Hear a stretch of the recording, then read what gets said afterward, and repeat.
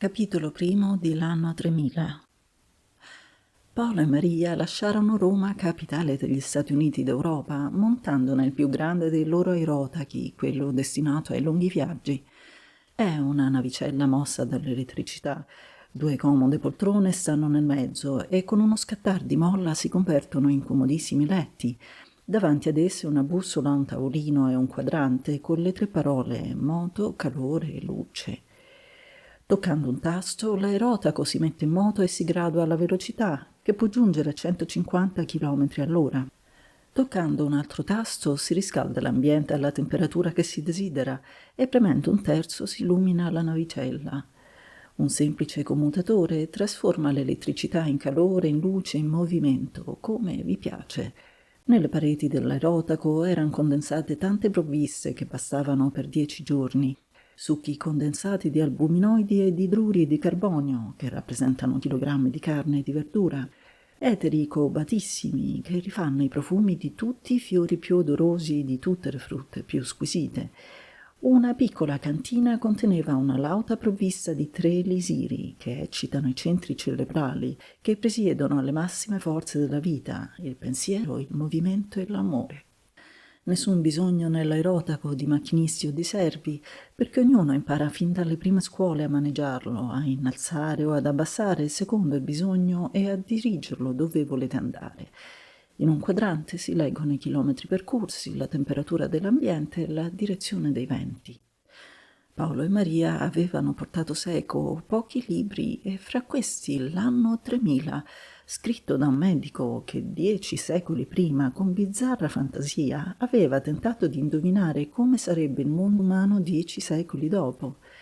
Paolo aveva detto a Maria: «Nel nostro lungo viaggio ti farò passare la noia traducendoti dall'italiano le strane fantasie di questo antichissimo scrittore. Son curioso davvero fin dove questo profeta abbia indovinato il futuro. Ne leggeremo certamente delle belle e ne rideremo di cuore». È bene a sapersi che nell'anno 3000, da più di 5 secoli, non si parla nel mondo che la lingua cosmica. Tutte le lingue europee sono morte, e per non parlare che dell'Italia, in ordine di tempo, l'osco, l'etrusco, il celtico, il latino e per ultimo l'italiano.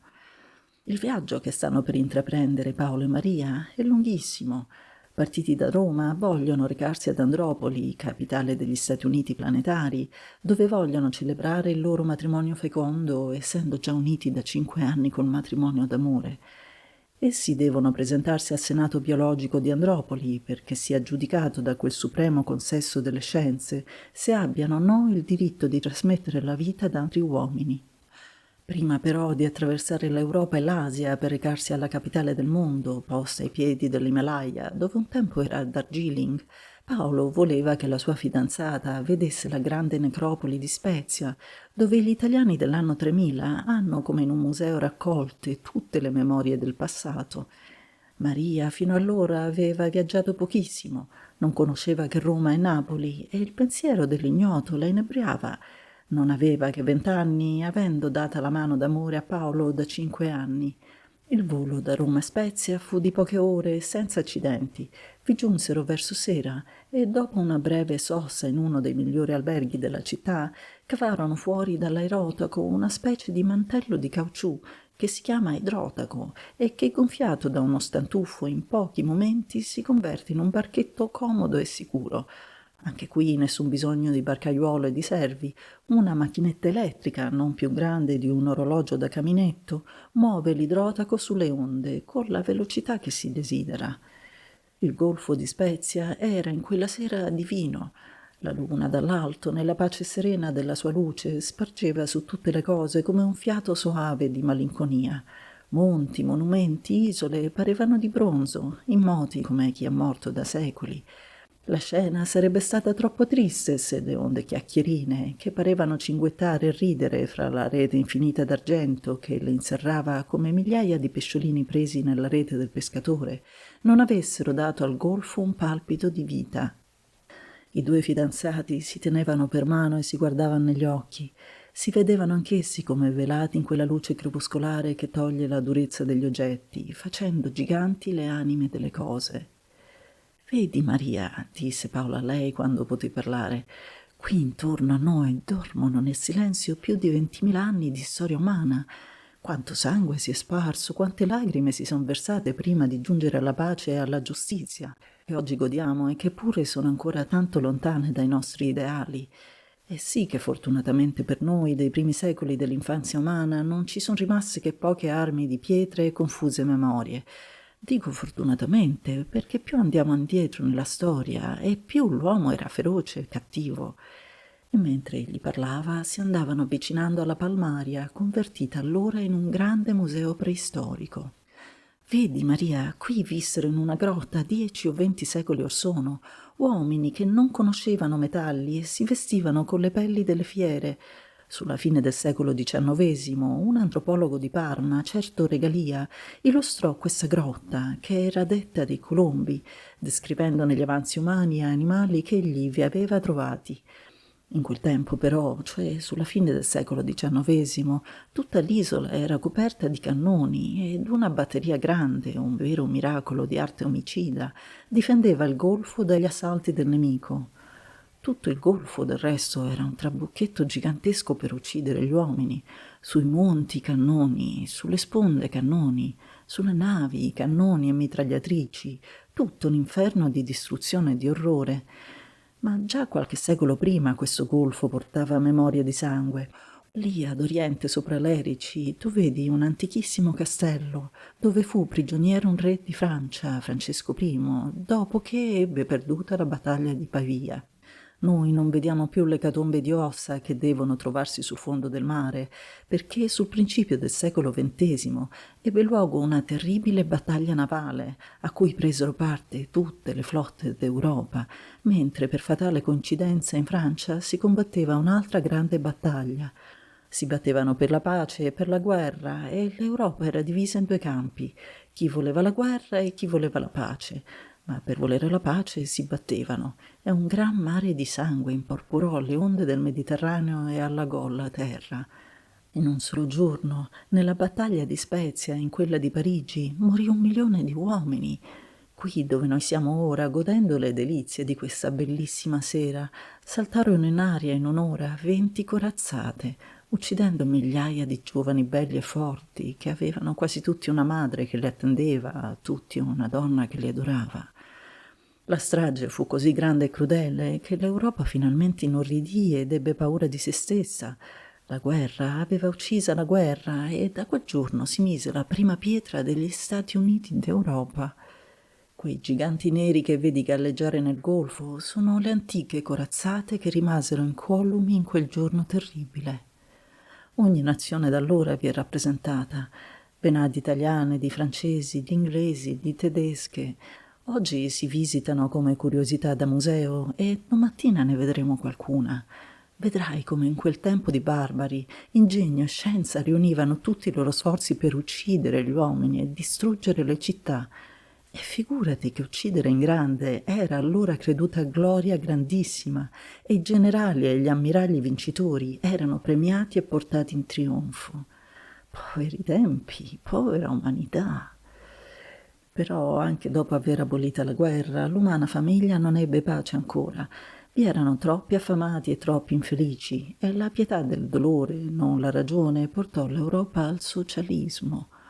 Fu sotto l'ultimo papa, credo si chiamasse Leone XX, che un re d'Italia scese spontaneo dal trono, dicendo che voleva per il primo tentare il grande esperimento del socialismo.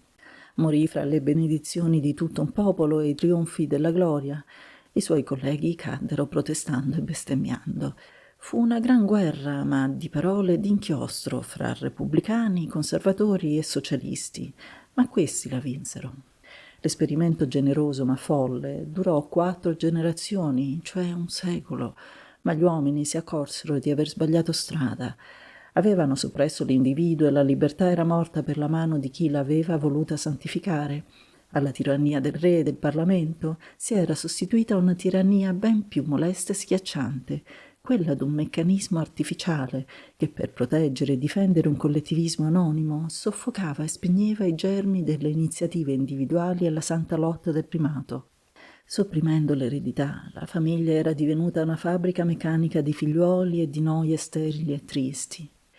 Un gran consesso di sociologi e di biologi seppellì il socialismo e fondò gli Stati Uniti del mondo, governato dai migliori e dai più onesti per doppia elezione. Al governo delle maggioranze stupide subentrò quello delle minoranze sapienti e oneste. L'aristocrazia della natura fu copiata dagli uomini, che ne fecero la base dell'umana società, ma purtroppo non siamo ancora che a metà del cammino. L'arte di scegliere gli ottimi non è ancora trovata e pensatori e pensatrici, i sacerdoti del pensiero e le sacerdotesse del sentimento travagliano ancora per trovare il modo migliore perché ogni figlio di donna abbia il posto legittimo che la natura gli ha accordato nascendo. Si sono soppressi i soldati, il dazio consumo, le dogane, tutti gli strumenti della barbarie antica. Si è soppresso il dolore fisico, si è allungata la vita media, portandola a 60 anni, ma esiste ancora la malattia, nascono ancora dei gobbi, dei pazzi e dei delinquenti, e il sogno di veder morire tutti gli uomini di vecchiaia e senza dolore è ancora lontano. Maria taceva ascoltando e Paolo tacque anch'egli, come oppresso da una grande malinconia. I 20.000 anni di storia gli parevano troppo lungo tempo per così piccolo cammino percorso sulla via del progresso.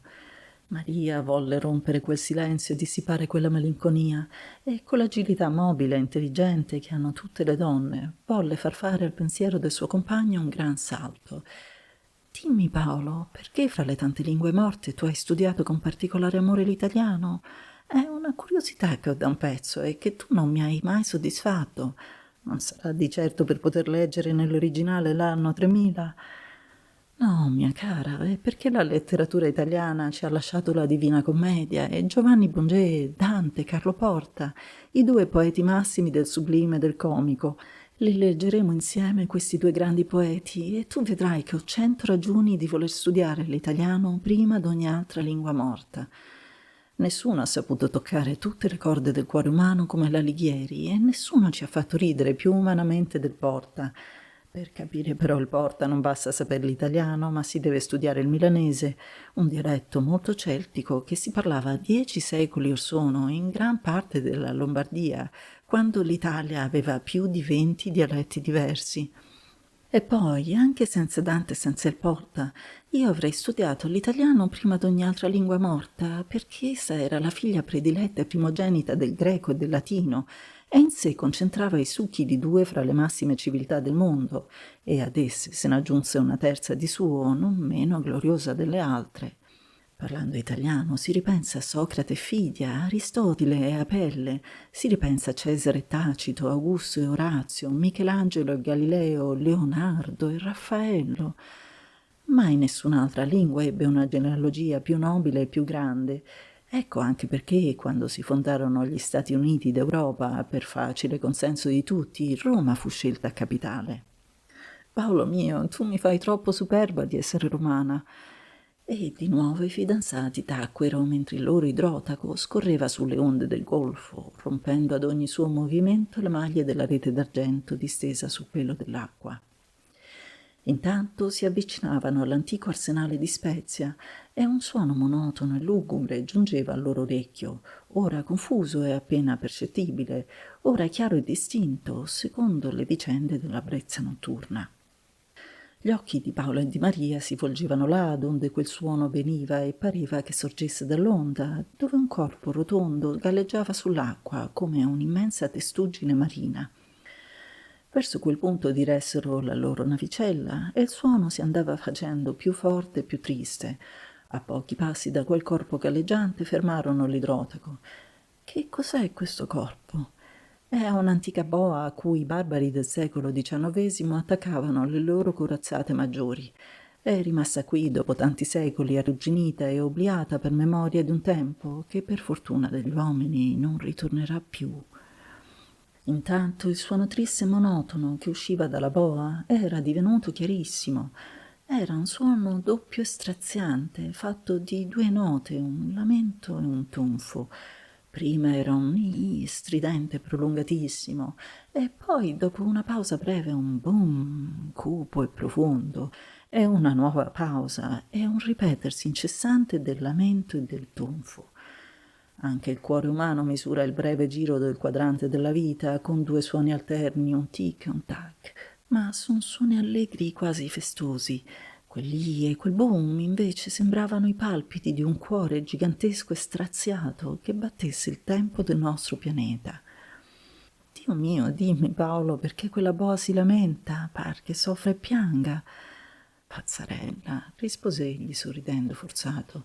Il lamento e lo stridere dell'anello arrugginito della boa e il tonfo e il batter dell'onda sulla cassa vuota.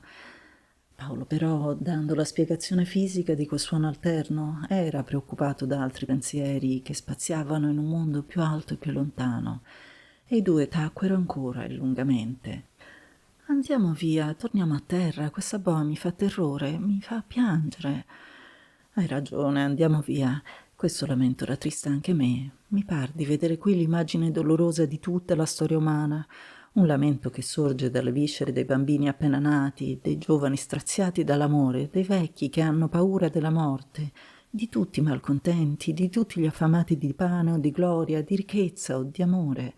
Un lamento che si innalza da tutto il pianeta, che piange e domanda al cielo il perché della vita, il perché del dolore. E a quel lamento di tutto il pianeta risponde il destino, il fato, con quel tonfo cupo e profondo. Così è, così deve essere, così sarà sempre. No, Paolo, non è così, non sarà sempre così. Pensa alle corazzate omicide che non ci son più, pensa alla guerra che più non esiste, pensa al progresso che mai non posa.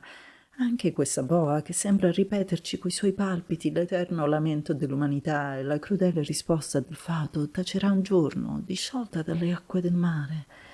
E così sia, disse Paolo accelerando il moto della navicella per fuggire all'incubo di quel suono lamentevole e straziante. Al mattino seguente il sole più fulgido brillava nel cielo di Spezia invece della luna. La vita operosa del lavoro teneva dietro alla malinconia della notte e i due fidanzati, dopo aver visitato alcune carcasse delle vecchie corazzate, rimontando nell'aerotaco, spiccarono il volo verso Oriente, dove sempre è venuta agli uomini con la luce del giorno la speranza che mai non muore. Capitolo secondo. Paolo e Maria, spiegando il loro volo, dalla Spezia giunsero ben presto al di sopra della Sicilia, dove mandarono dall'alto un saluto all'Etna, che da parecchi secoli era spento del tutto. Il dì seguente erano in Egitto e con un buon cannocchiale vedevano le piramidi, sempre ferme al loro posto dopo una così lunga corsa di storia. Erano rimaste incrollabili nella loro granitica impassibilità, ma ai loro piedi si infrangevano le onde di un nuovo mare, venuto per opera gigantesca di uomini a prendere il posto di tutti i deserti africani. L'acqua aveva preso il luogo della sabbia e per questo solo fatto il clima dell'Europa si era rinfrescato di molti gradi, senza che perciò fosse ritornata una nuova epoca glaciale. Nell'anno 3000 gli uomini maneggiavano con tale artifizio le forze della natura che bastava dirigere una forte corrente di aria calda verso i poli per sciogliere gli immensi ghiacci che un tempo occupavano gran parte della zona polare. Maria mostrò il desiderio di visitare le piramidi e Paolo la ubbidì subito, facendo discendere l'aerotaco in pochi minuti al piede di quei giganti di pietra. Salirono sulle piramidi e Paolo spiegava i motti e i nomi incisi nella pietra in lingue ormai morte da un pezzo da gente scomparsa da secoli. Fecero colazione sulla spiaggia e, chiesta una reticella a un pescatore di quel luogo, vollero fare una partita di pesca. In meno d'un'ora la loro barchetta era piena di pesci, da che la pesca era allora molto facile. La rete sottilissima ma tenace ad ogni resistenza si calava a semicerchio e nel centro dell'arco si celava una piccola lampada elettrica che dava nel profondo del mare una luce vivissima, richiamando a sé da lungi i grandi e i piccoli abitatori dell'acque. Dopo una mezz'ora si chiudeva la rete, rinserrando in sé come in una borsa tutti i curiosi della luce e si ritirava nella barca la facile preda. Paolo, scegliendo soltanto dalla gran massa alcuni tra i pesci più squisiti, restituiva gli altri al mare. Pranzarono sulla spiaggia col pesce ghermito e con le loro provviste tolte all'aerotaco e passarono la notte sdraiati sulla morbida arena, contemplando la luna e ricordando gli antichi egizi e i turchi e gli italiani che si erano succeduti nel dominio di quella terra un tempo deserta, oggi fertilissima. Maria aveva preso tanto gusto nella gita sul mare che con un profondo sospiro disse a Paolo: «Perché non continueremo noi domani il nostro viaggio per mare?» «E perché no?» soggiunse Paolo. «Per l'appunto questa sera passerà di qui il Cosmos, nave postale che da Londra va alle Indie toccando Ceylan. Il viaggiare per l'aria non priva l'uomo del viaggiare per terra e per acqua e noi andremo a Ceylan nel postale inglese. Anche con l'aerotaco mi sarei fermato in quell'isola curiosa dove, come in un museo, si conservano tutte le forme dei governi passati. È perciò che viene chiamata anche l'isola degli esperimenti». Alla sera il Cosmos gettava l'ancora ai piedi delle piramidi, sbarcando molti passeggeri che volevano visitarle. Il Cosmos è ben diverso dagli antichi piroscafi, è piccolissimo in confronto delle antiche navi, perché la sua macchina non è mossa dal vapore, ma dall'elettricità, e l'acqua del mare è decomposta da una pila economica e semplicissima per fornire l'idrogeno, il nuovo combustibile, e poi distillarla onde avere l'acqua potabile. Non c'è più bisogno di un immenso spazio per portarsi seco il carbone che si bruciava un tempo negli antichi piroscafi. La nave è costruita in un bronzo speciale di alluminio e di iridio, metallo leggerissimo e tenace più del ferro. Nessun fumo, nessun cattivo odore e una grande velocità nei movimenti, per cui, toccando terra ogni giorno, i passeggeri hanno sempre viveri freschissimi. Abolito del tutto il mal di mare, perché appena le onde infuriano, dalla prua esce un getto spruzzo di una sostanza oleosa che si spande sull'acqua e calma, come per incanto, il tumulto della procella.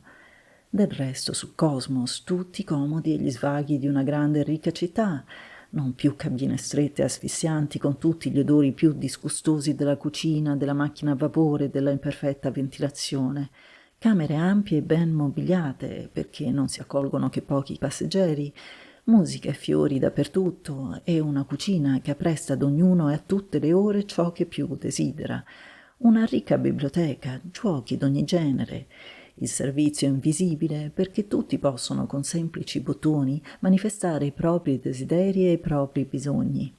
Il capitano, amico di tutti, più che comandante, è padrone di lunghe ore di svago e di conversazione. Ogni sera un piccolo teatro dove si alternano le rappresentazioni drammatiche con le musicali e dove i passeggeri, facendo da dilettanti, si divertono e divertono. L'immobilità quasi assoluta della nave permette anche il ballo e perfino il gioco del biliardo, che con artificiosa combinazione fa sì che le leggere oscillazioni della nave non turbino punto il movimento delle biglie, diverse anch'esse dalle nostre. Dalle piramidi a Ceylan i nostri viaggiatori non impiegarono che 2 giorni e poche ore prima dell'arrivo l'isola deliziosa annunziava già la sua vicinanza con un intenso profumo di rose che imbalsamava l'aria e innamorava le anime. Sbarcarono al porto dell'Eguaglianza, una delle città di Ceylan e la più moderna. L'avevano fondata gli egualitari, gente che credeva di aver risolto il problema dell'umana felicità, eguagliando tutti gli uomini nei diritti e nei doveri, nella ricchezza, nel vestito, in ogni cosa. Paolo e Maria, appena scesi a terra, trovarono una folla di curiosi che aspettavano l'arrivo del postale inglese. Eran tutti vestiti alla stessa foggia, di seta bianchissima, tutti quasi senza barba, per cui non si poteva neppure distinguere il sesso. Anche le donne portavano i capelli corti e tagliati alla stessa maniera come gli uomini. Solo parlando loro la voce diversa distingueva il sesso. Anche l'età era difficile a scoprirsi perché i vecchi si tingevano di nero i capelli, tutto e sempre in omaggio dell'eguaglianza universale. Il porto si apriva sopra una gran piazza tutta cinta da case della stessa altezza e dello stesso colore e a cui metteva in capo 12 grandi vie disposte a guisa di ventaglio, le vie diritte anch'esse con case della stessa altezza e dello stesso colore. Paolo e Maria presero a caso una delle vie guardando a destra e a sinistra per scoprire qualcosa di diverso che li distraesse da quella monotonia fredda e noiosa. Gli abitanti camminavano tutti dello stesso passo, né lento né affrettato, e parevano esprimere la stessa cosa, cioè una noia immensa, una indifferenza per tutto e per tutti. Pareva perfino che avessero tutti la stessa fisionomia. Sperando che quelli egualitari intendessero la lingua cosmica, Paolo diresse ad un viandante una domanda. «Dove potremmo noi trovare alloggio per un giorno? E chi è il capo di questa città?» «Potete bussare a qualunque casa e tutti vi daranno l'ospitalità nello stesso modo. Quanto al capo lo troverete nella via Sesta numero 1000, da che le nostre case non si distinguono che per cifre. Così come noi tutti non abbiamo nome, ma al nascere riceviamo un numero che ci distingue da tutti gli altri che portiamo fino alla tomba. Quando uno di noi viene a morire, il primo che nasce prende il suo numero, onde la serie non sia interrotta. Il numero più alto è quello dell'ultimo nato e rappresenta anche la cifra esatta della popolazione, che oggi è di 10.000. Quanto al capo della città, si chiama il diverso di quest'oggi perché ogni giorno per turno ognuno di noi che abbia più di 20 anni, uomo o donna non importa, diventa capo per un giorno solo e al numero 1000 scioglie i problemi d'ordine che possono offrirsi. Amministra la giustizia e fa insomma tutto ciò che nell'Andropoli fanno centinaia di impiegati. Del resto il governo dell'eguaglianza è facilissimo perché nella casa del diverso di quest'oggi sta esposto a tutto il codice che stabilisce e regola la vita di ciascuno. Noi abbiamo in orrore la diversità perché offende la giustizia che è la nostra dea e ognuno di noi denunzia subito al diverso d'un giorno chi nel vestire, nel mangiare o in qualsiasi cosa si comporti diversamente dagli altri». Maria non poté frenar le risa a questo discorso dell'egualitario, ma questi non ebbe tempo di accorgersene, perché, salutati i viaggiatori, aveva già ripreso il suo passo cadenzato e monotono. «Ma Paolo mio, noi siamo venuti in una gabbia di matti, andiamo via e presto!» «Ma no, Mariuccia mia, questo regno dell'uguaglianza mi par curioso assai e vorrei studiarlo più da vicino. Son più di 1100 anni che i francesi fecero una terribile e sanguinosa rivoluzione per conquistar fra le altre cose l'eguaglianza. Si tagliarono con la ghigliottina migliaia di teste innocenti, ma gli uomini continuarono a nascere gli uni diversi dagli altri, e le gerarchie sociali si adagiarono nella società in cui oggi viviamo e dove la giustizia concede non più le stesse cose a tutti, ma bensì ciò che ognuno si merita. Ma ecco qui che nell'isola degli esperimenti troviamo dopo 11 secoli rinnovellato lo stesso sogno del 1789. Meno male che qui non vedo la ghigliottina e questi matti di egualitari si sono liberamente raccolti per attuare il loro sogno. Ma io dico, dolce compagna mia, mi sento un grande appetito e vorrei picchiare alla prima porta che incontriamo per chiedere l'ospitalità. E così fecero i nostri viaggiatori. Al numero 365 della via numero 6 entrarono in una casa dell'eguaglianza che aveva spalancate le sue porte come tutte le altre. Nel vestibolo trovarono una creatura bianco vestita. Sarà un uomo o una donna? Era molto difficile dirlo, ma quando aprì la bocca per salutarli si accorsero che era una donna e che parlava come tutti gli altri la lingua cosmica. «Perdoni, signora, ci hanno detto che in questa città non vi sono alberghi e che ogni casa offre l'ospitalità ai viaggiatori e perciò vorremmo pregarla a darci la colazione». «Entrino e si mettano a sedere, mi duole però doverle dire che l'ora della colazione è passata e converrà che aspettino l'ora del pranzo che è alle 17. «Scusi, signora, ma abbiamo molto appetito e ci basterebbe il più modesto spuntino, 2 uova e un po' di pane».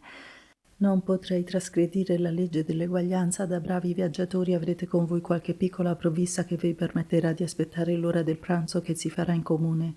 Intanto eccovi aperta la camera degli ospiti che è per l'appunto libera».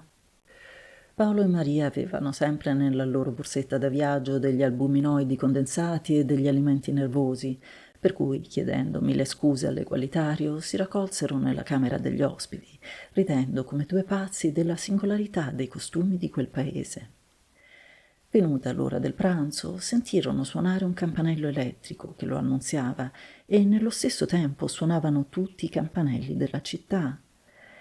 Introdotti nella sala da pranzo, videro sedute a mensa 5 persone, il babbo, la mamma e 3 figliuoli, nessun cameriere, nessuna serva. Per turno si alzava ora il padre, ora la madre, ora uno dei 3 figli, e da uno sportello aperto nel muro prendevano le vivande, preparate da essi in cucina con piccola fatica personale e congegni ingegnosissimi di meccanica e di chimica.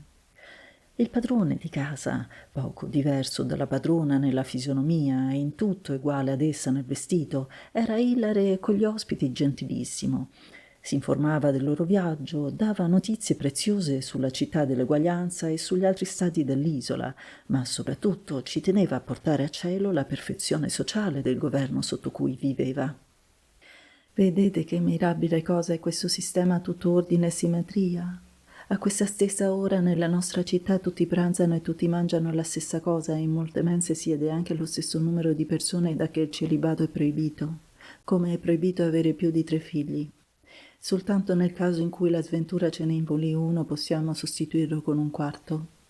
Il primo d'ogni mese tutti i capi di famiglia mandano alla casa del diverso d'un giorno la proposta dei cibi che si dovrebbero mangiare a colazione, a pranzo e a cena e la maggioranza delle proposte diviene legge per tutti. Così si variano le vivande e le ore dei pasti a seconda delle stagioni e della pubblica salute. Non vi par questo l'ideale d'una società? Nessuno primo, nessuno secondo, ma tutti uguali. Nessuna ambizione, nessuna lotta per il potere che abbiamo tutti quanti per un giorno, nessuna invidia. Che ve ne pare? Paolo non voleva umiliare un uomo così gentile, né disingannarlo nella beatitudine sicura delle sue convinzioni. Si accontentò di dire: «Di certo il vostro organismo sociale è molto curioso, molto originale». «Oh, caro signore, non è soltanto curioso e originale, ma è la perfezione e l'ideale di tutti i governi umani». «Ma come riuscite a far trovare piacevoli a tutti le stesse cose? Gli uomini nascono tanto diversi gli uni dagli altri». «Può darsi, ma l'abitudine delle stesse cose li rende sempre più uguali e noi speriamo col tempo di farli nascere tutti uguali, tutti della stessa robustezza, della stessa intelligenza, degli stessi gusti». Una legge votata nello stesso anno impone a tutti di fecondare la propria moglie soltanto il 1° maggio. Quanto all'amore lo facciamo tutti alla stessa ora ogni mattina quando suona una campana speciale della casa del governo. Non vi par bello poetico il pensare che voi mangiate, che voi dormite, che voi passeggiate alla stessa ora di tutti i vostri concittadini? Qui Paolo, frenando a stento il sorriso, non poté a meno di dire: «Caro signore, fino dal 1600 i gesuiti del Paraguay avevano pensato la stessa cosa e una certa campana suonata al mattino ingiungeva ai cittadini di porgere loro tributo a Venere feconda». Non so chi fossero questi gesuiti dei quali mi parlate, ma trovo che un'idea che rimane dopo tanti secoli deve avere un serio fondamento nei bisogni della natura umana. «Io credo invece», soggiunse Paolo, «che la natura umana è così elastica e così proteiforme che ci permette di ripetere a lunghi intervalli le stesse esperienze e di retentare le stesse strane utopie, come credo che sia questa vostra Repubblica egualitaria». Il giorno dopo i nostri viaggiatori partirono dall'eguaglianza e si diressero a Tirannopoli, piccolo stato dove il popolo viveva sotto il regime dispotico di un piccolo tirannetto, Niccolò III, che portava il titolo di zar in memoria degli imperatori di Russia, che avevano governato molti secoli prima gran parte dell'Europa orientale e dell'Asia occidentale. Non si fermarono che un giorno indignati della pecoraggine di quella gente che ubbidiva a un solo uomo, che non aveva altro merito che quello di essere nato da Niccolò II, che alla sua volta aveva ereditato il trono di Niccolò I, fondatore della dinastia. Tirannopoli formicolava di soldati che non avevano a difendere la patria, che non aveva nemici, ma che facevano la parte di carabinieri e di guardie di pubblica sicurezza, riferendo ogni giorno al capo della polizia ciò che avevano veduto e udito nel loro spionaggio quotidiano. Una parola sola poco riverente pronunziata contro lo zar era punita col carcere e ogni tentativo di ribellione si meritava la pena di morte che veniva eseguita con lo strangolamento. Niccolò era non solo re assoluto ma anche capo della religione.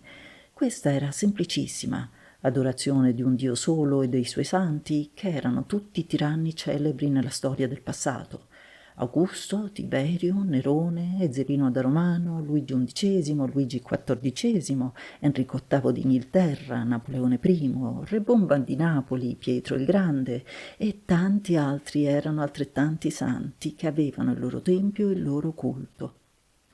Intorno al trono vi era una doppia aristocrazia, la civile e la religiosa, strette entrambe da vincoli di parentela e di una comune solidarietà. Portavano titoli diversi secondo la gerarchia a cui appartenevano e in cambio dei servigi che rendevano al trono erano pagati lautamente, senza far altro che difendere il trono e l'altare.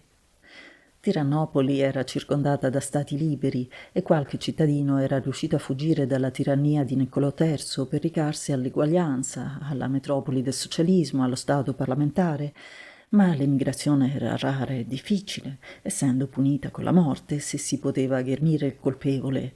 In caso diverso era punita nelle persone dei congiunti più vicine al colpevole. Del resto, l'emigrazione era rarissima per un'altra ragione. Gli abitanti di Tirannopoli, nati da 2 generazioni di schiavi, nascevano già rassegnati e pazienti della schiavitù e obbedivano alle leggi più assurde e tiranniche. I più intelligenti e i più fieri speravano in un messia che aveva di là a venire, che avrebbe ucciso il tiranno e distrutto l'aristocrazia dominante, dando a tutti la luce della libertà. Quando Paolo e Maria, inorriditi dal triste spettacolo di quella società di schiavi, stavano per uscire dalla frontiera di quel paese, si incontrarono con un giovane signore che Paolo aveva conosciuto a Roma quando vi faceva i suoi studi e che poi si era recato per diporto ad Andropoli. Fin da fanciullo aveva istinti tirannici e, divenuto uomo, in pubbliche conferenze e in articoli di giornali, predicava la necessità di rinforzare il governo degli Stati Uniti d'Europa con leggi restrittive. Ora il Tribunale Supremo di Andropoli gli aveva imposto di recarsi per un mese nell'isola di Ceylan e vedere con gli occhi suoi che bella e buona cosa fosse uno Stato governato con l'antica tirannide. Fu egli stesso che narrò ai 2 sposi lo scopo del suo viaggio e Paolo, ridendo, gli disse: «Vai, vai a Tirannopoli e un mese sarà soverchio tempo perché tu possa guarire dalle tue idee autoritarie». Continuando il loro viaggio di esplorazione, Paolo e Maria giunsero a Turazia, capitale d'un piccolo stato governato dal socialismo collettivo. Le cose si rassomigliavano assai a quelle vedute da essi nella città dell'uguaglianza e non erano meno curiose e ridicole. Incontratisi in un giovinetto che passeggiava per la via, gli chiesero l'indirizzo di un albergo e, mentre egli li accompagnava, entrarono in conversazione con lui chiedendogli di chi fosse figlio. «Non lo so come non lo sa alcuno degli abitanti di questo paese. Non conosco che mia madre, ma siccome essa ebbe molti amanti, parecchi pretendono di avermi data la vita. Qui il nostro cognome è quello della mamma, perché l'amore è libero e non esiste il matrimonio. I figli sono tutti dello Stato, che è il gran padre di tutti». Maria chiese ancora a quel giovinetto socialista perché la loro città si chiamasse Turazia. E in onore d'un certo Turati che visse in Italia verso la fine del secolo XIX e che fu uno dei più onesti e ragionevoli socialisti di quel tempo e che con la penna e con la parola preparò l'avvento della Gran Repubblica Socialista che governò più tardi l'Europa. Maria si interessò vivamente allo studio di Turazia e Paolo, in poche parole, le fece la storia della grande e generosa utopia del socialismo, che egli definiva un'arcadica tenerezza del cuore accompagnata dalla più profonda ignoranza della natura umana. «Vedi, Maria, fin dal 1895 l'Europa contava socialisti di diverse specie e un certo Bianchini, arguto e profondo scrittore di quel tempo, ne trovava 3 diverse categorie. In prima fila vi erano i socialisti della scienza, una scienza nella sostanza non sempre purissima, ma che nell'esteriorità curava gelosamente il proprio incedere grave, sistematico, dignitoso. Questi socialisti dicevano giorno, ora e minuto della prossima trasformazione sociale e del relativo fallimento borghese. Le loro trovate non peccavano di eccessiva varietà. Si lavorasse troppo o non si lavorasse affatto, vi fosse ingombro o deficienza, piovesse o tempestasse, essi non vedevano al mondo che l'infante capitale in basso e Dio Marx in alto, un grande precursore del Turati. Vi erano poi i socialisti della letteratura, qualche uomo di talento, alcuni mediocri e, dietro il gregge infinito degli autori traditi dalla sorte, cui l'avvento del socialismo sorrideva come una rivendicazione della propria genialità incompresa, ad una santa opera nella quale la tirannia del capitale più non tarperebbe le ali ai voli sconfinati del pensiero. Essi sognavano il giorno felici in cui la sordida avarizia degli editori più non contrasterebbe l'ineffabile dolcezza di far gemere i torchi, e quel sogno li esaltava, faceva vibrare le parti più sensibili e più accese del loro cuore. Il socialista letterato era un animale entusiasta, espansivo, convinto fino all'assurdo delle proprie idee, ma personalmente molto innocuo. Il Bianchini distingueva per ultimo i socialisti della cattedra e trovava al suo tempo che erano pochi ma singolarmente cocciuti.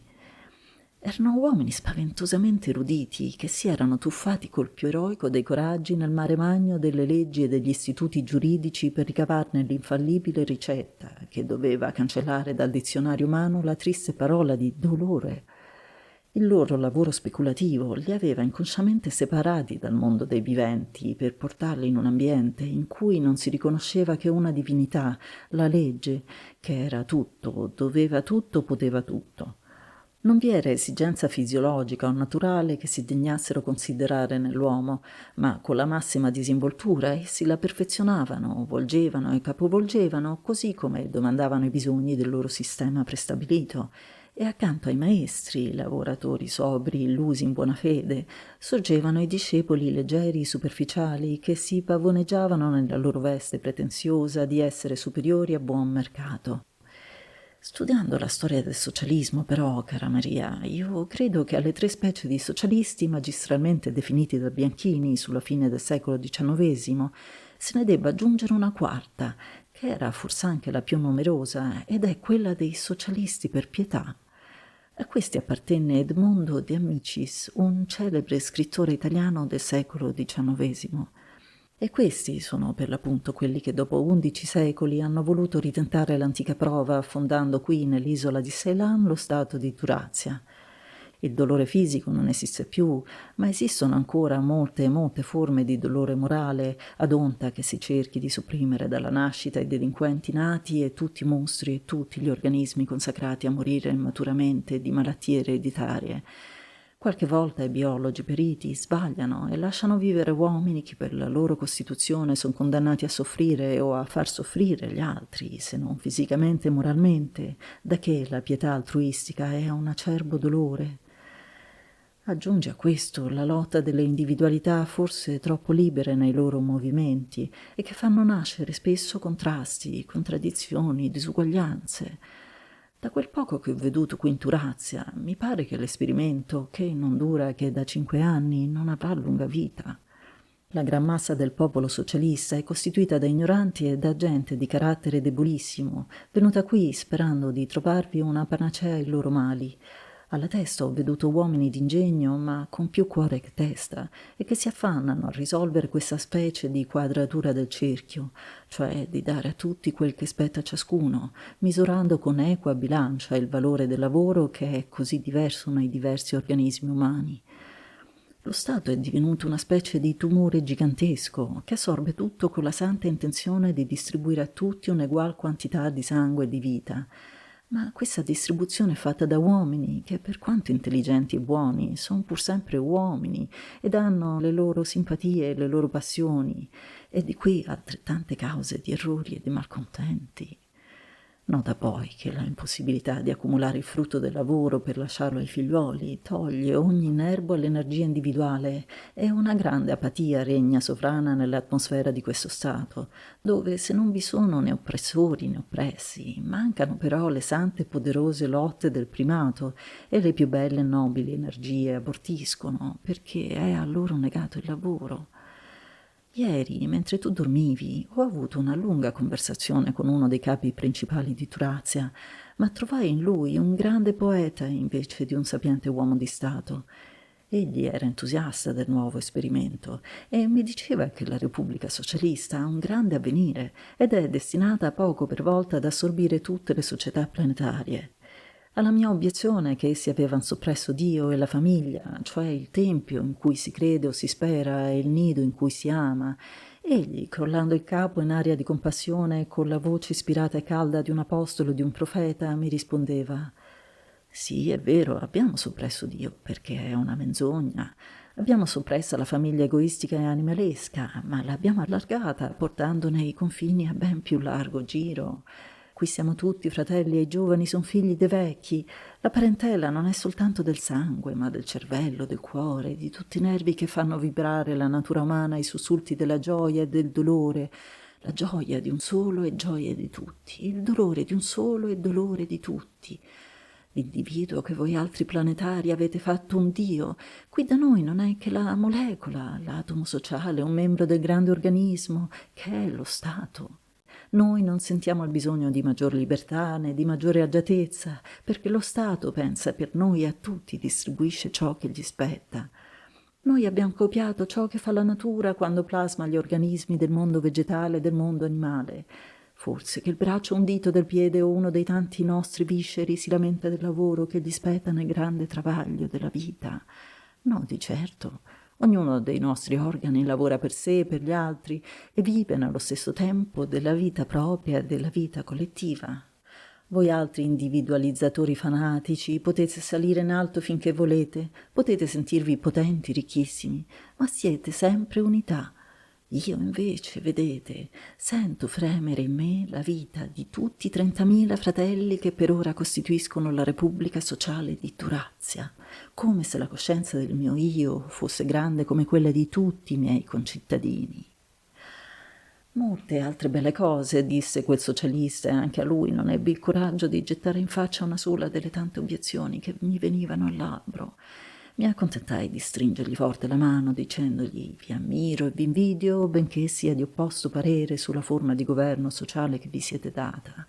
Ogni entusiasmo, ogni fede ardente è sempre un fenomeno del pensiero, che sorprende e che per di più fa felice chi ne è capace. Da Turazia i nostri pellegrini, viaggiando nell'interno dell'isola, si recarono a Logopoli, o città della parola, una nuova ricostruzione di un antico stato parlamentare. Vi trovarono poco di nuovo ed interessante. Logopoli è una copia perfetta dell'antica Inghilterra quando era uno stato indipendente retto da un governo parlamentare. Di diverso non c'è che questo, che il re non è un capo ereditario ma elettivo. Ogni 5 anni Camera e Senato si riuniscono in una sola assemblea per dare il loro voto nell'elezione del re. Questo capo dello Stato è però un re travicello che non fa che firmare i decreti e a cui hanno tolto anche il diritto di grazia. Ha un ricco appannaggio e porta intorno la maestà e gli orpelli del suo alto posto. Del resto, ministri, deputati e senatori, come negli antichi stati a regime parlamentare, gli stessi intrighi, le stesse corruzioni per essere eletti membri dell'una o dell'altra Camera, essendo a Logopoli elettivi anche i senatori, pagati gli uni e gli altri profumatamente, ma esclusi da ogni impiego, così pure esclusi tutti gli avvocati e quelli che abbiano interessi comuni con le imprese dello Stato. La rappresentanza del popolo però è divenuta un po' più sincera e seria, da che ad ogni votazione importante, ad ogni atto politico di grande gravità, sia pur di un ministro, di un deputato o di un senatore, gli elettori del collegio hanno diritto di riunirsi in comizio straordinario e di dare un voto di disapprovazione al loro rappresentante. Questi cessa da quel momento di essere membro del Parlamento o del gabinetto e deve essere sostituito per via di una nuova elezione.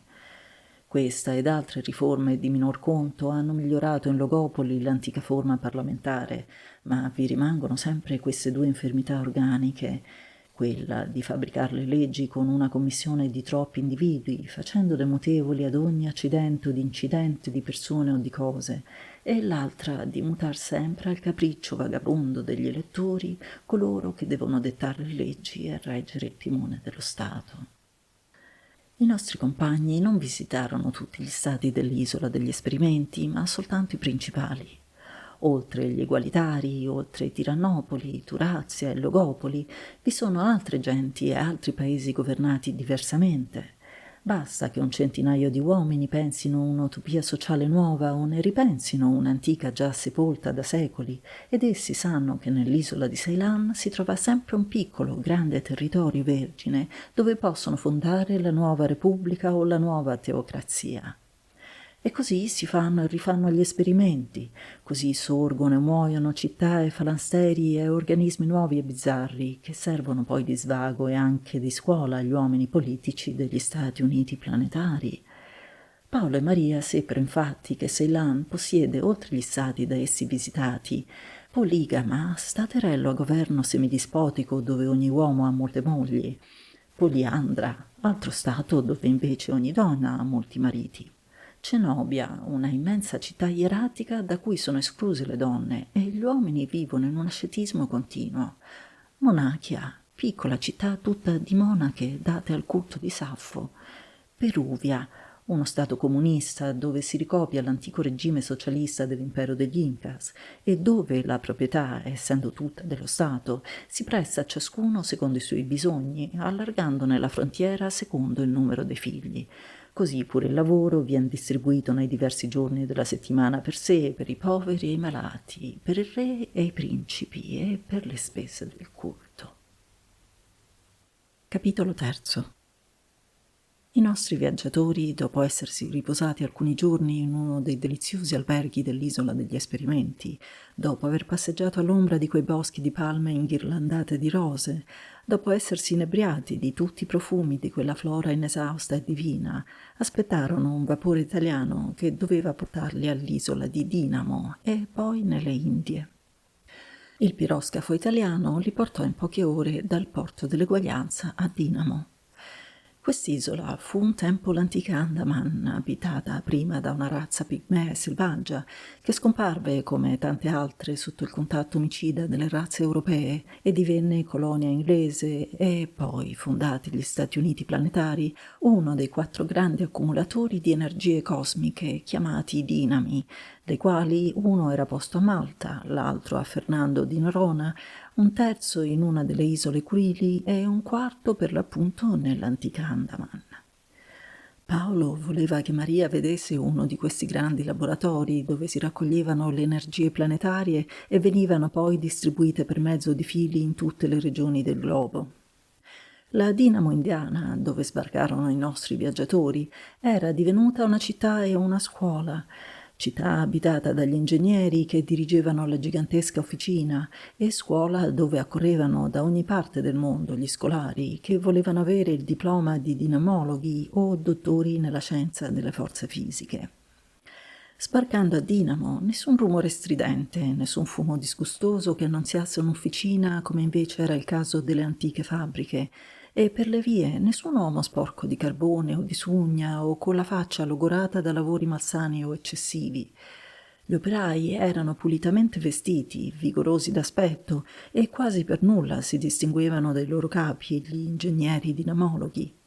Alberi sempreverdi riuniti in boschetti e aiuole di fiori profumati separavano i diversi compartimenti dell'officina gigante. I nostri viaggiatori chiesero se si potesse vedere il direttore generale dell'isola ed essi furono introdotti subito nel suo salotto dove stava studiando. Avevano per lui una lettera di presentazione ed egli, appena l'ebbe scorsa, li fece sedere pregandoli ad aspettare un momento perché avrebbe incaricato un ingegnere di accompagnarli nei diversi laboratori di Dinamo. Pochi momenti dopo si presentò un giovane amabilissimo che si mise a loro disposizione.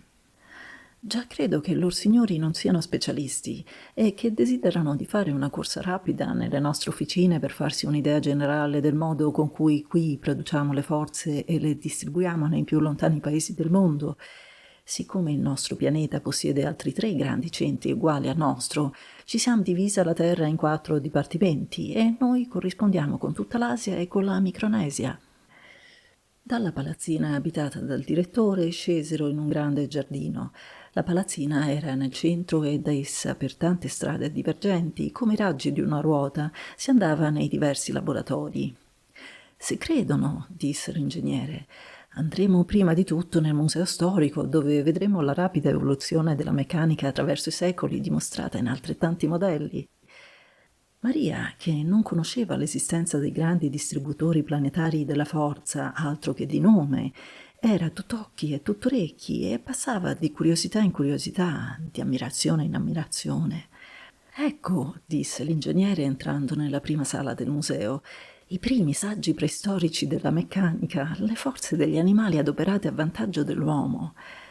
Si vedevano i primi aratri guidati dai bovi, i primi carri senza ruote, poi con ruote piene, poi con ruote a raggi trascinati da cavalli, da asini, da muli. Vi erano raffigurati tutti gli animali che in tempi antichissimi avevano prestato i loro muscoli all'uomo, dall'elefante al piccione viaggiatore, dal dromedario allo struzzo, dal cane al renne. In un altro salotto, che veniva dopo il primo, si vedevano le prime applicazioni degli elementi della natura, il mulino a vento e ad acqua, la barchetta e la nave mosse dalle vele, tutte le applicazioni del fuoco come grande modificatore della materia bruta. Anche Paolo, poco dotto nella storia della meccanica, non sapeva intendere come agissero quelle grandi ruote a vele dei mulini a vento, né come le navi si muovessero un tempo soltanto per opera del vento. «Ecco qui», disse l'ingegnere, entrando in un nuovo compartimento del museo, «il gran salto che fece la meccanica nel secolo XIX, adoperando il vapore e l'elettricità come nuove forze che l'uomo aveva fino allora ignorato. Si può dire che la locomotiva e la pila segnano una nuova era che ormai ha già 11 secoli di vita, così come vedremo più innanzi un'era terza, l'ultima per ora, segnata dalla produzione artificiale e dall'applicazione della forza nerve alla meccanica.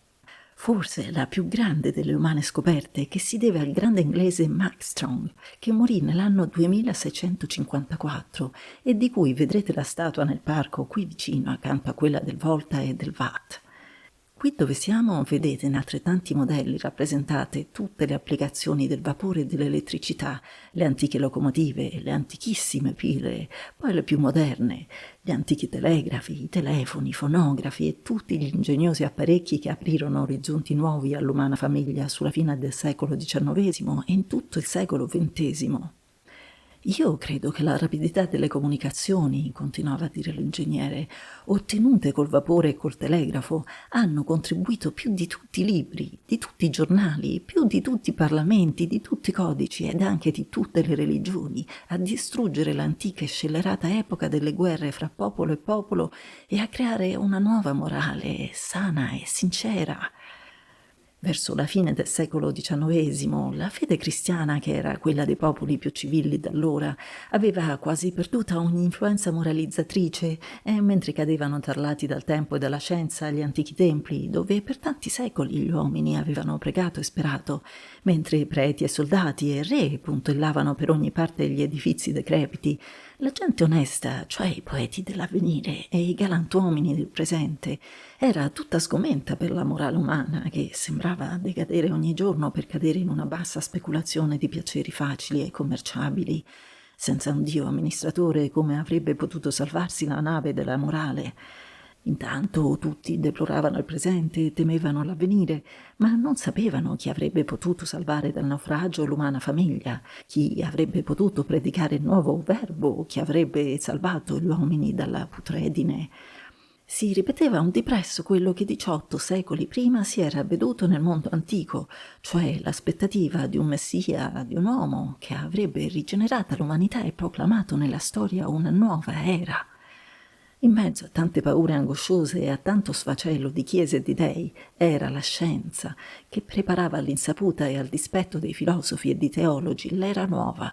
Era la meccanica, era la fisica, era la chimica, che senza teorie e parolaie né sofismi di scuole, con le ferrovie, col telegrafo e tutti gli altri apparecchi ingegnosi inventati in quell'epoca, avvicinavano gli uomini gli uni agli altri, rendendo difficili gli odi e impossibile la guerra.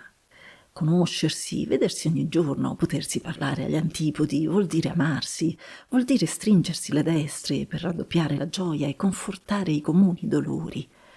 La nuova morale uscì proprio da quei laboratori che i preti avevano maledetto come officine di iniquità, e la poesia, che i miopi d'allora credevano sepolta per sempre, sorse più bella e rinnovellata di nuove fronde, trovando ispirazioni nuove nell'indefinita libertà delle umane energie e nella contemplazione sapiente delle forze della natura. Il Vangelo del Cristo fu ai suoi tempi un'opera santa, fu una grande battaglia vinta dalla giustizia universale, ma nel secolo XX la scuola di Edison scrisse un altro libro sulle applicazioni dell'elettricità che esercitò un'influenza ben più potente sulla morale dell'avvenire. L'ingegnere che serviva di guida a Paolo e a Maria era giovane e innamorato della sua scienza e il calore delle sue parole entusiasmava i due viaggiatori che pendevano dal suo labbro. Tutto ciò che vedevano era per essi cosa nuova e tutto ciò che udivano pareva fosse una luce vivissima che, uscendo dalle tenebre del passato lontano, illuminasse le tenebre dell'avvenire. Ed ora, disse l'ingegnere, lasciamo l'era di Vate di volta e passiamo a quella del Maxstrong, l'ultima e la più feconda fra tutte. Credo di non esagerare dicendo che la scoperta di Maxstrong è la più grande fra tutte quelle che onorano l'umanità, tanto per la sua originalità quanto per i risultati che ha dato e il passo gigantesco che ha fatto fare alla civiltà. E voi non credereste che questa scoperta si deve ad una lucciola. Questo piccolo insetto fu per quel grand'uomo ciò che fu la lampada della cattedrale di Pisa per Galileo e la mela caduta dall'albero per Newton. Eppure, per quanti secoli gli uomini avevano veduto nella notte volare le lucciole accendendo e spegnendo la loro piccola fiamma d'amore? Il grande inglese in una sera d'estate passeggiava lungo il Ticino a Pavia, ammirando come avevano fatto milioni prima di lui le 1000 lucciolette che scintillavano per l'aria. Seduto sull'argine del fiume col capo appoggiato ad una mano, meditava profondamente, quando a un tratto si alzò in un impeto di gioia e di entusiasmo creatore e, come tanti secoli prima aveva gridato Archimede, esclamò «Eureka!». La grande scoperta era fatta.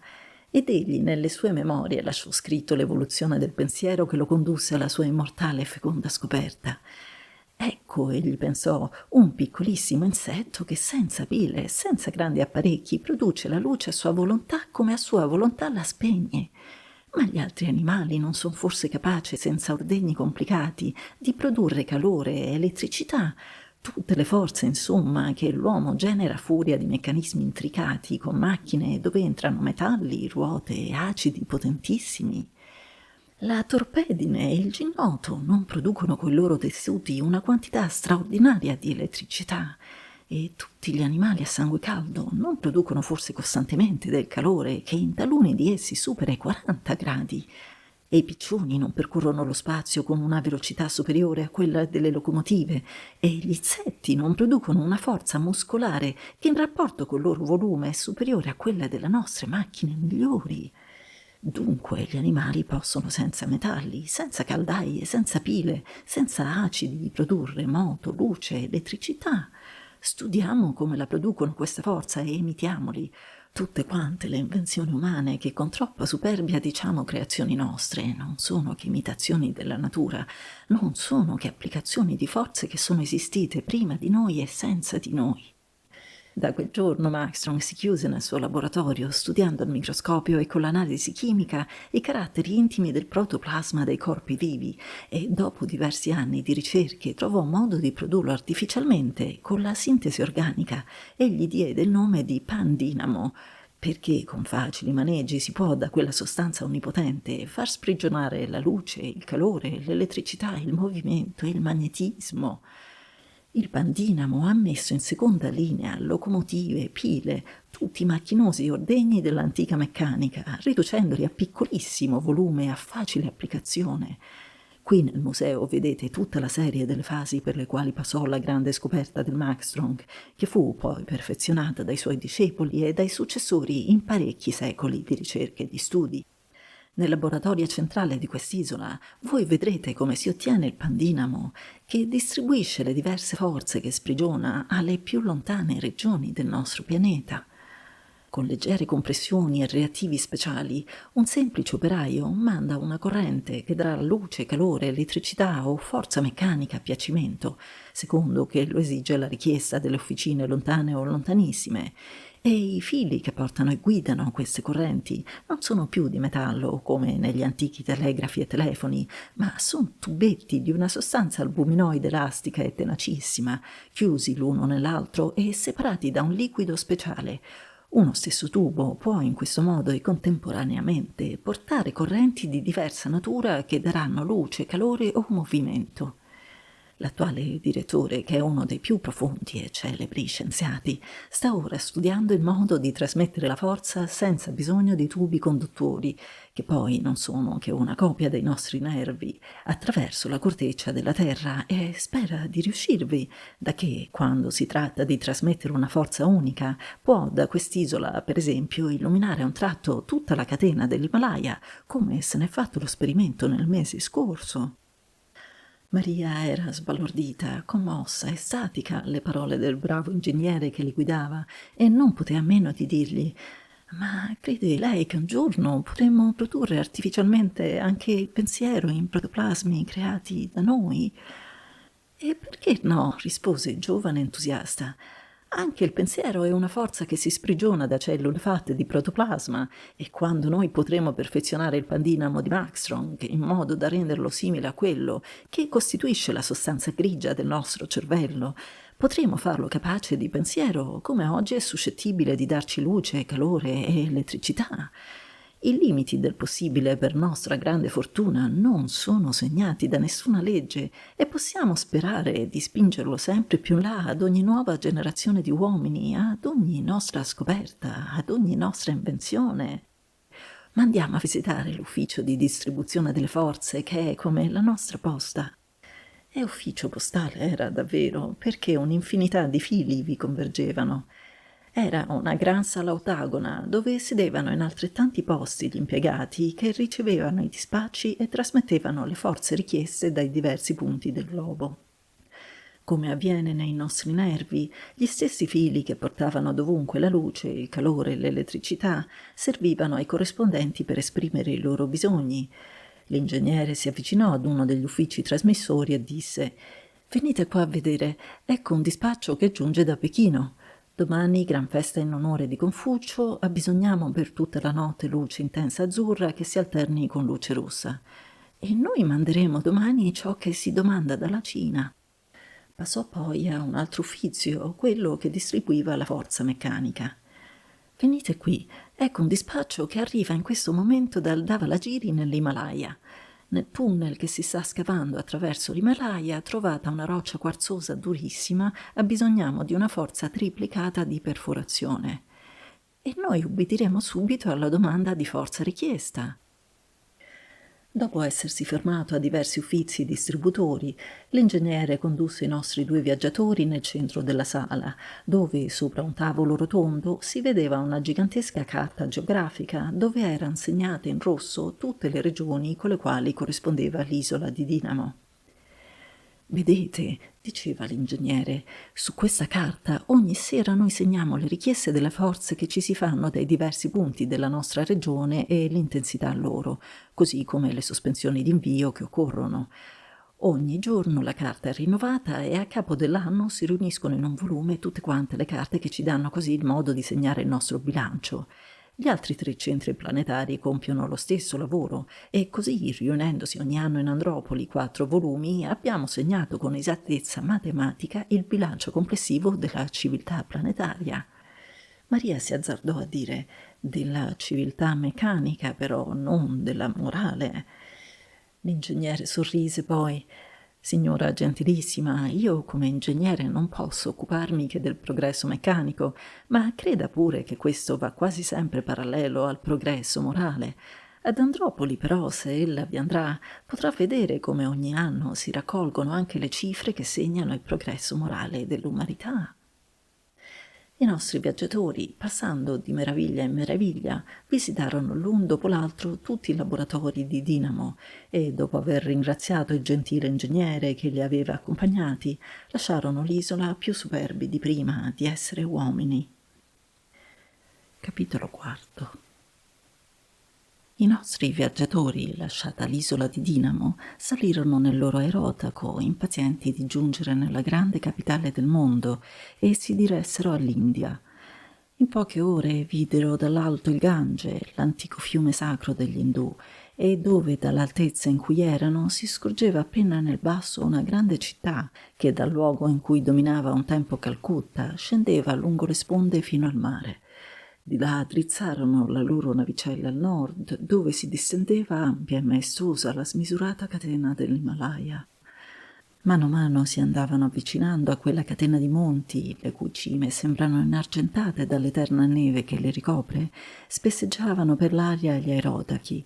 Sembravano grandi uccelli bruni, ve n'erano di tutte le grandezze e di tutte le forme, e da tutti i punti dell'orizzonte si dirigevano verso lo stesso punto, come i vasi sanguigni che da tutta la periferia del nostro corpo si dirigono al cuore. E Andropoli era infatti il cuore del nostro globo, il centro della civiltà planetaria. Antropoli fu fondata nell'anno 2500 da Cosmete, cittadino inglese, il più grande fra i legislatori del mondo, che in una grande assemblea tenuta a Londra nel 2490 gettò le basi degli Stati Uniti della Terra. A quell'assemblea presero parte inviati di tutti i paesi e dopo una discussione che durò per più di un mese si stabilì che la capitale planetaria si fondasse a Darjeeling, giudicato il paese più bello e più salubre del mondo. La discussione fu lunga, ardente e talvolta anche impetuosa, perché molti europei volevano che la città dell'uomo si fondasse a Roma, che era stata molti secoli prima la capitale del mondo, la culla di 3 civiltà. Gli americani volevano invece che la capitale planetaria si innalzasse a Quito, dove i vulcani si erano spenti e non si avevano più terremoti e dove rideva un'eterna primavera. Gli asiatici dell'estremo oriente la desideravano nel Giappone, gli australiani l'avrebbero voluta nella Nuova Zelanda, gli africani insistevano per l'altipiano centrale del loro continente, ma alla fine trionfarono coloro che volevano Andropoli ai piedi dell'Himalaya.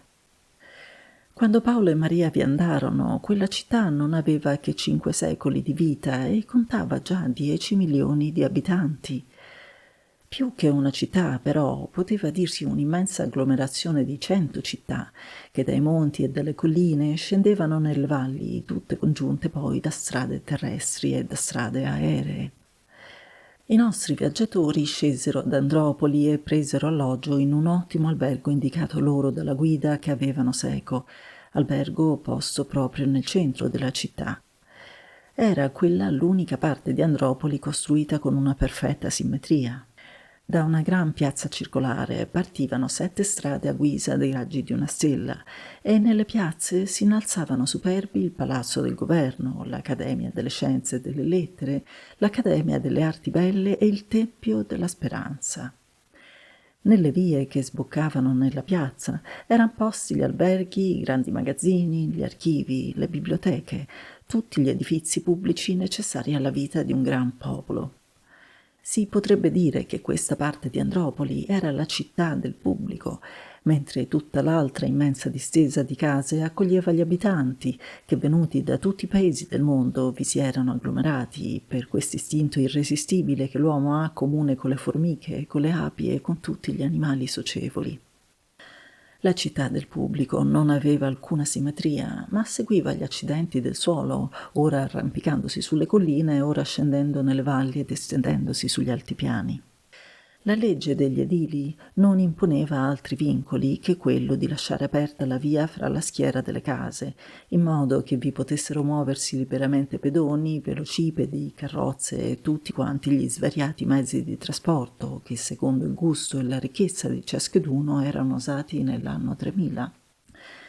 Le vie non erano tutte diritte, né si tagliavano ad angolo retto come nelle monotone scacchiere dell'America, ma ora erano serpentine, ora oblique ed ora diritte, secondo gli accidenti del suolo e il capriccio dei costruttori. Di obbligatorio non c'era che la larghezza, che era per tutte le vie di almeno 20 metri. Le case erano tutte di un sol piano, più spesso di 2, comprendendo ben inteso fra quei 2 anche il pian terreno. Quelle di un sol piano, il terreno, erano dei poveri o dei celibi, le più alte dei ricchi e degli ammogliati, perché ogni celibe e ogni famiglia avevano una casa per sé soli e ogni casa aveva il proprio giardinetto. Luce, calore, forza motrice ed acqua erano distribuiti in ogni casa dal gran centro dinamico della città. Quanto all'architettura che aveva guidato la costruzione delle case, essa era bizzarra e svariatissima. Tutti gli antichi stili vi erano rappresentati insieme ai nuovi e ai nuovissimi che ogni giorno immaginava la fantasia dei proprietari e degli architetti. Ognuno poteva farsi a suo talento la propria casa, per cui vedevate accanto ad un edificio gotico una casa pompeiana, un chalet vicino ad una palazzina greca e i minareti vicini a case barocche, a case di stile lombardo o del Rinascimento. Per un uomo del nostro tempo che avesse visitato quella città, la cosa più originale però non era la straordinaria varietà degli stili architettonici, ma bensì la novità e la diversità del materiale con cui erano costruite le case. Nel secolo XIX tutte le case erano fatte di legno, di mattoni, di pietra, ben rare volte di ferro. Esigevano tutte un gran tempo e una spesa non indifferente, per cui la massa del popolo non poteva mai godersi la gioia sana e grande di abitare in una casa propria. Nell'anno 3000, l'uomo più povero di questo mondo ha sempre una casetta tutta sua, che è stata costruita da lui o da altri in un solo giorno e che gli costa poche lire. Per costruire una casa si fa un dipresso ciò che si pratica per gettare in gesso o in bronzo una statua. Si hanno modelli di case di vario prezzo, fatti di una lega metallica duttile e resistente all'ossidazione. Si pianta il modello nel luogo in cui si deve innalzare la casa e poi si cola per un foro entro il modello la sostanza liquida che, solidificandosi poco dopo, forma le pareti e i muri maestri dell'edifizio. La materia liquida è delle più diverse nature e da poche lire può salire al valore di migliaia di scudi. Per le case povere è una miscela di gesso e di terra luminosa che si indurisce come la pietra e può aver tinte diverse secondo il gusto estetico del proprietario. Vi sono miscele liquide che consolidandosi rifanno un vero marmo che con la politura ne acquista tutto lo splendore e ve n'ha che imitano il diaspro, le agate, il lapislazzolo, la giada, tutte le pietre più belle e più costose. Altre miscele imitano i metalli più lucenti e più preziosi, senza averne la pericolosa conducibilità, e si vedono ad Andropoli case che paiono tutte d'oro, d'argento, d'avventurina o di bronzo, e che invece sono costruite in un materiale cattivo conduttore del calorico, per cui con la bellezza va sempre d'accordo la salubrità dell'edificio. Agli uomini del secolo XXI pare molto strano che i loro padri per tanti secoli abbiano affaticato tanto per saldare insieme con la calce mattoni e pietre, mentre si possono fare le case per colatura come si fa per una statuetta di gesso. Le vie hanno tutte un nome e le case un numero e la città è divisa in tante regioni contraddistinte dalla loro posizione astronomica. Nel centro di Andropoli non si può negare che il rumore non sia alquanto molesto, benché assai minore che nelle vie dell'antica Parigi e dell'antica Londra. Soppresse le locomotive e i carri trascinati dai cavalli o da altri animali, si è già tolta una grande molestia di rumori assordanti e di fumo, ma i veicoli elettrici terrestri e aerei non sono muti e l'andare e il venire e il parlare di migliaia di persone che si affollano nella città centrale producono un brusio molto forte. E lo sanno i letterati e la gente tranquilla che abita sempre lontana dal centro, nelle vie più solitarie, e dove d'altronde, come in tutto il resto della città, il pavimento, essendo fatto di una materia simile al sughero e al caucciù, spegne in gran parte i rumori delle ruote e dei passi dei viandanti. Tutto questo videro i nostri viaggiatori facendo a piedi lunghe corse nelle vie e nelle piazze di Andropoli. Si riservavano poi di visitare tutti i grandi edifizi pubblici della città, onde studiare la vita di questa grande metropoli del mondo. Intanto vollero visitare la grande officina dinamica e il mercato, cioè i due grandi centri dai quali partono la forza e l'alimento. In questo loro viaggio di scoperta non si saziavano di ammirare le molte grandi piazze aperte là dove confluivano molte vie. Ve n'erano di quadrate, di rettangolari, di ottagone, di esagone, ma per lo più erano rotonde, tutte molto ampie, rallegrate da alberi, da aiuole fiorite e da fontane pittoresche, delle quali non si potevano vedere due che fossero uguali. Sotto gli alberi si vedevano comodi sedili dove chiunque poteva mettersi a riposare o ad ammirare le statue, i fiori, le fontane. Le fontane non potevano essere né più belle né più fantastiche. In una delle piazze maggiori si innalzava un monte artificiale, fatto di rupi accatastate pittorescamente le une sulle altre. Fra i sassi erano piantati arbusti e piante alpine, che scapigliate pendevano dai dirupi e dalle frane, e licheni e felci e morbide borracine davano alle pietre una vita fresca e gaia che copiava quella della natura montana. L'acqua zampillava dall'alto, ora precipitandosi rumorosa in piccoli precipizi, ora si raccoglieva in un ruscelletto argentino, ora si spargeva sopra una roccia nera come l'antracite e scintillante di cristallini di mica, quasi fosse la ricca chioma di una ninfa che avesse sparsi i suoi capelli per l'aria. E tutte quelle acque si riunivano in basso nel seno tranquillo di un laghetto, dove guizzavano pesci e pesciolini d'ogni colore e nuotavano tranquilli e maestosi cigni, anatre e uccelli acquatici delle più lontane regioni del globo. Altre fontane erano di stile classico antico, altre barocche con draghi e delfini che vomitavano l'acqua dalle loro facce. Anche il geyser dell'Islanda era raffigurato in un'altra fontana, dove da massi tondeggianti di agata bionda salivano al cielo 100 zampilli d'acqua, che nella notte, illuminati dalla luce policroma dell'elettricità, davano all'occhio una festa di colori che non si sarebbe saziato mai di ammirare. Le piante, i fiori, le fontane non erano però l'unico ornamento delle piazze, dove si innalzavano statue di grandi uomini di tutti i paesi del mondo. Le statue erano innalzate a caso, ma ogni piazza era destinata ad illustrare le glorie di un'epoca storica o di un paese. L'elemento storico però predominava sul geografico, perché gli uomini civili del secolo XXI si erano facilmente convinti che i geni di un'epoca si rassomigliano fra di loro assai più che non gli uomini grandi di uno stesso paese, essendo il tempo un complesso di elementi infiniti che si sommano, mentre l'elemento geografico è uno solo e spesso riunisce in una sola famiglia e per caso uomini troppo diversi e spesso contraddittori. In una piazza, ad esempio, si vedevano le statue dei più grandi uomini dell'antica Grecia, in un'altra quelli di Roma imperiale, in una terza erano raccolti i geni del Rinascimento toscano e che da soli bastavano a popolare una delle maggiori piazze d'Andropoli. Altrove si ammiravano le statue dei politici inglesi, quelle dei filosofi tedeschi e così all'infinito. Ai piedi delle statue null'altro che il nome e la data della nascita e della morte. Paolo e Maria dovettero prendere in affitto per un paio d'ore un tandem elettrico per visitare l'officina dinamica che era molto lontana dal loro albergo. Quell'officina emergeva da tutte le altre case, tutte basse, a guisa di un colosso posto fra pigmei.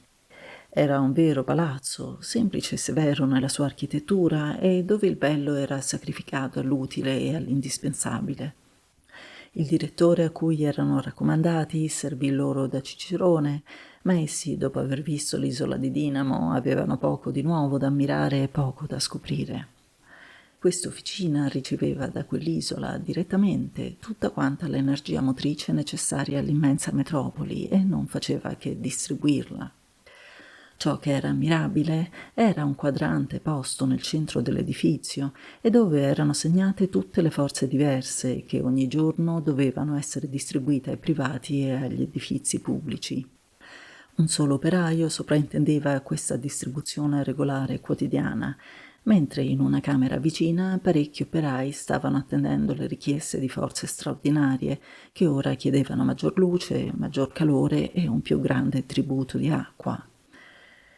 Si fermarono per una mezz'ora in quel riparto ad ammirare l'ordine ammirabile con cui giungevano le richieste e la prontezza con cui erano soddisfatte. Vi era un impiegato addetto all'acqua, un altro alla luce, un terzo al calorico, un quarto alla forza meccanica, un altro per l'elettricità, fosse poi dell'antica o della nuova. Le richieste giungevano non con l'antico telefono, che però si era molto perfezionato, ma per dispacci telegrafici che si scrivevano da sé in caratteri luminosi in una cassetta nera e tenuta nell'oscurità. Il direttore mostrò a Paolo e Maria parecchie di queste richieste. Nel banco della distribuzione della forza meccanica si lesse, dopo uno squillo di campanello che metteva l'operaio sull'attenti, fabbrica di macchine agricole, società Edison, regione sud-ovest, via Volta numero 37. Domani gli operai saranno cresciuti di un terzo, occorre un terzo di più di forza meccanica. Poco dopo uno squillo avvertiva l'operaio del banco della luce che si richiedeva la sua attenzione. E infatti sul quadro scuro si potevano leggere queste parole: Regione Nord-Est, via Omero numero 59. Questa sera festa di ballo in famiglia. Occorre per tutta la notte luce triplicata. In una sezione speciale stava scritto «Accidenti» e il campanello chiama l'operaio sull'attenti. Infatti la camera oscura diceva «Regione Centrale, Palazzo dell'Accademia di Belle Arti, sviluppato un piccolo incendio nella sala della stampa». Qui anche il direttore si appressò con certa inquietudine al banco e prese il posto dell'operaio rispondendo per telegrafo. Aprite subito il rubinetto dell'acido carbonico e dirigete il tubo conduttore del gas nel luogo in cui si è sviluppato l'incendio. Se il fuoco non si spegne subito, avvertite. Pochi momenti dopo si leggeva nella camera oscura: fuoco spento, 1000 grazie. Il direttore si mise a sedere volgendosi ai suoi visitatori. Vedete, a questi membri dell'Accademia di Belle Arti, insieme al mio consiglio, avrei mandato ben volentieri e telegraficamente uno schiaffo. Dovete sapere che ogni edificio pubblico ha un serbatoio di acido carbonico liquido a cui si possono adattare in pochi minuti tubi elastici che si possono guidare dove si vuole, dirigendo sulla fiamma o sugli oggetti che bruciano una forte corrente di gas che in pochi istanti spegne la fiamma e l'incendio. Ma questi benedetti artisti disdegnano la scienza, che mettono spesso e volentieri in canzonatura, e ignorano quasi sempre fin gli elementi della fisica e della chimica. Ciò che non toglie che quando succede loro il più piccolo accidente si mettono le mani nei capelli invocando la scienza che essi avevano disprezzato. Voi avete assistito ad una di queste scene. Perdoniamo però a questi ignoranti volontari i loro capricci, perché sono essi che con le loro opere mirabili ci fanno benedire la vita. Un altro giorno i nostri 2 pellegrini vollero visitare il mercato, o dirò meglio i mercati che occupano un'intera collinetta di Andropoli. Essendo piuttosto ripida la salita, vi si sale e si scende per vie funicolari. Alcune sono per il trasporto delle derrate, altre per le persone. Tutto quel movimento di treni che salgono e scendono senza posa, tutti quei carri di fiori, di frutta, di selvaggiume, di pesci, di carne, formano uno spettacolo curioso, bizzarro, interessantissimo. Nessun carro alimentare però era scoperto, ma ciò che vi era dentro si vedeva benissimo, essendo i veicoli chiusi da vetri trasparentissimi. Sull'alto del colle si distende un largo altipiano, dove in distinti edifici si vendono qua i pesci, là le carni, più in là le verdure, i legumi, le frutta, i fiori. E dovunque un entrare e un uscire di gente che carica sui vagoni la merce comprata con un indirizzo. Nessuno la porta da sé perché una società si incarica con appositi impiegati di far recapitare nelle singole case le cose comprate. Il cuoco, il cameriere e il signore non fanno che scegliere ciò che vogliono acquistare e lo consegnano poi agli agenti distributori. Paolo e Maria si fermarono più a lungo nel mercato dei fiori e in quello della frutta. Nel primo era tale una festa per gli occhi da inebriare, tale un profumo da ricordare le delizie dell'amore. Nel secolo XIX i giardini erano già una meraviglia, perché riunivano in un piccolo spazio fiori venuti da tutte le parti del globo e le serre calde e le fredde permettevano di coltivare anche nei paesi temperati e nelle zone fredde le piante del tropico. Figurati che fin da allora in Russia alcuni ricchi signori raccoglievano l'uva nelle loro immense serre e ne facevano vino, e in Norvegia si coltivavano le orchidee dell'America centrale.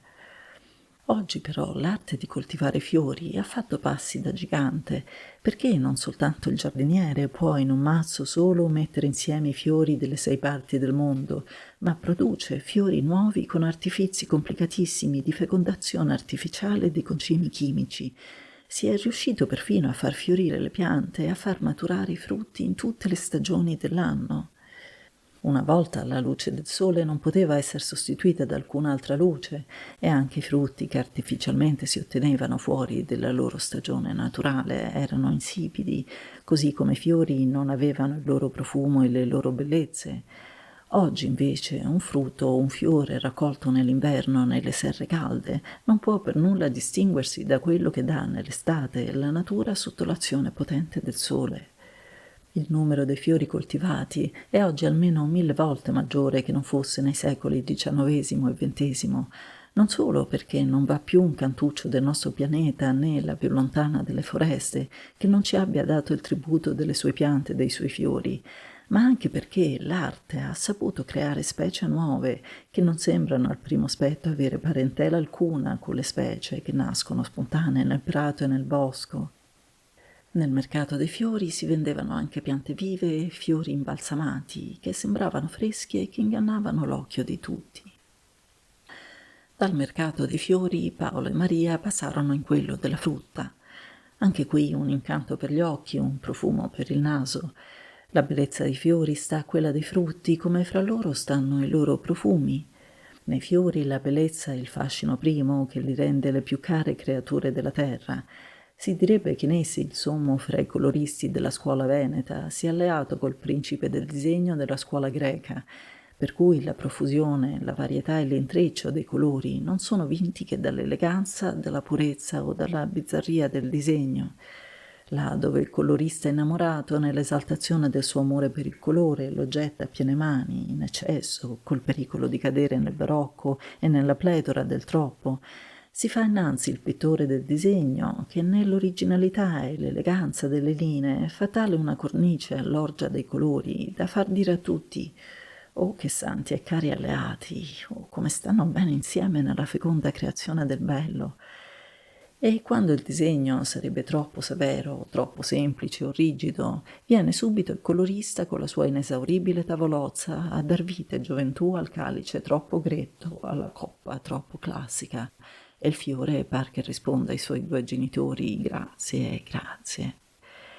Se i fiori sono tanto belli da bastare essi soli per dettare un trattato d'estetica a chiunque, purché egli non sia un filosofo, anche i loro odori sono la poesia del profumo, che ha in essi forse un numero maggiore di note che non abbia la musica, e non hanno ad essi la delicatezza e la fugacità di un sogno che fra le palpebre socchiuse compare e sparisce e si indovina più che non si senta. E non hanno forse anche la nota dell'aroma più ardente e più caldo e la voluttà profonda che sembra un contatto di carni innamorate, e il piccante, il frizzante, l'etereo, il vaporoso, il soleticante e tante altre delizie a cui il nostro linguaggio tanto imperfetto nega lo stampo di una parola. E così nei frutti, forme e colori e profumi stanno tra di loro nello stesso rapporto, come bellezza di forme e soavità di odori stanno nei loro padri e fratelli i fiori. Il profumo delle frutta non ha la poesia di quello dei fiori, e se nell'ammirazione di questi il primo grido dell'anima è «Oh, belli», nell'ammirazione dei frutti il grido invece è quest'altro: «Oh, buoni». Così le forme dei frutti sono molto più semplici e poche, così i loro profumi hanno poche note. Possono essere piacevoli, di raro inebrianti, possono essere forti, di raro mai voluttuosi.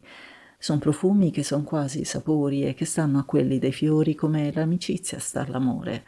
E non sono forse i fiori gli amori delle piante, e non sono forse i frutti le amicizie generate dall'amore. A tutto questo pensavano e tutto questo sentivano i nostri viaggiatori passando dal mercato dei fiori a quello dei frutti. Anche qui vedono e ammirano raccolti in una stessa bottega le fragole, i lamponi, i manghi, i mangostani, le banane di 100 varietà, i cocchi, gli ananassi, le cirimoie, le pere, le mele e tanti altri frutti che il secolo XIX non conosceva ancora. Fra essi la pata, che un argentino ha saputo strappare alle foreste vergini della sua patria e coltivare in Europa, facendone un frutto per profumo e per sapore rivale della pesca. Eppure un certo Mantegazza l'aveva fin dal secolo XIX additata come un frutto silvestre del tutto sconosciuto agli europei. Paolo e Maria, passando dinanzi a un banco dove erano esposte montagnole di arance e di mandarine, videro un monello che ghermiva una delle più belle e delle più grosse e se la svignava, non però tanto svelto da non esser veduto dalla venditrice che gridava «Al ladro, al ladro!». Appena fu udito questo grido, da tutte le parti del mercato si sentì esclamare ad alta voce da uomini, da donne, da fanciulli: «Giustizia, giustizia, giustizia!». In men che non lo dico, il ladroncello fu ghermito da un signore che alla sua volta gridava «Giustizia, giustizia!». Nell'anno 3000 non vi sono carabinieri né poliziotti né guardie di pubblica sicurezza, ma ogni cittadino onesto è carabiniere, poliziotto e per di più anche giudice. In pochi minuti intorno al monello si raccolsero 6 cittadini che col signore che l'aveva afferrato bastavano ad improvvisare il tribunale che si chiama la giustizia dei 7. Il pubblico, dopo aver riconosciuto che il tribunale era costituito, si ritirò facendo circolo intorno a quegli 8 uomini, 7 giudici e un colpevole. «Perché hai rubato questa arancia?» disse colui che aveva per il primo arrestato il piccolo delinquente. «Perché avevo sete». «Ma quell'arancia non era tua». «No, ma la fruttivendola ne aveva 100 e 1000». «Non importa, quelle arance erano tutte sue, dovevi chiederla o comperarla. Tu hai rubato e te ne andrai alla casa di giustizia». Allora uno dei 7 chiese: «Io scendo appunto nella città e abito in quei pressi, lo condurrò io stesso colà, datemi la sentenza». Uno dei 7 staccò un foglietto da un portafoglio che aveva in tasca e scrisse: «Fanciullo ladro di un'arancia». Tutti 7 firmarono il foglio e l'accompagnatore lo prese e se ne andò col monello che senza opporre resistenza, ma piagnucolando, lo seguì. E tutto rientrò nell'ordine di prima. «Vedi, Maria», disse Paolo, «tu hai assistito ad un giudizio e ad una sentenza, come si suol fare per tutti i delitti anche per i maggiori. In questo caso si trattava del semplice furto di un'arancia, ma se quel ragazzaccio avesse rubato un diamante o un portafogli pieno di denaro o avesse dato una coltellata ad un suo compagno, si sarebbe gridato ugualmente giustizia, giustizia.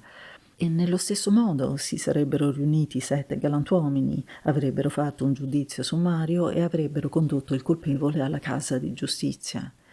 E questa casa non è già un carcere come quelli che si usavano anticamente, ma una specie di scuola dove si correggono i colpevoli, dove si studiano con amore le cause che possono aver condotto a delinquere».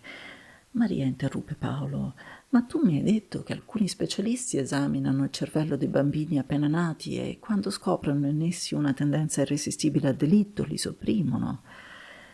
«E questo è vero», rispose Paolo, «ma non si distruggono che i delinquenti nati, cioè coloro che per la speciale fatale organizzazione delle loro cellule cerebrali sono necessariamente consacrati al delitto. Essi ucciderebbero e ruberebbero anche se nascessero ricchi, anche se la fortuna li mettesse nelle condizioni più felici. Queste però sono rarissime eccezioni. Tutti gli altri uomini nascono onesti, ma sono figli di lontanissimi padri che vivevano nella vita selvaggia, che rendeva necessaria la violenza, e conservano nel loro cervello un germe celato del delitto che in circostanze favorevoli può svilupparsi e condurli a uccidere o a rubare. Non vi ha uomo su questa terra che in un impeto subitaneo di passione non possa per odio o per vendetta rendersi colpevole di un omicidio o di un furto. La nostra civiltà cerca da secoli di educare l'uomo in modo da sopprimere e di soffocare quei germi atavici, mentre d'altra parte si cerca di organizzare la vita sociale in modo che il delitto sia inutile e dannoso a chi lo commette. Un tempo la giustizia umana non si occupava che di punire. Oggi invece cerchiamo di prevenire la colpa, rendendola difficile o impossibile. E che questo lavoro della civiltà non sia inutile lo prova la statistica del delitto, che lo dimostra sempre più raro. Ciò non toglie che abbiamo sempre dei ladri e degli assassini.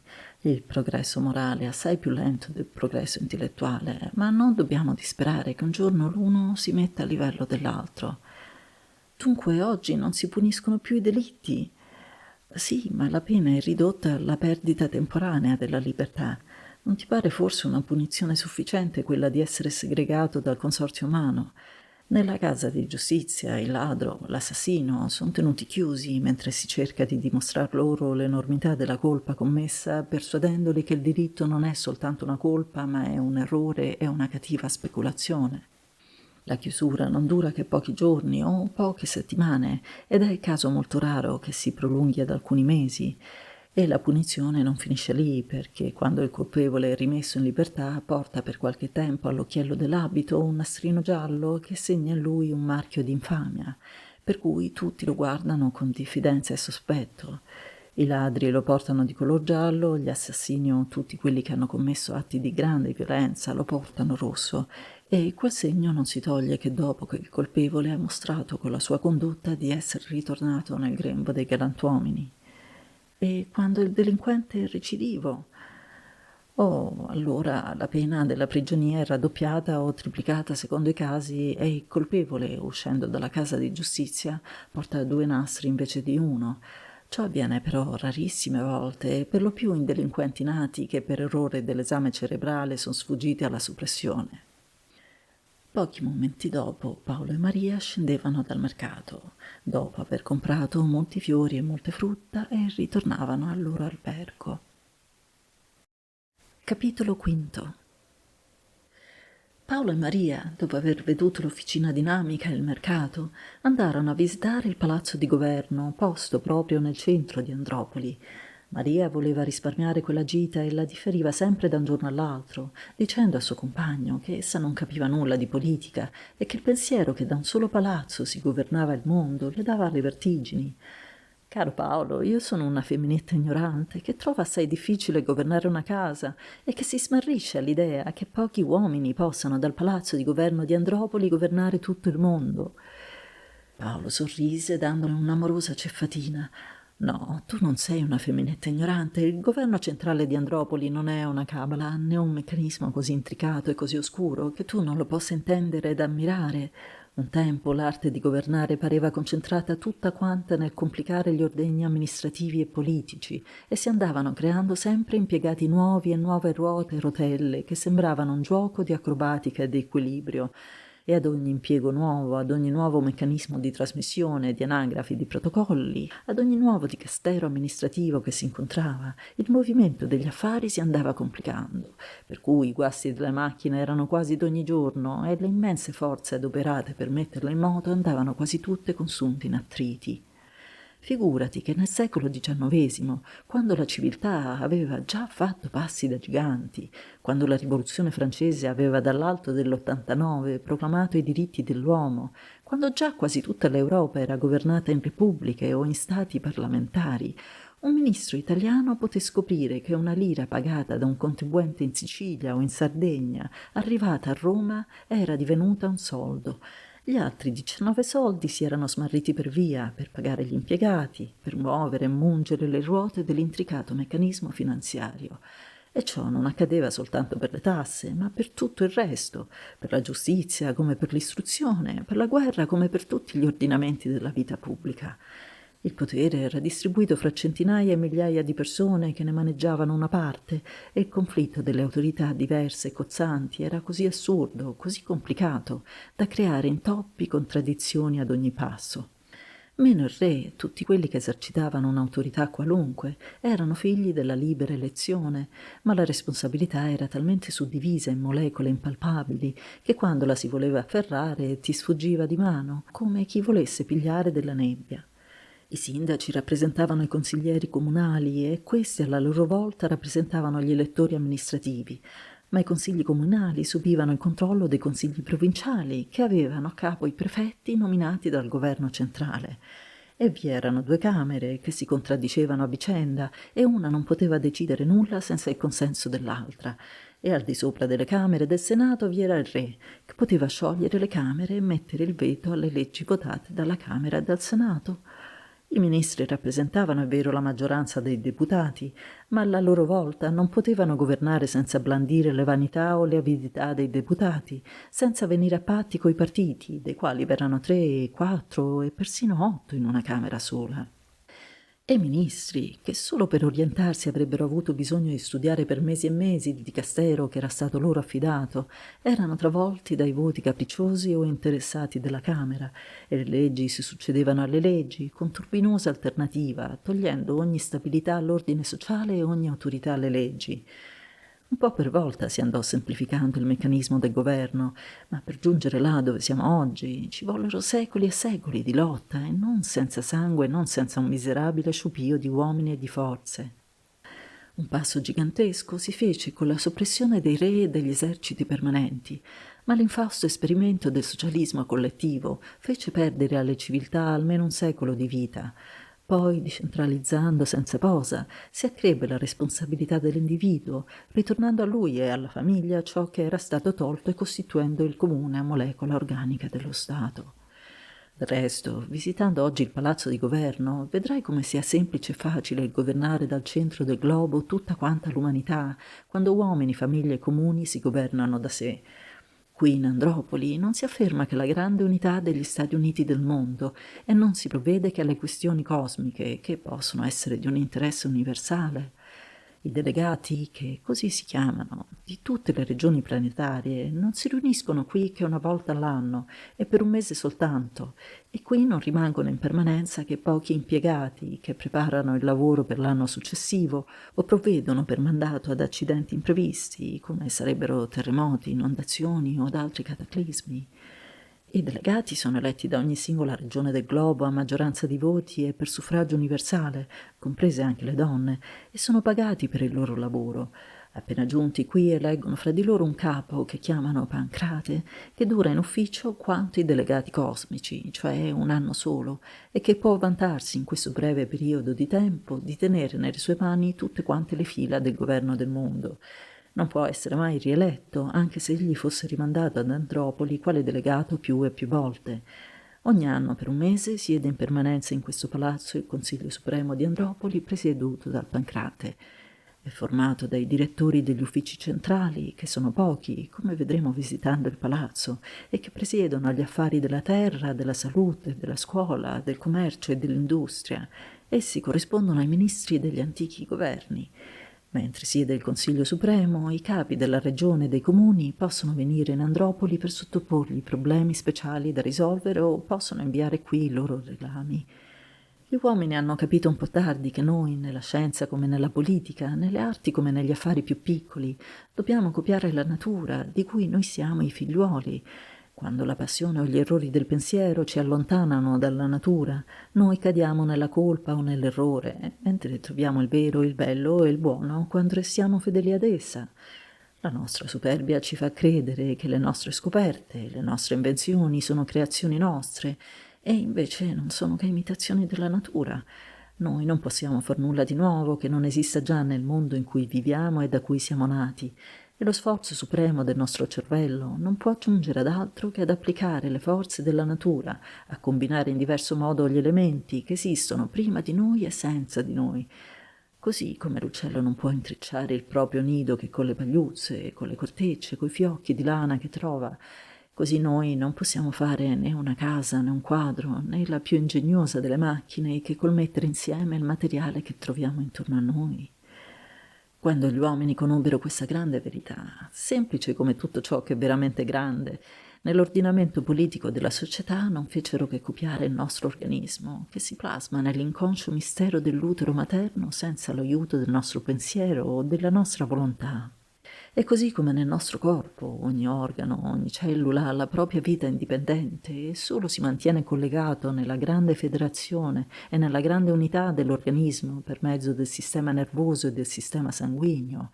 Così nel nostro pianeta ogni comune vive da sé, ma per mezzo dei fili telegrafici che rappresentano i nervi, comunica con Andropoli che è in una volta sola cervello e cuore del gigantesco organismo planetario.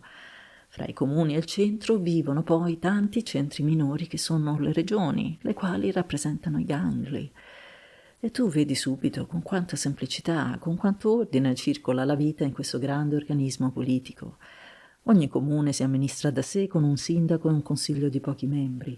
Ogni regione ha un capo che si chiama podestà, che ha pure il proprio consiglio, che detta le leggi regionali dopo aver sentito il parere di tutti i sindaci. E qui in Andropoli non si trattano che questioni di ordine universale, ma non si interviene mai a mutare le leggi comunali o provinciali che non possono essere dettate che da coloro che sono nati e cresciuti nel paese che devono governare. Maria ascoltava con molta attenzione le parole del suo fido compagno, stupita di poter capire senza fatica i grandi problemi della politica del mondo. Dopo questo discorso che Paola aveva creduto di dover fare a Maria, quasi preparazione alla visita del palazzo di governo, salirono sopra una magnifica scala che li portò ad un vestibolo immenso, da cui partono 4 grandi edifizi come le branche di una croce. Intorno al vestibolo ampie sale sono destinate al Pancrate e ai suoi impiegati, e là si riunisce ogni anno il Consiglio Supremo. Le 4 ali del palazzo rappresentano i 4 grandi affari della civiltà cosmica, cioè l'agricoltura, la salute, l'educazione e l'industria, che è fusa col commercio. Da 3 secoli la guerra non esiste più sul nostro pianeta e tutte le forze gigantesche che i nostri antichi padri dedicavano ad uccidere sono tutte adoperate a migliorare i climi, a rendere feconda la terra, ad accrescere il tesoro della gioia agli uomini. I nostri viaggiatori entrarono nell'edifizio destinato all'agricoltura e nel quale è scritto la parola terra. Anche qui statue e pitture bellissime ornano l'entrata del Dipartimento Agricolo, tutte simboliche dei problemi agricoli, dacché gli uomini del secolo XXI non scompagnano mai il bello dal vero, e anche la scienza e anche la politica amano vestirsi in festa, dacché la gioia e la bellezza non fecero divorzio dalla civiltà, anche nei tempi di grande decadenza intellettuale e di grande ipocrisia. Un gentile impiegato condusse Paolo e Maria nelle diverse sezioni della terra, parlando loro dei grandi problemi che si stavano studiando dai molti scienziati addetti a quel dipartimento. Essi ebbero ad ammirare un'immensa carta topografica in rilievo, dove è rappresentato in un planisfero tutta quanta la superficie del nostro pianeta, con l'indicazione delle parti incolte, delle poco coltivate e di quelle dove la coltivazione è intensiva. In un solo colpo d'occhio si può vedere nelle parti bianche i terreni ancora incolti, nelle parti dipinte in verde le regioni coltivate e in quelle colorate in rosso i terreni a coltura intensiva.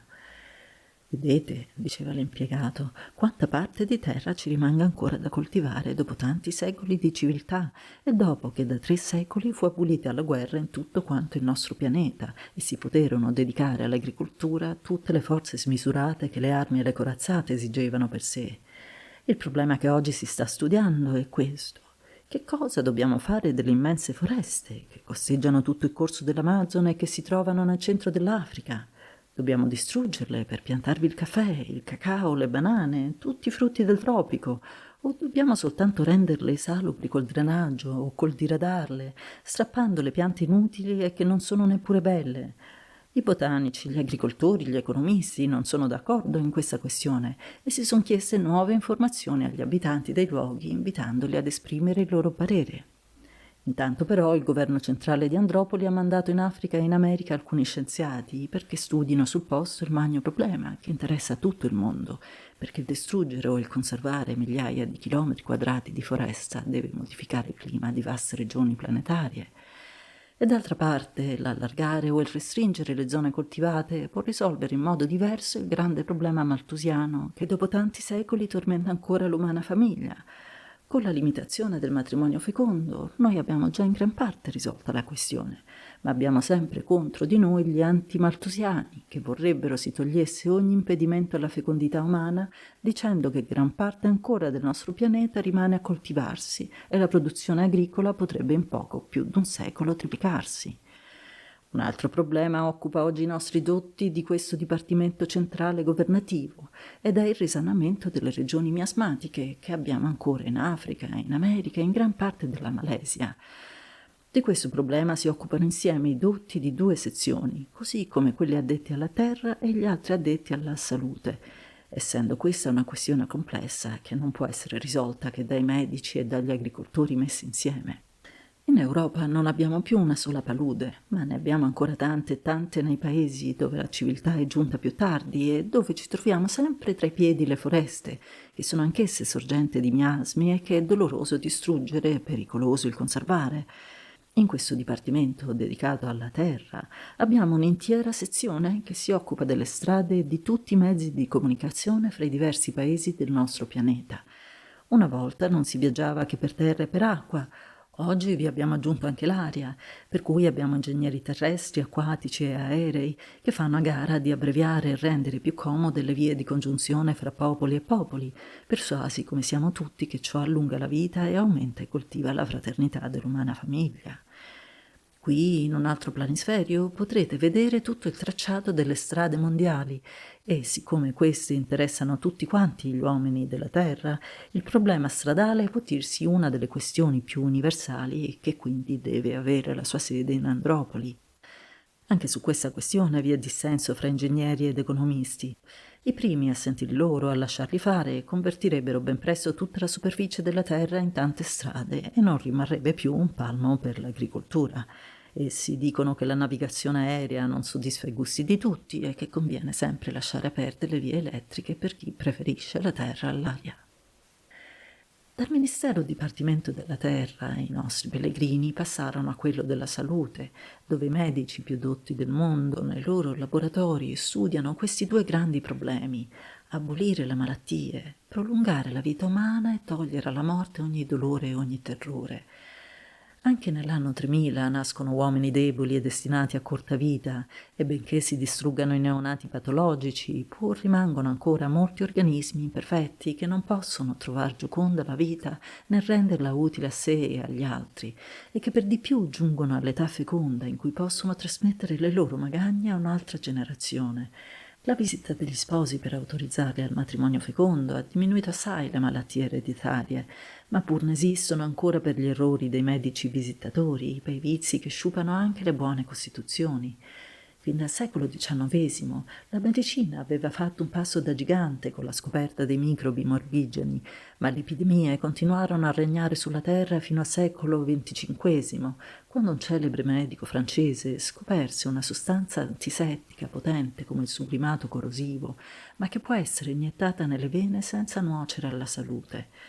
In questo modo, quando compariva il colera, la febbre gialla, la peste bubonica o un'altra malattia epidemica, tutta quanta la popolazione del paese minacciato si sottoponeva alla nuova vaccinazione e il focolaio infettivo si spegneva subito.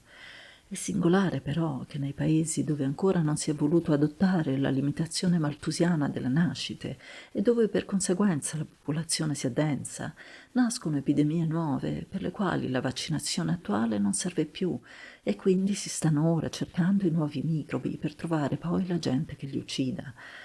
Pare davvero una legge fatale della vita cosmica che quando si genera troppo una causa nuova di morte appare a un tratto a ristabilire l'equilibrio. Quanto inchiostro, diceva il medico direttore della salute, si è sparso per combattere Malthus e le conseguenze inevitabili delle sue dottrine, quando la natura stessa, fin dalla comparsa della vita sulla superficie del nostro pianeta, si è dichiarata malthusiana ed ha gridato a tutti gli esseri vivi: se volete generar molto, morirete troppo. Anche la vita umana si è prolungata assai grazie alla cresciuta agiatezza delle classi povere e a tutti i progressi dell'igiene. Mentre nel secolo XIX la vita media oscillava fra i 28 e i 36 anni, oggi la vita media planetaria è di 72 anni e in alcune regioni più salubri giunge fino ad 85. Allora forse uno sopra 1 milione di abitanti moriva senza malattia, e cioè di morte fisiologica. Ora invece la morte naturale figura per un 30% in tutte le morti e si spera che un giorno essa sia l'unico modo di morire di tutti gli uomini. I problemi igienici che si studiano qui in questo ministero giungono spesso sotto forma di domande dalle autorità sanitarie delle diverse parti del mondo, da che ogni regione ha accanto al podestà un medico che si occupa di tutte le questioni della pubblica salute. Dalla salute passarono i nostri viaggiatori al dipartimento della scuola e il nuovo Cicerone spiegava loro di quali questioni si occupassero gli addetti a questa terza sezione. Ecco, mentre là dove eravate si studia di migliorare la salute degli uomini e di prolungar loro la vita, qui ci occupiamo di educare e di istruire, rendendoli migliori nel sentimento e più fecondi nel pensiero. Accrescere il patrimonio delle gioie intellettuali e renderle possibili a tutti, ecco lo scopo alto e difficile dei nostri studi. Ma non crediate però che da Andropoli partano leggi imperative, che impongano metodi speciali di istruzione alle diverse regioni del mondo. Ogni comune e ogni regione si danno le scuole che vogliono e il governo centrale non esercita su di essi alcuna autorità. Qui si consiglia, si suggerisce, null'altro, o si risponde ai problemi che ci mandano da risolvere. La città di Andropoli ha una scuola modello che potrete visitare. Quanto al resto del mondo noi ci accontentiamo di mandare ogni anno degli ispettori che si recano nelle diverse regioni, esaminando le scuole e studiando i metodi che vi sono adottati e poi presentando al governo centrale le loro relazioni.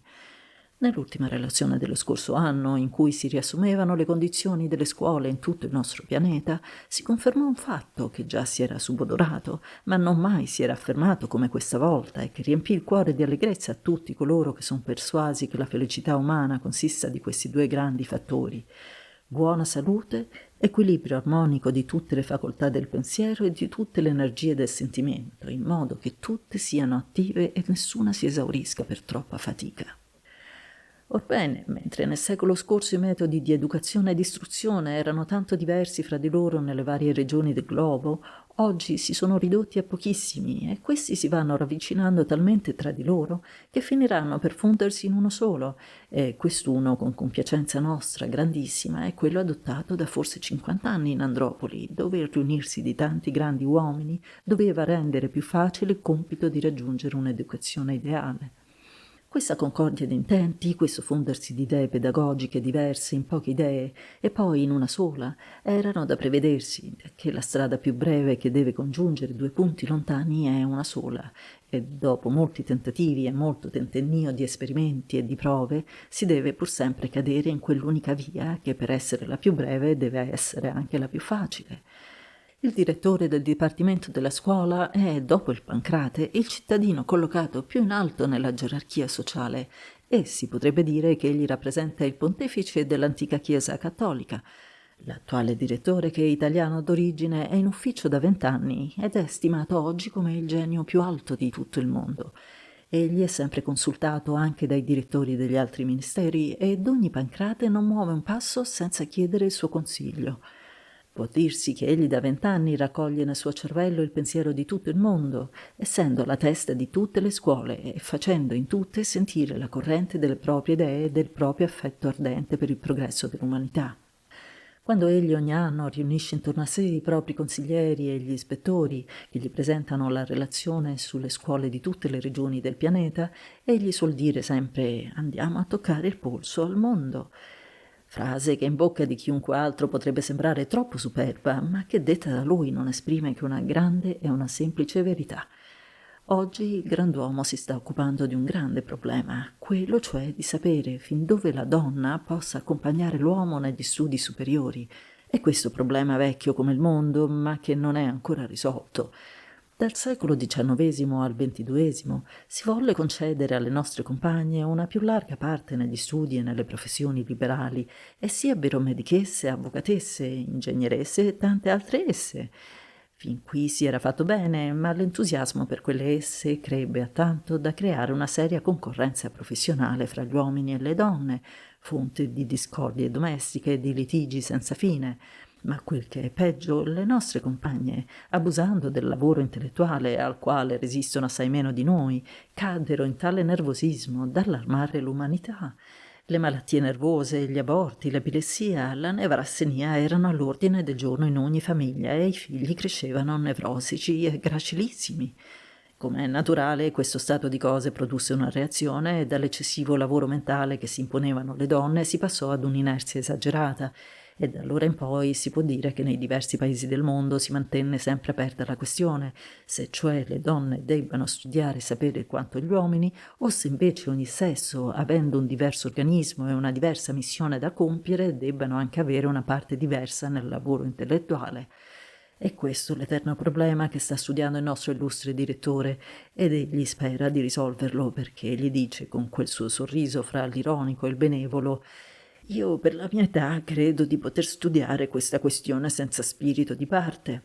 I giovani, pur che siano uomini in tutti i problemi che riguardano la donna, sentono sempre troppo che dall'altro lato c'è la femmina, così come le donne, anche le più intelligenti, le più oneste, pensano sempre all'uomo come ad un maschio da cui aspettano la massima della voluttà e il diritto di essere madri. Il nostro direttore è un grande nemico dell'intervento governativo nelle cose della scuola, ed egli dice che se le religioni di Stato furono strumento di tirannia e di oscurantismo in tempi di barbarie ormai molto lontani, dobbiamo badare di non creare un'istruzione o una scienza dello Stato che sarebbe ugualmente fatale al progresso umano. La religione alleata del governo voleva dire tirannia delle coscienze, schiavitù del pensiero, dacché chi proclama di avere in mano le chiavi della vita al di là può guidare le anime del volgo che formano sempre la grande maggioranza di un popolo e condurla dove vuole con lo scudiscio della paura e con lo zucchero del paradiso. Oggi la fede non si impone né si governa dall'alto e ognuno crede ciò che vuole e quanto vuole, ma se il governo da un unico centro dettasse la legislazione delle scuole, potrebbe guidare il pensiero dove egli credesse meglio e imporrebbe un nuovo gioco creando una seconda forma di schiavitù. Anche qui non abbiamo che poche scuole governative, nelle quali i grandi scienziati e letterati addetti a questo dipartimento procurano di applicare le ultime riforme facendone degli istituti modelli, ma fuori di esse, anche in Andropoli, abbiamo scuole fondate da privati o da società e dove si insegna ciò che si vuole e come si vuole. Nei giornali della capitale leggerete ogni giorno avvisi che annunciano una nuova scuola, un nuovo insegnamento, una nuova cattedra. Vi sono scuole gratuite fondate da ricchi signori o da apostoli di nuove idee che vogliono crearsi dei discepoli e ve ne sono a pagamento. Lo Stato non interviene che per autorizzare l'esercizio di una data professione ed in ogni regione vi è un consiglio di dotti eletti dal podestà che una volta all'anno esamina coloro che vogliono una patente di medico, di ingegnere, di meccanico, insomma di una qualunque delle 100 professioni nelle quali si suddivide il lavoro umano. A chi si presenta non si domanda mai dove egli abbia studiato né con chi. Gli si fanno esami rigorosissimi, teorici e pratici a seconda dei casi e poi si concede o si rifiuta la patente a cui egli aspira. Non vi sono gradi di merito onde non offendere l'amor proprio di alcuno ed anche perché una lunga esperienza ha dimostrato che per quanto le commissioni esaminatrici siano scrupolosamente imparziali e gli esami si facciano con tutta la coscienza e tutta la maturità, i giudizi non corrispondono sempre fedelmente al merito reale del candidato. Naturalmente le scuole di Andropoli sono giudicate le migliori del mondo e quindi i diplomi che si rilasciano qui dall'Università della Capitale hanno un grandissimo valore e ogni giorno giungono dai più lontani paesi studenti non laureati o già laureati, ma che vogliono conquistare il prezioso diploma metropolitano. L'uomo, quando pensa e quando discute, è sempre un grande decentratore, ma quando agisce diventa feroce centralizzatore e ha questo istinto, che ha dell'automatico, direi quasi dell'animalesco. I nostri scienziati moderni cercano di opporsi con tutte le armi della critica, della persuasione, dell'autorità indiscutibile che danno ad essi la dottrina e l'esperienza. Un altro problema che tormenta attualmente il pensiero dei nostri alti consiglieri della scuola è quello di conoscere le attitudini individuali onde i maestri privati o pubblici possano guidare lo studente nella scelta della professione e nell'elezione degli studi. Qui, secondo noi, è il riposto e il segreto di tutta quanta l'efficacia della istruzione e dell'educazione. Non vi ha forse uomo sulla terra che non sia adatto a far qualcosa di utile e di buono, ma questa attitudine non è sempre cosciente, né si rivela sempre anche al più acuto osservatore di cervelli e di intelletti. L'esame delle cellule centrali, fatto con la luce penetrante e con gli acuti strumenti ottici dei nostri psicoigei, è ancora molto addietro nelle sue possibilità. Questi dotti sanno ben dirci se un cervello porterà l'individuo a cui appartiene necessariamente al delitto, se appartiene ad un imbecille, ad un uomo volgare o ad un genio, ma più in là non sanno andare. Resta quindi ancora all'individuo, ai suoi genitori e ai maestri lo spiare l'andamento evolutivo del pensiero nelle prime età della vita, per scoprire quali siano nel suo cervello gli organi deboli, quali i forti, onde rinforzare i primi e approfittare degli altri per la scelta della professione e l'indirizzo degli studi. Noi non vogliamo spostati nella nostra società e chi sbaglia nella scelta della carriera è uno spostato e quindi un infelice. Paolo e Maria, ringraziando il cortese impiegato che aveva fatto loro da cicerone nel Ministero della Salute, passarono nell'ultimo braccio della gran croce governativa, dove sulle pareti sta scritto Industria e Commercio. E anche qui un nuovo cicerone fu loro di guida. Sull'ingresso una statua gigantesca della libertà domina alta e sublime, come per esprimere l'indirizzo nuovo preso dal lavoro umano nell'anno 3000, ma iniziato già da parecchi secoli. «Vedi», disse Paolo a Maria, «questa statua rappresenta un bellissimo schiavo che ha rotte le catene che stanno infrante ai suoi piedi. Esso si appoggia sopra un trofeo di ruote, di pile e di altri strumenti, mentre dall'altro lato un aerotaco e una nave indicano il commercio». Vedi, Maria, quelle catene rappresentano i ceppi nei quali visse, o meglio soffrì, l'industria col suo fratello il commercio nei tempi antichi. Il pensare a quei tempi mi dà raccapriccio e sento una profonda compassione per quei nostri remoti padri che subivano pazienti tutte quelle forme variate di schiavitù commerciale e industriale. Figurati che fino al secolo XX in molte città d'Europa e in tutte le città italiane non si poteva entrare senza essere sottoposti ad una visita, brutale spesso e sempre noiosa, per parte di rozze guardie, che ti frugavano nelle valigie, nei bauli, dappertutto, per vedere se avevi oggetti sottoposti al dazio consumo che pesava su tutte le derrate alimentari, sul vino, sul latte e sopra mille altre cose. E quando la città o il villaggio erano in riva al mare, anche se tu fossi giunto in barchetta da un paese lontano da quello, forse non più di 3 o 4 chilometri, tu dovevi passare per la trafila di 2 categorie di guardie, quelle di finanza per vedere se portavi merci dall'estero e quelle municipali per verificare se volevi defraudare il dazio consumo. Una doppia imposizione da subirsi in una passeggiata di un'ora. Grazie a Dio si abolì il dazio consumo fin dal secolo XXI in tutte le città d'Europa e d'America e poi man mano si andavano costituendo gli Stati Uniti del mondo, si abolirono anche le dogane in tutto il mondo ed oggi gli economisti non si ricordano più neppure del significato delle parole protezionista e libero scambista. Evviva la civiltà, evviva il progresso! Oggi tutti i paesi del mondo si scambiano liberamente i loro prodotti e le dogane sono relegate insieme alle fortezze nel museo delle rovine del passato.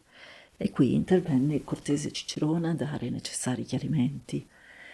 In questo dipartimento gli economisti, gli industriali, i commercianti, che per il loro impegno, per le loro intraprese, per i loro studi hanno acquistato una fama mondiale, esaminano i grandi problemi del commercio cosmico a cui danno preziosi consigli, grazie alle informazioni statistiche che qui si raccolgono da ogni parte del mondo e a cui fanno appello gli industriali e i commercianti di tutto il pianeta. Eccovi un esempio di una delle funzioni esercitate da questo ministero. Da 3 o 4 anni nel Canada si fondò una grande fabbrica di un nuovo materiale di costruzione per le case che consiste nella riduzione in pasta degli alberi di acero di quelle immense foreste che si mescola con diversi silicati solubili. La solidità e il poco prezzo di questo materiale, la sua poca o nessuna conducibilità per il calorico, lo resero in poco tempo popolarissimo e l'uso andò diffondendosi in tutti i paesi del mondo. La fabbrica, incoraggiata da successo, raddoppiò la produzione della pasta e la spinse ad un eccesso superiore al bisogno. In pari tempo a Giava sorse un'altra fabbrica dello stesso genere che anch'essa produce troppo. Il governo centrale di qui, avvertito del fatto e forte dei dati statistici raccolti dalla produzione e il consumo della pasta di carte costruttive, avvertì per telegrafo l'una e l'altra fabbrica perché limitassero la produzione al necessario. Senza questo avvertimento, che fu comunicato proprio in questa settimana, dopo poco tempo una delle due manifatture avrebbe dovuto fallire. E lo stesso viene fatto per tutte le altre grandi industrie che da questo centro ricevono istruzioni e consigli. Un'altra grande missione di questo dicastero consiste nello studiare in opportuni laboratori i prodotti delle industrie nuove, che spesso non corrispondono per il loro valore reale alle speranze sempre troppo ottimiste dei loro inventori. Qui si sfrondano molte illusioni, ma si impediscono anche molte catastrofi. Quanto al commercio si fa lo stesso come per l'industria. Questo dicastero non è un organo fiscale, ma un semplice ufficio di informazioni. Ogni grande commerciante di Pechino, di Nuova York, di Genova o di Londra può nello stesso giorno conoscere per telegrafo il movimento commerciale di tutto il mondo rappresentato dalle navi entrate e uscite nei diversi porti e la natura e la quantità delle merci che portano in grembo. Dopo aver salutato e ringraziato la loro guida, i nostri viaggiatori lasciarono il palazzo del governo, ammirati dell'ordine che vi regna sovrano e superbi di essere nati in un'epoca che ha raggiunto tanti e così alti progressi nel movimento della civiltà. Nell'uscire dal palazzo, però, Paolo e Maria videro a fianco dell'entrata una palazzina a un sol piano, da dove partono un'infinità di fili che si dirigono verso tutti i punti dell'orizzonte. Sulla porta sta scritto a grandi caratteri una sola parola: denaro. Vollero informarsi che cosa fosse quell'uffizio. È null'altro che la ragioneria cosmica, come chi dicesse l'organo finanziario del nostro pianeta, e che rappresenta tutte le funzioni che un tempo esercitavano con un complicatissimo meccanismo i ministri di finanza, la Corte dei Conti, le esattorie e tutti gli svariati strumenti di tortura coi quali si estorceva il denaro dalle borse dei contribuenti per sopperire alle spese del governo. Le 4 grandi sezioni dello Stato informano la Ragioneria centrale di quanto occorre per le spese universali di bonifica, di esplorazioni scientifiche, di salvaguardia della salute pubblica e il Ragioniere Capo, dopo essersi consultato coi suoi pochi colleghi, una volta all'anno fa sapere a tutto il mondo il tributo che si esige da Andropoli. Il podestà di ogni regione ripartisce il tributo sopra ogni cittadino secondo le sue ricchezze. La tassa cresce in ragione geometrica della rendita di ogni cittadino. I poveri non pagano nulla. Questo è il bilancio cosmico, ma ogni comune ha il proprio bilancio. E anche qui le tasse sono geometricamente progressive e i poveri sono esenti da ogni tributo. Ogni regione ha un consiglio dei reclami, dove si mandano le proteste di coloro che si credono tassati soverchiamente o ingiustamente, e Andropoli ha poi il proprio consiglio per i reclami della tassa cosmica. I giudizi emanati da questo consiglio sono senza appello. Le proteste poi nell'anno 3000 sono molto rare perché le tasse non vengono pagate che dai ricchi, perché sono molto modeste e soprattutto perché ognuno sa di pagare in proprio vantaggio, da che le entrate sono spese tutte a beneficio di ciascuno e dei grandi interessi universali. Capitolo sesto. In una piazza tutta alberata di piante europee verdi si ergono in Andropoli 2 edifici l'uno dirimpetto all'altro. L'uno è il ginnasio, dedicato alla ginnastica, l'altro è la scuola, dedicata all'istruzione. Sul vestibolo del ginnasio sta scritto a caratteri d'oro: «Siate sani e sarete a metà del cammino che conduce alla felicità. Siate forti e sarete liberi». Davanti al ginnasio si innalza una statua colossale e bella. È un Ercole che è anche un Apollo e che rappresenta la calma nella forza. I nostri viaggiatori visitarono anche il ginnasio, che noi descriveremo sotto la loro dettatura, ma a grandi tratti soltanto, perché per entrare in tutti i meravigliosi particolari di quella scuola dei muscoli converrebbe fare la storia atletica dell'anno 3000 e ci vorrebbe un volume. Tutto quanto il ginnasio è diviso in 2 grandi sezioni, una per gli uomini e l'altra per le donne, e soltanto in occasione di grandi feste atletiche i 2 sessi si riuniscono in apposito circo per le loro gare. Nella parte destinata alle donne tutti i maestri appartengono al bel sesso, il direttore generale del ginnasio però è un uomo. Tanto in una sezione come nell'altra i genitori, i parenti e gli amici dei discepoli possono assistere alle lezioni, alle gare, agli spettacoli che si danno periodicamente. Siccome nelle loro grandi linee le 2 sezioni, la maschile e la femminile, si corrispondono perfettamente, così noi descriveremo soltanto il riparto degli uomini. Il primo riparto che si incontra a destra, appena entrati nel ginnasio, porta scritto sulla sua porta in lingua cosmica 2 parole che corrispondono all'antico latino «alere flammam». Infatti lì entrano i fanciulli deboli che vogliono robustirsi, i convalescenti che vogliono più presto ripigliare le loro forze e tutti coloro che senza essere deboli vogliono allenarsi dovendo fare lunghi e faticosi viaggi o volendo fare per qualunque cagione uno straordinario consumo di forza. Un buon allenamento che trasforma un pallido letterato indebolito dallo studio in un robusto viaggiatore non dura che un mese. La prima operazione che deve subire l'allevando è la bagnatura fredda generale fatta con grosse spugne, a cui tien dietro il massaggio generale, che non si fa più con le mani di un massatore, ma con un ingegnosissimo strumento detto il pantomasso.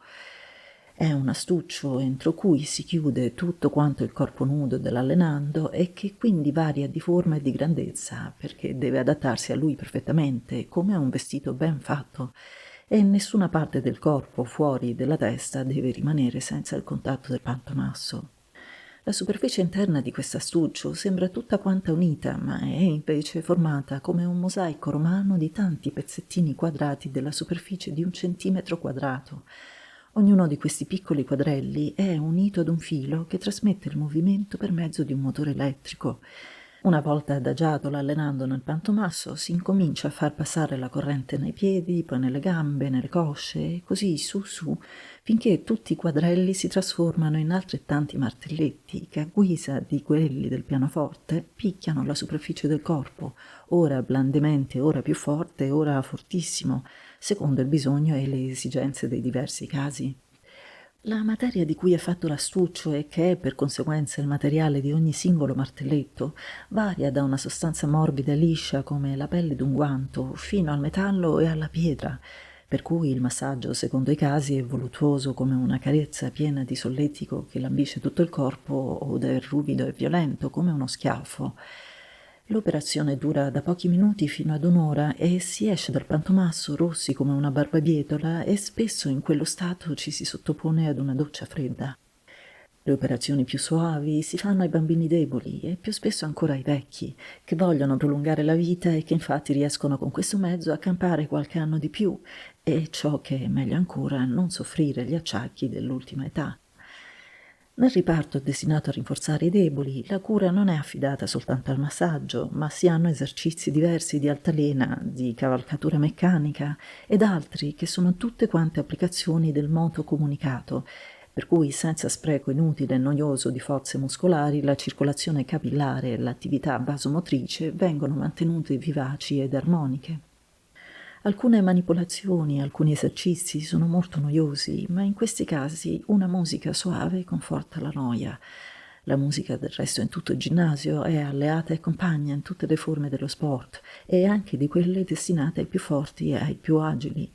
Gli igienisti dell'anno 3000 si sono convinti da un pezzo che ogni esercizio ginnastico che riesce noioso o dispiacente perde la metà almeno della sua efficacia medicatrice, in taluni casi riesce anzi dannoso alla salute.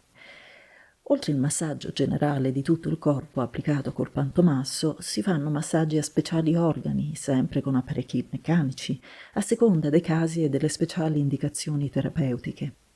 Spesso il massaggio è associato alla corrente elettrica, dinamica e nervea e a speciali abbassamenti o innalzamenti di temperatura, per cui è possibile nello stesso individuo di portare su tutta la superficie del corpo o anche soltanto sopra un centimetro quadrato della sua pelle una data quantità di moto, di calore e di elettricità, diversamente associati e diversamente nell'intensità e nel tempo. Nel ginnasio, in singoli riparti, si studia l'equitazione, il nuoto, la lotta, il salto, la corsa, il velocipedismo, insomma tutti gli esercizi dello sport. Un'intera sezione dedicata all'idroterapia igienica e curativa e chi volesse comparare i metodi usati nell'anno 3000 con quelli rozzi e primitivi del secolo XIX potrebbe persuadersi dei grandi progressi che aveva fatto questo ramo dell'igiene. Il ginnasio nello stesso tempo una scuola e una palestra. Nella scuola si accettano i fanciulli e i giovanetti che, dopo essere stati visitati da un medico, sono consigliati a seguire un dato metodo di ginnastica che si adatta alla loro età e alla loro costituzione. Dopo un certo tempo possono chiedere di essere sottoposti ad esame e ricevono un attestato che li dichiara egregi o mediocri cavallerizzi, nuotatori, lottatori, eccetera. In questi tempi ogni uomo si crederebbe disonorato se giunto ai 20 anni non sapesse nuotare, cavalcare, correre, saltare, lottare. La forza muscolare ben esercitata ha fatto quasi del tutto scomparire dalla terra il nervosismo, la nevrastenia e tutti i malanni fisici che avevano tanto tormentato uomini e donne dalla fine del secolo XIX fino al secolo XXI. Ogni anno si danno 2 o 3 grandi feste atletiche, nelle quali gli allievi e i dilettanti del ginnasio fanno bella mostra di sé. Sono feste solenni alle quali prende viva parte di curiosità amorosa tutta la popolazione e vi assiste sempre anche il Pancrate coi suoi 4 grandi ministri. Capitolo settimo. Dirimpetto al ginnasio si innalza severo e grande un gigantesco edifizio composto di 3 palazzi riuniti da una galleria comune e da giardini. Sul vestibolo di architettura greca si leggono queste parole: volere e potere, ma a patto di sapere. Maria lesse questo motto con sorpresa e con ammirazione e volta a Paolo gli disse: «Oh, quanta sapienza in queste poche parole! Mi pare che in esse riposa tutta la scienza della vita. Esse possono servire di pietra fondamentale all'arte di essere felici e a tutta la pedagogia. E chi l'avrà pensata?» Credo che le avranno pensate tutti quanti gli uomini di buon senso, da che il germe di tutte le grandi verità è riposto in ogni cervello ben organizzato, ma chi le pronunziò per la prima volta fu un cittadino di Firenze, che visse verso la fine del secolo XIX, che fu deputato sindaco della sua città ed anche ministro. Si chiamava Ubaldino Peruzzi e fu arguto, attivo, pieno di attico sale e di buon senso, e a provarlo basterebbero queste sante parole che oggi vediamo scolpite in caratteri d'oro sul palazzo della scuola. Al palazzo della scuola si sale per una larga scalinata alla cui sommità proprio nel mezzo si vede una statua colossale che rappresenta la scienza. Quella statua è fusa in elettro, metallo fatto d'una lega d'argento, di palladio e di alluminio, che vince in bianchezza la neve e in splendore supera tutti i metalli più sfolgoranti conosciuti nell'antichità. Quando il sole la illumina, brilla di tanta luce che appena si può guardarla e nella notte splende ancor più, illuminata sempre dalla luce elettrica. La statua ha due grandi occhi fatti di diamante, che col sole e con la luce elettrica appaiono due stelle. Guarda verso il cielo sorridendo, come se spiasse il lontano orizzonte, e col braccio destro rivolto in alto tiene una fiaccola che, con l'artifizio di diverse luci dei colori dell'iride, sparge tutto d'intorno come tanti raggi sfolgoranti. Il palazzo della scuola è in una piazza posta ad una certa altura, per cui quella statua veduta nella notte da ogni punto della città sembra un faro. E infatti è il faro di Andropoli, è la luce della scienza che dalla capitale del nostro pianeta sembra illuminare tutto il mondo. E non fu forse la scienza quella che guidò gli uomini alla ricerca del vero e del buono? E non fu forse la scienza che trasformò il selvaggio irsuto e feroce, preda delle belve e degli uragani, nell'uomo bello e potente, che guida il fulmine e trafora i continenti, e che lo ha fatto padrone assoluto del suo pianeta e gli fa sperare nell'anno 3000 di far sentire la sua voce ai suoi colleghi planetari. Paolo e Maria, entrati nel vestibolo del palazzo, seppero che i tre edifici dei quali è composto sono dedicati alle tre grandi branche dell'insegnamento: la prima scuola, la scuola media, gli alti studi. Vollero visitare la prima scuola accompagnati da uno dei maestri che si offerse loro come guida. Percorsero rapidamente le ampie sale ben ventilate, inondate di luce e di aria pura, e dove siedono gli scolaretti, uno separato dall'altro e seduti in comoda sedia col rispettivo scrittoio. I maestri circolano fra banco e banco, badando al compito assegnato, dando consigli e ammonizioni secondo il caso. In una delle scuole gli scolari stanno scrivendo. Non è la scrittura antica durata fino al secolo XXI, nella quale vocali e consonanti dovevano essere tutte quante rappresentate da una lettera, ma era una stenografia in cui le vocali erano tutte omesse o indicate da segni semplicissimi, per cui la scrittura era 10 volte più celere dell'antica. Il maestro, che serviva di guida ai nostri viaggiatori, disse loro che in quelle scuole elementari giungono i ragazzi dopo i 6 anni e che quasi tutti hanno già imparato nelle loro famiglie il leggere e lo scrivere. Qui noi insegniamo praticamente la morale, l'aritmetica, un po' di storia, l'arte di esprimere i propri pensieri nella lingua cosmica, gli elementi di fisica, di chimica e di scienze naturali che possono riuscire più indispensabili alla pratica della vita. Nessun insegnamento religioso, perché ogni famiglia ha la propria religione e i genitori, secondo le loro idee, istruiscono i figliuoli in quella religione che hanno adottato. In questa prima scuola ragazzi e ragazze studiano insieme e i maestri sono maschi e femmine senza distinzione, e i genitori però hanno diritto di scegliere un maestro o una maestra a loro piacimento. L'istruzione elementare non dura che 3 anni, gli scolari pagano quasi tutti l'insegnamento che è loro conferito, non è che ai poverissimi che provvede lo Stato. Le lezioni non durano che 3 ore al giorno con 2 giorni di vacanza per settimana. Dalla prima scuola passarono i nostri pellegrini alla scuola media, che corrisponde alla scuola secondaria del mondo antico. Vi si insegna tutto ciò che serve alla cultura generale e l'insegnamento è diviso in 2 grandi branche, gli studi scientifici e gli studi letterari. Nessuna lingua antica, si studiano soltanto gli scrittori della lingua cosmica e nell'analisi critica delle loro opere si cerca di educare il sentimento del bello. La storia e la geografia si insegnano a tutti e formano lo scheletro dell'insegnamento. La filosofia è scomunicata da un pezzo, perfino nel nome, ed è stata sostituita dalla psicologia e dall'antropologia. Negli studi scientifici è data una parte maggiore all'insegnamento delle scienze naturali, delle matematiche elementari, della meccanica, della fisica e della chimica.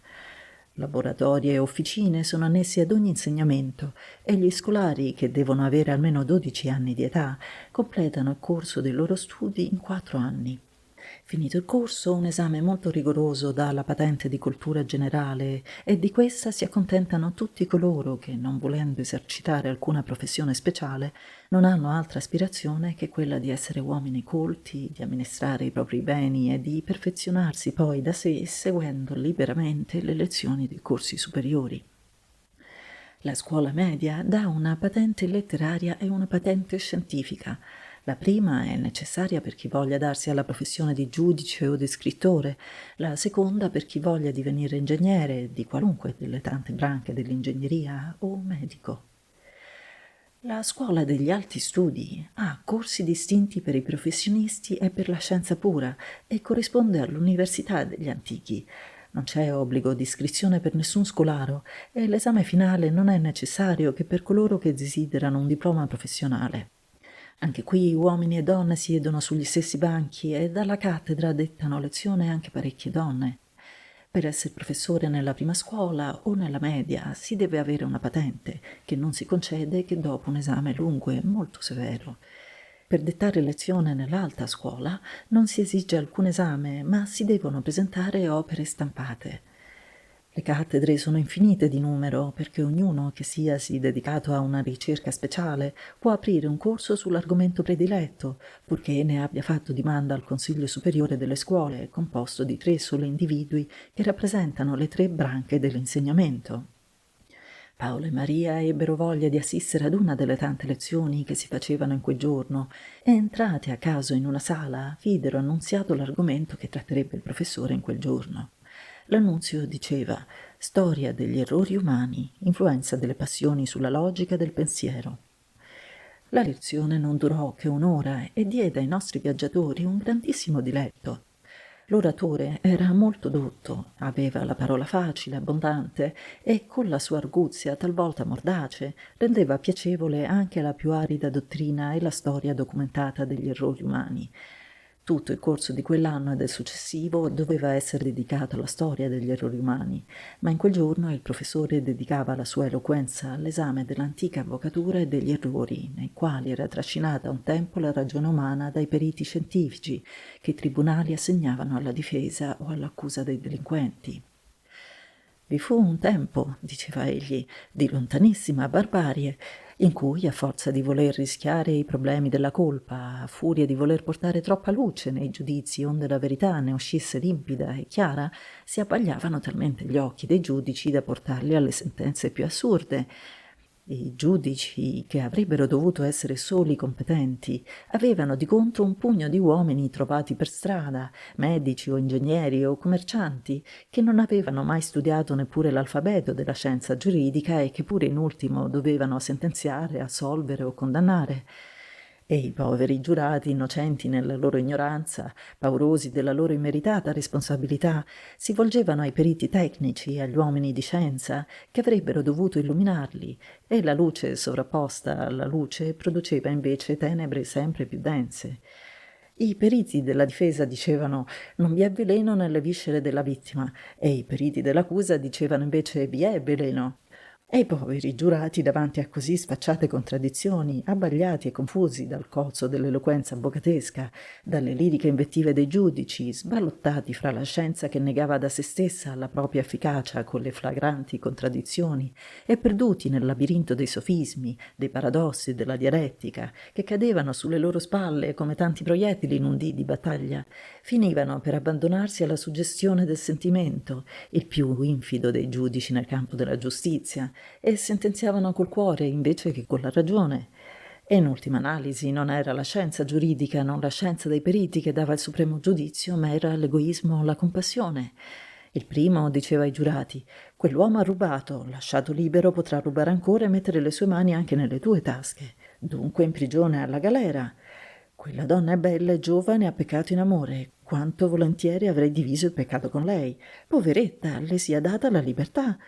E quando invece la compassione compariva o scuoteva le fibre sensibili dei giudici, era assolto il colpevole, quando la compassione per lui era più forte che per la vittima.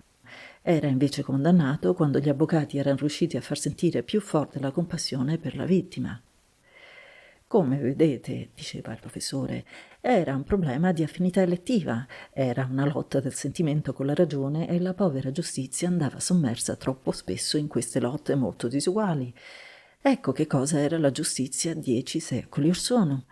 Ma non vogliamo essere troppo superbi noi altri uomini del secolo XXI, perché anche noi non sappiamo sempre disgiungere e separare nettamente il cuore dal pensiero nei nostri giudizi.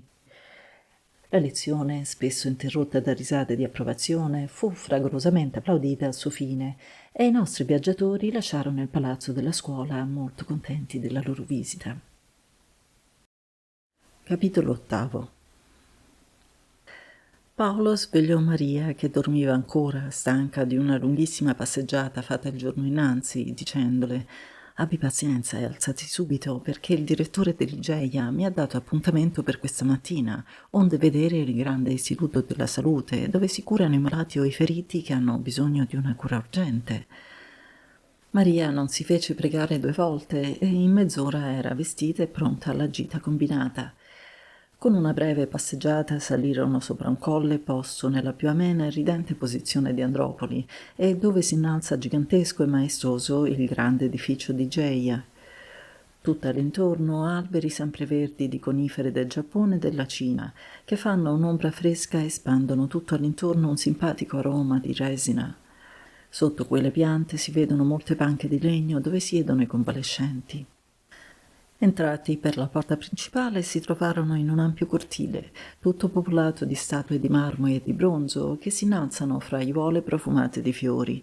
Nel centro campeggiano 3 statue, quelle dei 3 grandi fondatori della medicina antica. Vedi, Maria, questo è Ippocrate, medico greco che visse 4 secoli prima del Cristo e che fu per molti anni il padre dell'antica medicina. Egli ci ha lasciata la più vasta enciclopedia di scienza medica che mai sia stata scritta da un solo uomo. Nei suoi libri si trovano verità che sono vere anche oggi. E quest'altro è Avicenna, medico arabo, a cui fu innalzata questa statua non per la farraginosa compilazione polifarmaca di 1000 ricette, ma perché scrisse che la medicina è l'arte di conservare la salute, profetizzando così ciò che sarebbe l'arte medica molti secoli dopo di lui. Quest'altro è Galeno, medico greco anche egli, ma che esercitò l'arte sua a Roma. Egli ha messo la prima pietra all'anatomia umana, desumendola da quella della scimmia, non essendo ai suoi tempi lecito il taglio del cadavere dell'uomo. Oltre a questa sua gloria, egli fece fare passi giganteschi alla medicina e alla chirurgia. Tutto all'intorno tu vedi più di una cinquantina di altre statue, innalzate tutte per trasmettere ai posteri la memoria di medici illustri. Né io starò a indicarteli tutti, perché dovrei farti la storia di tutta l'arte medica nei suoi molteplici rami. Voglio soltanto che ci fermiamo dinanzi ai più grandi fra essi. Questo è Jenner, che con la scoperta del pus vaccinico e della vaccinazione preparò quella del Pasteur, che visse e morì in Francia nella seconda metà del secolo XIX e che estese la vaccinazione al carbonchio, alla idrofobia, aprendo una nuova era all'arte curativa. E come tu vedi la sua statua fu messa con molta ragione accanto a quella dello Jenner. Subito dopo la statua del Pasteur tu vedi quella del Lister, che con la sua cura antisettica salvò milioni di vittime, rendendo possibili le più audaci operazioni chirurgiche e innocue quasi tutte. Quest'altra statua è innalzata al dottor Micali, medico italiano, che nel secolo XXV, perfezionando la luce Röntgen, riuscì a rendere trasparente tutto quanto il corpo umano, permettendo così di vedere ad occhio nudo il cervello, i polmoni, il cuore, e tutti quanti i visceri e perfino il midollo delle ossa.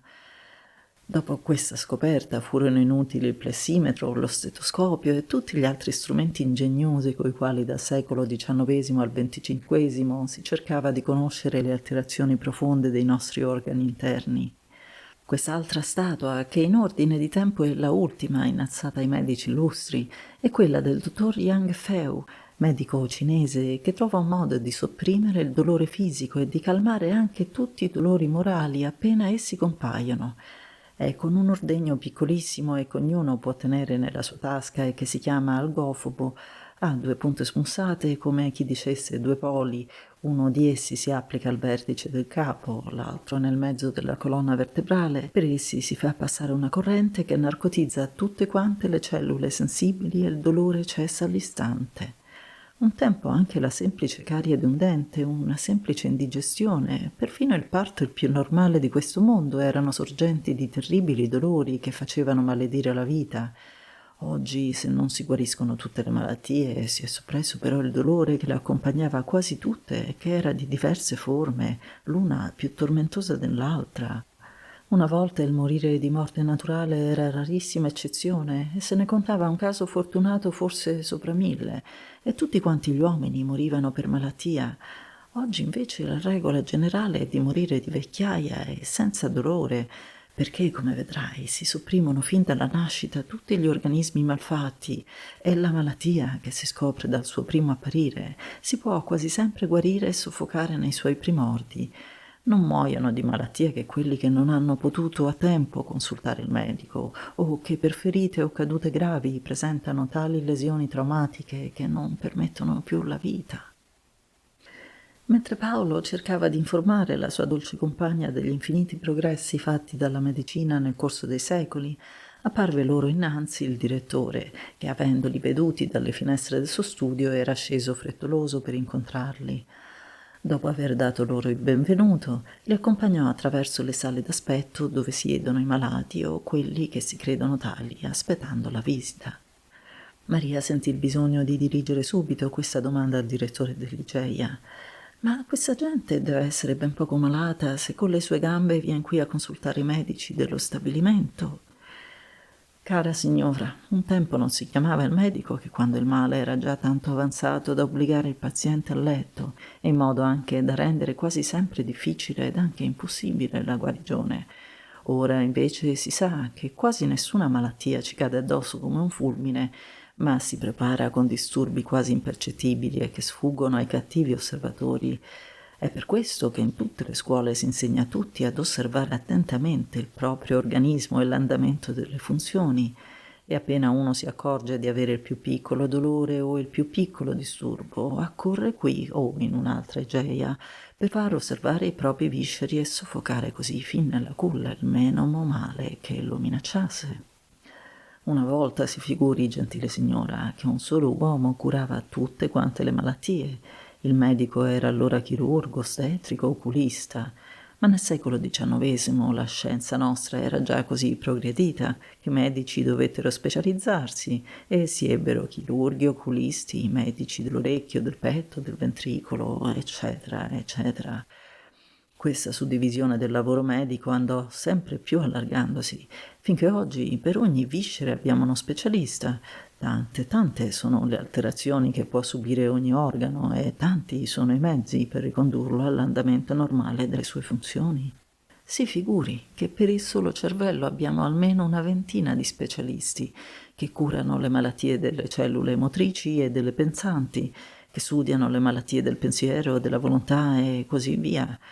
Così come abbiamo osteopati per le affezioni delle ossa, ematopati per le malattie del sangue, epatopati per quelle del fegato, nefropati per quelle del rene, gastropati per quelle del ventricolo e così di seguito.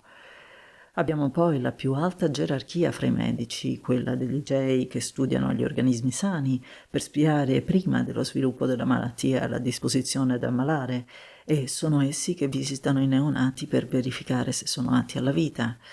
Anche fra essi si è formata una sottospecialità, che è quella dei psicoegei, che, come vedremo tra poco, constatano nel neonato le future attitudini al delitto, onde sopprimere i delinquenti prima che essi possano recar danno alla società in cui sono nati. Ma ecco qui che un medico astante passa in rivista i clienti giunti questa mattina per indicare loro a quale sezione dell'Igeia devono dirigersi per essere visitati. Un giovane chiamava i clienti per il numero che era stato loro consegnato alla porta e dopo aver domandato loro di che soffrissero, indicava loro se dovessero consultare il gastropato, l'epatopato o l'ematopato. Era una visita molto sommaria e l'indicazione poteva anche essere sbagliata, ma lo specialista l'avrebbe poi corretta quando avesse visitato il cliente con la luce perfezionata del Röntgen. Questa operazione distributiva dei malati si faceva col massimo ordine, senza dispute e senza confusione, e in meno di mezz'ora tutta la sala rimase vuota, perché ognuno aveva avuto l'indicazione che doveva guidarlo all'uno o all'altro dipartimento dell'IGEIA. «Ed ora che abbiamo veduto la sala d'aspetto», disse il direttore, «andiamo a visitare uno dei tanti compartimenti nei quali gli specialisti osservano i malati e prescrivono loro il metodo di cura. Se non dispiace loro, andremo nella sezione dei pneumopati, cioè di quelli che soffrono degli organi respiratori». Entrarono infatti in questa sezione dove molti malati d'ambo i sessi aspettavano di essere visitati. Un giovane gracile, pallido e sottile stava per l'appunto aspettando la chiama. Il pneumologo lo invitò a svestirsi e quando fu del tutto nudo lo pregò di mettersi in piedi in una specie di nicchia, e allora a un tratto scomparve la luce che rischiarava la camera e tutto rimase nel buio. Subito dopo però il medico diresse un fascio di luce su quell'uomo nudo che divenne trasparente come se fosse di vetro. Si vedeva il cuore batter frettoloso e irregolare, si vedevano i polmoni dilatarsi e contrarsi ritmicamente, si vedevano tutti i visceri del ventre, come se quell'uomo fosse stato aperto dal coltello anatomico. Si poteva scorgere perfino il midollo nel profondo delle ossa. Il pneumologo lo guardò lungamente con un doppio cannocchiale, facendo mettere il malato di fronte, poi di fianco, poi col dorso rivolto a lui e poi: «Consolatevi che il vostro male è sul principio ed è guaribile in poco tempo. Voi siete minacciato da una tubercolosi, ma sarà vinta con un buon regime respiratorio e alimentare. Vestitevi e io scriverò ciò che dovete fare». Il medico andò a un tavolino e scrisse queste prescrizioni: recarsi subito sull'Everest alla stazione di Darley, posta all'altezza di 2000 metri, prendervi alloggio e rimanervi per un anno intero. Poi in seguito per parecchi anni ritornarvi soltanto nei mesi dell'inverno, dieta lattea e carnea. Per gli altri particolari l'ammalato seguirà i consigli del medico direttore della stazione di Darley. L'ammalato, che veniva da un villaggio lontano e molto all'infuori della corrente della nuova civiltà, domandò al medico pneumologo: «Non dovrò prendere nessuna medicina?» Il medico si mise a ridere poi: «Che nel vostro villaggio avete ancora dei farmacisti? Qui ad Andropoli e in tutte le grandi città planetarie le farmacie non esistono più da forse un secolo. Le pillole, le pozioni, i cerotti sono avanzi della medicina antica. Oggi si curano tutte le malattie col cambiamento di clima, col regime alimentare e con l'applicazione razionale del calore, della luce e dell'elettricità. I farmacisti furono per molti secoli i continuatori dei maghi che curavano le malattie con gli esorcismi e coi versetti del Corano, con la preghiera rivolta a Dio, alla Beata Vergine e ai suoi santi. E le ricette erano come lettere indirizzate a persone di cui si ignora il domicilio. Qualche volta per caso incontravano chi doveva riceverle, ma il più delle volte pillole, polveri e decotti, dopo una corsa più o meno rapida attraverso il tubo gastroenterico, andavano a finire in eccesso senza aver incontrato il viscere a cui erano indirizzate e che avrebbero dovuto curare e guarire. Ogni medico aveva la sua ricetta e ogni scuola cambiava metodo di cura. In quell'epoca che un grande poeta francese, che fu anche per poco tempo presidente della Repubblica di Francia, fece la più amara ma la più vera critica della medicina del suo tempo, dicendola une intention de guérir. Ma anche per parecchi secoli dopo il Lamartine quella definizione fu la fotografia fedele dell'arte di curare i malati. Il pneumologo passò a visitare gli altri malati e i nostri viaggiatori, con la loro guida, escirono da quel riparto per recarsi a quello in cui si visitavano i neonati. Paolo e Maria avevano osservato che quel malato di petto che aveva subito la visita davanti ad essi, ringraziando il medico, gli aveva messo in mano un piccolo cartoncino. Era il pagamento della sua visita. Nell'anno 3000 da gran tempo non circolava più il denaro e la moneta corrente è costituita da tanti cartoncini piccolissimi e tutti della stessa grandezza, che portano un timbro, quello del ministro delle finanze, e dove in una linea lasciata in bianco ognuno scrive il proprio nome e la somma che vuole. Il colore del cartoncino indica le somme che si possono scrivere su di esso, essendo viventi serie, contraddistinte ciascuna da un diverso colore. Da 1 lira a 100 cartoncino bianco, da 100 a 500 cartoncino bigio, da 500 a 1000 cartoncino azzurro chiaro, da 1000 a 2000 cartoncino azzurro scuro, da 2000 a 5000 cartoncino verde glauco, da 5000 a 10.000 cartoncino verde smeraldo, da 10 a 20.000 cartoncino giallo pallido, da 20 a 50.000 cartoncino arancione, da 50.000 a 100.000 cartoncino violetto chiaro, da 100 a 200.000 cartoncino violetto scuro, da 200 a 300.000 cartoncino mezzo bianco e mezzo nero, da 300 a 500.000 cartoncino roseo, da 500 a 600.000 cartoncino roseo scuro, da 600 a 700.000 cartoncino mezzo giallo e mezzo verde, da 700 a 800.000 cartoncino mezzo azzurro e mezzo rosso, da 800 a 900.000 cartoncino mezzo verde e mezzo rosso, da 900.000 a 1.000.000 cartoncino mezzo bruno e mezzo rosso, da 1 a 2 milioni cartoncino mezzo bianco e mezzo verde, da 2 a 3 milioni cartoncino argenteo, da 3 a 10 milioni cartoncino aureo. Il valore di queste monete è dato però non dalla firma di chi lo spende, ma da quella dell'ottimato che si legge in basso a destra del cartoncino. Gli ottimati sono i cittadini più onesti, più ricchi e più stimati del paese, ai quali il Consiglio Superiore di Governo ha dato, dopo lunga discussione e ponderato esame, quel titolo onorifico. Così come vi sono cartoline di diverso valore, così ogni ottimato, secondo la fortuna che gli possiede, può firmare una diversa categoria di cartoncini. Come è naturale, gli ottimati più ricchi possono firmare anche cartoncini argentei e aurei, e ve ne hanno alcuni di fama così universale che la loro firma vale in tutto quanto il pianeta. I più modesti di fortuna, conosciuti soltanto nel loro villaggio o nella loro città, non sono autorizzati che a firmare cartoncini di somme più esigue. Gli ottimati, per dare a quei pezzetti di carta il valore desiderato, non hanno bisogno di altre firme oltre la propria, e si può dire che battono moneta in casa propria.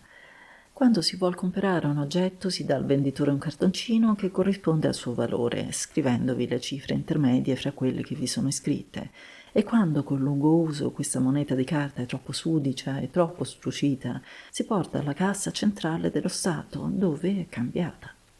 Unico inconveniente di questa moneta è la sua combustibilità, ma in caso di incendio chi può presentarsi alla cassa centrale, raccomandato da 4 ottimati come onesto, giura sul proprio onore di aver perduto una data somma e questa gli è puntualmente subito rimborsata. Se quella sventura colpisce un ottimato, basta la sua parola per dar fede alla propria dichiarazione. Ed ecco come si è incoraggiati nell'anno 3000 ad essere onesti, sinceri ed essere perfetti galantuomini, da che l'onestà dà credito e il credito procura la ricchezza. È inutile dire che 2 volte all'anno in ogni città e in ogni provincia i consiglieri della finanza si riuniscono per fissare le norme della circolazione, la quale è sempre regolata dalla ricchezza del paese e dalla capacità finanziaria dei singoli ottimati che firmano i cartoncini. Questa moneta, comoda a maneggiarsi e garantita dalla perfetta onestà di chi la firma, corre con lo stesso valore in tutti i paesi del mondo ed ha semplificato d'assai il corso del commercio e l'andamento di tutti gli affari. Il cartoncino con cui il povero tubercoloso aveva pagato il medico pneumologo era bianco e vi era scritta la cifra di lire 50, onorario comune in quel tempo di una semplice visita medica. I poveri sono visitati gratuitamente o per essi sono pagati dai ricchi. I nostri viaggiatori percorsero rapidamente le corsie dove erano curati gli infermi a cui occorre una pronta e urgente medicazione o che devono subire operazioni chirurgiche difficili o impossibili nelle abitazioni private. Le chiamo corsie per adoperare una vecchia parola e perché le camere dei malati erano poste le une dopo le altre e in 2 file separate da un ampio corridoio, ma ciascun malato ha la propria camera abbastantemente ampia e dove opportuni ventilatori rinnovano l'aria di giorno e di notte, mantenendovi sempre la temperatura dovuta secondo la stagione e la natura del male. Inutile dire che pareti e pavimento sono di porcellana azzurrina onde non offendere la vista e vengono lavate ogni giorno onde impedire qualunque infezione. Prima di passare alla sezione degli DJ, disse il direttore, Daremo un'occhiata al dipartimento in cui si curano le malattie traumatiche, cioè le ferite, le bruciature, le fratture e tutte le lesioni prodotte da accidenti meccanici o da violenze esteriori. Purtroppo la civiltà, per quanto avanzata, non può difenderci da queste disgrazie e la chirurgia deve curarle, come la medicina fa delle malattie che si sviluppano spontaneamente. Entrati nella sezione dei traumi, un chirurgo stava appunto medicando una grave ferita in un braccio con grave perdita di sostanza. Ecco qui, miei signori, un caso molto interessante. Un tempo questa ferita, anche con la cura antisettica più perfetta, avrebbe lasciato una grande deformità con assoluta impotenza dell'arto ferito. Invece oggi sappiamo produrre artificialmente dei protoplasmi che appena preparati si applicano dove manca una porzione di pelle o di muscolo. Si fa in questo modo un vero innesto di sostanza germinativa che, messa in contatto dei tessuti vivi, prolifica e riproduce il muscolo che manca. E così il braccio è restituito allo stato normale e riprende le sue funzioni. La parte difficile di questa operazione consiste nel mettere la quantità precisa di protoplasma che si richiede e che non deve essere né scarsa né eccessiva, ma la pratica del chirurgo riesce a raggiungere lo scopo desiderato. Paolo e Maria videro altri casi di fratture e di lussazioni che erano medicati senza dolore e con la massima facilità. Ed ora, disse il direttore, andiamo a visitare la sezione degli Igei. Maria, che aveva udito parlare della soppressione dei bambini inabili alla vita, ma che non ne sapeva altro, era alquanto turbata e incerta se dovesse entrare in quel dipartimento. Ma Paolo le disse: «Noi dobbiamo e vogliamo vedere ogni cosa, andiamo». Entrarono così in una vasta sala dove si sentiva un confuso guaito di 100 bambini che piangevano fra le braccia delle loro mamme o di altre donne. Era una scena molto triste perché il pianto di tante creature innocenti era reso ancora più triste dalla fisonomia angosciosa di quelle donne che aspettavano dal medico la sentenza di vita o di morte dei loro figliolini. «Ecco qui», disse il direttore, «tutti questi bambini non hanno più di 3 giorni di vita e le loro mamme possono accompagnarli da che ora il parto non è più una malattia che un tempo obbligava le partorienti a stare a letto per più di un mese. I progressi dell'igiene hanno reso il parto una funzione naturale che si compie senza dolore e senza lasciare alcuna triste conseguenza. La donna oggi partorisce come qualunque altro animale e poche ore dopo il parto si alza dal letto per accudire alle proprie faccende e qui, come vedete, quasi tutti i bambini sono condotti dalle loro stesse madri, meno alcune poche, molto sensibili o timorose di lasciare qui per sempre il frutto delle loro viscere che li affidano a qualche loro stretta parente». In quel momento fu chiamato il bambino del numero 17. Avanti 17. Una mammina giovane, robusta e bella si alzò da sedere col proprio bambino in braccio. Si vedeva nel suo volto che nessuna trepidazione la tormentava e che era troppo sicura di ritornare a casa con la sua creaturina. Ligeo prese il bambino, che era già quasi svestito, e lo mise nudo affatto sopra una specie di trespolo. Immediatamente un fascio di luce lo inondò, rendendolo trasparente come se fosse di vetro, e il medico, dopo averlo mutato di posizione e guardandolo con un cannocchiale, disse ad alta voce: «Numero 17, bambino sano, robusto, atto alla vita». E poi si ritirò mentre un altro medico, un psicoigeo, lasciando il bambino sullo stesso trespolo, diresse una luce più penetrante sul suo cranio, guardandolo lungamente con un altro cannocchiale che ingrandiva centinaia di volte le cellule cerebrali. L'esame durò una buona mezz'ora, poi il medico disse: «Cervello normale, nessuna tendenza a delinquere». I 2 verdetti dei 2 medici furono ripetuti per iscritto da un segretario, poi firmati dall'igeo e dal psicoigeo e consegnati alla madre che, lieta e orgogliosa, se ne partì, ringraziando i dottori e gettando intorno a sé nel circolo affollato dalle mamme uno sguardo di trionfatrice e di donna felice. Essa aveva dato al mondo un cittadino sano, robusto e incapace al delitto. Numero 18. E un nuovo bambino fu sottoposto allo stesso duplice esame del numero 17, riportando questi 2 verdetti. Bambino sano ma non robusto, atto a vivere ma bisognoso di un'alimentazione tonica e ricostituente, cervello normale, carattere timido e pauroso, educazione virile e spartana. Il numero 19 era un bambino bellissimo e robusto, ed esso riportò questa doppia sentenza. Bambino sano, robusto, atto alla vita, cervello normale ma con una ipertrofia del centro genitale, disposto alla lussuria, dirigere l'educazione ed indebolire questa tendenza. Maria sperava che le visite avrebbero avuto tutte un analogo risultato, per cui non avrebbe assistito alla distruzione di nessuna creatura, ma ecco che il numero 20, un bambino gracilissimo e che per di più era nato di 8 mesi, sottoposto all'esame del liceo, fece aggrottare le sopracciglia al medico, il quale con un campanello chiamò a sé altri 2 medici consulenti che stavano in una camera vicina, pronti ad essere chiamati, e l'un dopo l'altro rifecero l'esame del povero bambino, crollando anch'essi il capo con aria compunta e dolorosa. I 3 medici si accordarono in questo giudizio: bambino gracilissimo, tubercoloso, inetto alla vita. Quando la madre ebbe udito questa lugubre sentenza, si mise a singhiozzare chiedendo ai medici: non potrebbe una cura opportuna dare al mio bambino una buona salute? No, risposero 3 voci ad un tempo. E allora Ligeo, che per il primo aveva visitato il bambino, rivolto alla madre: e dunque? La madre raddoppiò i singhiozzi e, restituendo il figliolo ai medici con voce sensibile, rispose: sì. Quelle dunque voleva dire: permettete dunque che il vostro bambino sia soppresso. Infatti un inserviente prese il bambino, aprì un usciolo nero posto nella parete della sala e ve lo mise, chiudendo la porticina. Fece scattare una molla, si udì un gemito accompagnato da un piccolo scoppio. Il bambino, inondato da una vampa di aria calda a 2000 gradi, era scomparso e di lui non rimaneva che un pizzico di ceneri. La madre, appena aveva pronunziato il suo disperato sì, era scomparsa dalla sala e il Ligeo, triste in volto ma calmo, aveva chiamato numero 21. Maria piangeva e voleva ad ogni costo lasciare quella sala d'orrore, ma Paolo, che pur sapendo come si sopprimessero i bambini inabili alla vita, non aveva mai voluto assistere a quella crudele insieme pietosa operazione, era affascinato da quella scena terribile, per cui disse: Maria, ancora uno soltanto e poi ce ne andremo.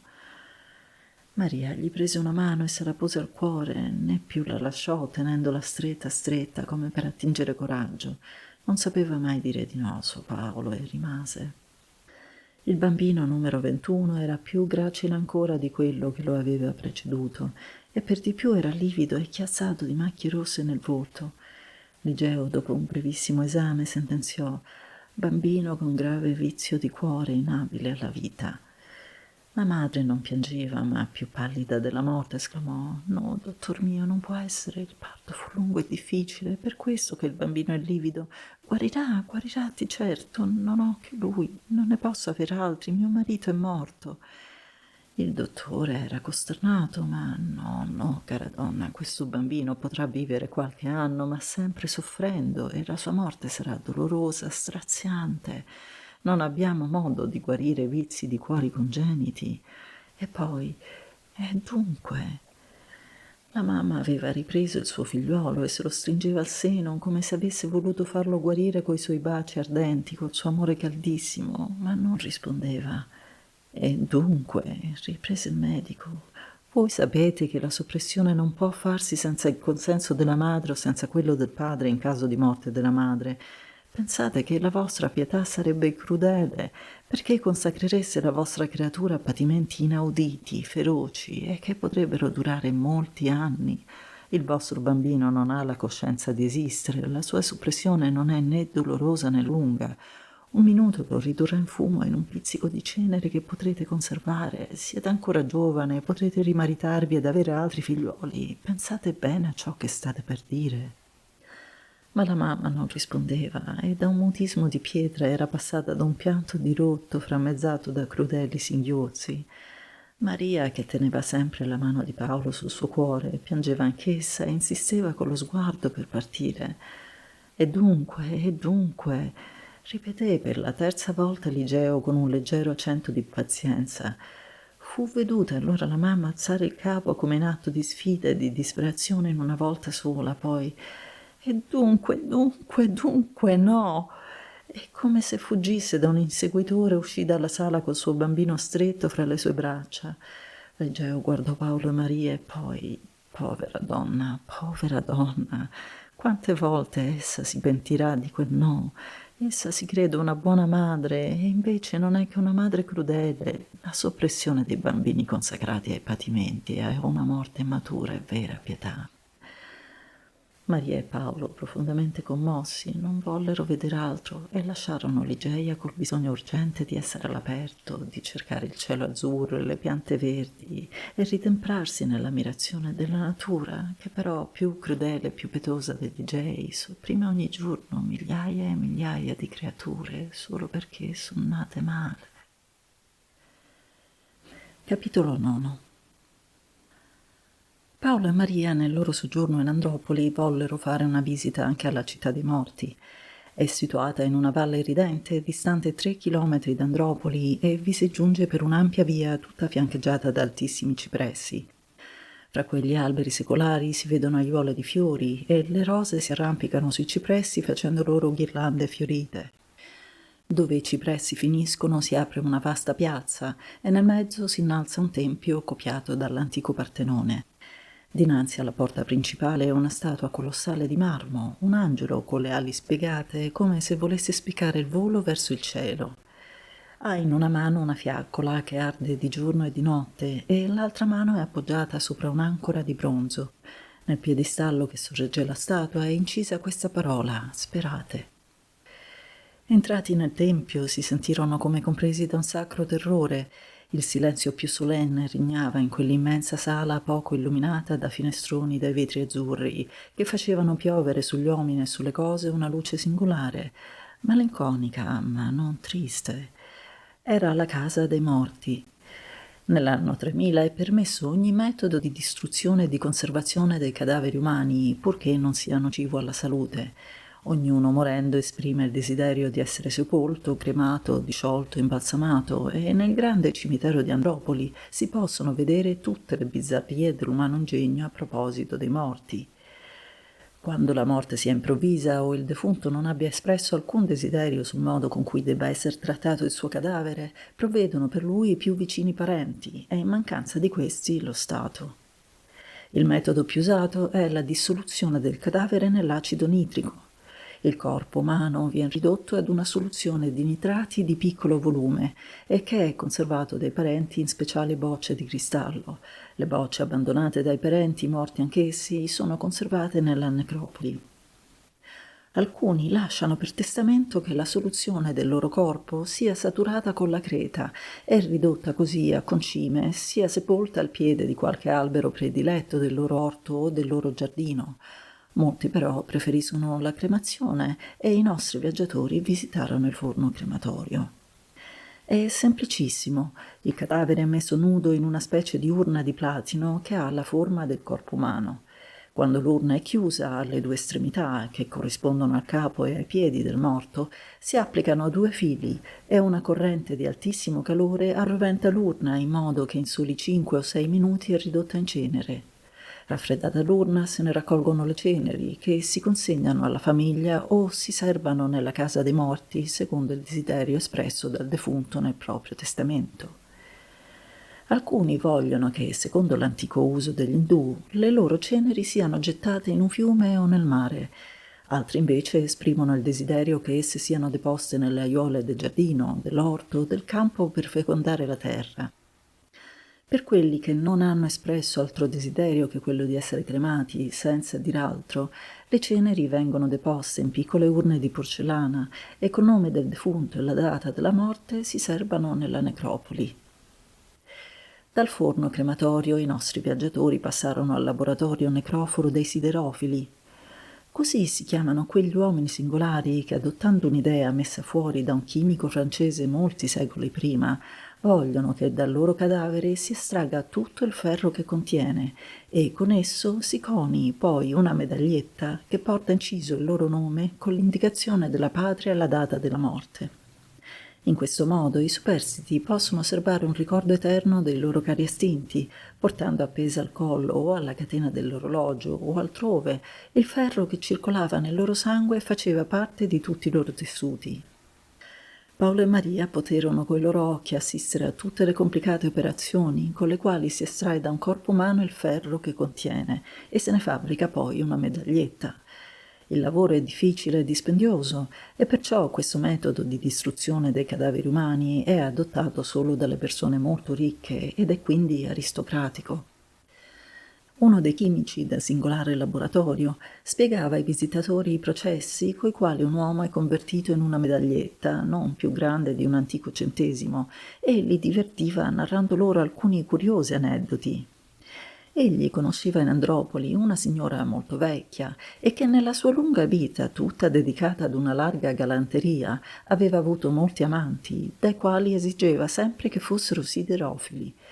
Il caso volle che molti di questi amanti morissero in giovane età, per cui essa possiede una ventina di medagliette con le quali si è fatta fare un monile molto singolare. Ogni medaglietta è unita all'altra con un anello d'oro e un brillante, ed essa ha in quel gioiello raccolta tutta quanta la storia della sua vita. Mi dicono che questa buona donna, come facevano gli antichi cristiani con i loro rosari, passa delle ore intiere tenendo in mano il suo rosario d'amore e, passando da una medaglietta all'altra e baciandole una dopo l'altra, ricorda i poveri morti che l'hanno amata.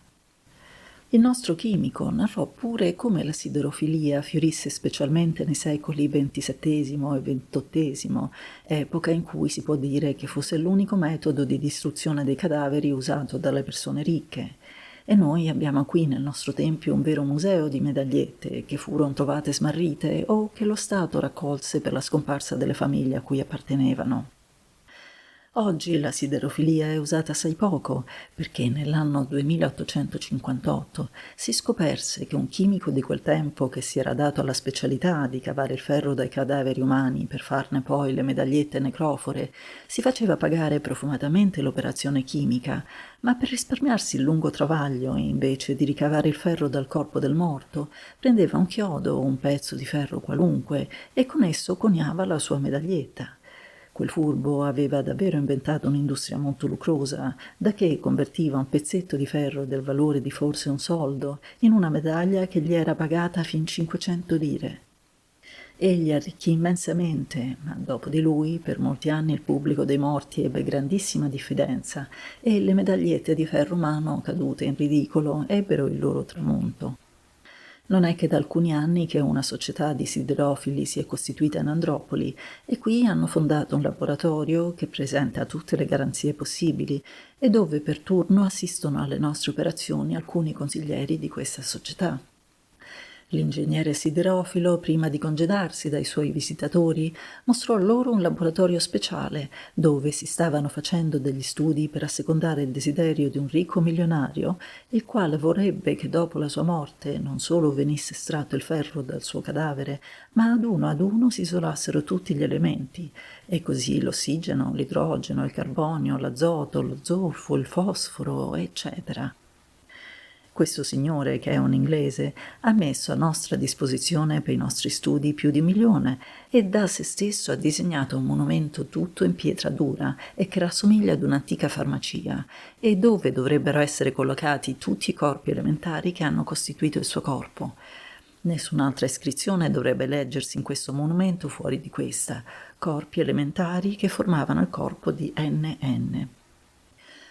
Salutato l'ingegnere, Paolo e Maria passarono nella sezione degli imbalsamatori, dove si preparano i cadaveri di coloro che vogliono resistere al tempo anche dopo la morte, conservando integri i loro corpi.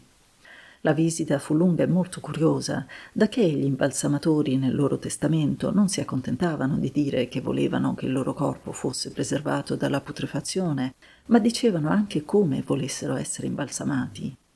E nell'anno 3000 i metodi di conservazione dei cadaveri sono molti e svariatissimi. I corpi imbalsamati sono poi ritirati dalle famiglie o conservati nella necropoli a seconda del desiderio espresso dal defunto o dai suoi parenti. I nostri viaggiatori, percorrendo il lungo museo degli imbalsamati, poterono coi loro occhi vedere tutto quel popolo di morti superbi che avevano voluto sopravvivere a se stessi.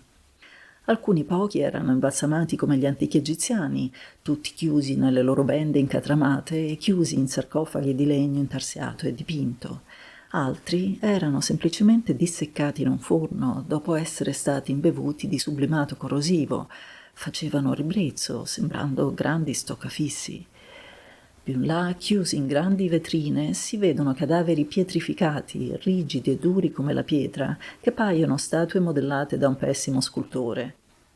Meno orribili sono altri imbalsamati col processo più perfetto che si conosca nell'anno 3000. Sono vestiti dei loro abiti e serbano la loro fisionomia e il loro colorito, ma i loro occhi di vetro e immobili paiono guardar sempre fissi in un luogo. Si può ammirar l'arte con cui sono stati preparati, ma fanno terrore e sembrano protestare contro chi ha voluto in uno strano connubio associare la vita alla morte. Maria guardava tutte quelle mummie con un evidente ribrezzo e non potei fare a meno che di dire al suo Paolo: «Paolo mio, se muoio prima di te, io desidero che tu non mi faccia né di sciogliere nell'acido nitrico, né cremare, né molto meno imbalsamare. Fammi seppellire nella terra molle e odorosa, senza cassa alcuna, onde io, anche morta, possa sentirmi circondata e abbracciata dalla nostra eterna madre, dal cui grembo siamo usciti. Io voglio di sciogliermi in essa e nutrire col mio sangue i miei visceri, i fiori che tu pianterai sulla mia fossa. Me lo prometti, non è vero, Paolo mio?» «Sì, te lo prometto», rispose Paolo con la voce interrotta dal singhiozzo, «ma sarai tu quella che mi adagerai nella terra molle e odorosa, perché io ho parecchi anni più di te e prima di te devo fare il viaggio senza ritorno. Ma non parliamo di cose tristi. E come non parlarne, qui dove non siamo circondati che da morti che ci ridestano l'eterno pensiero del mondo al di là, di cui tutta la nostra civiltà non ha saputo svelarci il segreto? Ma andiamo all'ultima tappa del nostro triste pellegrinaggio, andiamo a visitare il cimitero». E i nostri viaggiatori rientrarono nel tempio e, avendolo attraversato per una porticina, si trovarono in un vasto giardino, tutto quanto popolato di arbusti sempre verdi e di fiori. Nel mezzo si innalza una colonna gigantesca di bronzo che porta sulla cima una fiamma sempre ardente.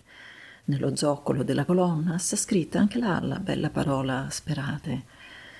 Dalla colonna partono come tanti raggi 100 piccoli sentieri che finiscono alla periferia del campo dei morti e da ambo i lati del sentiero sono poste le tombe. Ogni tomba è un piccolo giardino in miniatura e in mezzo ad esse si innalza un cippo di marmo nero in cui non si legge che il nome del morto e la data della nascita e della morte, null'altro.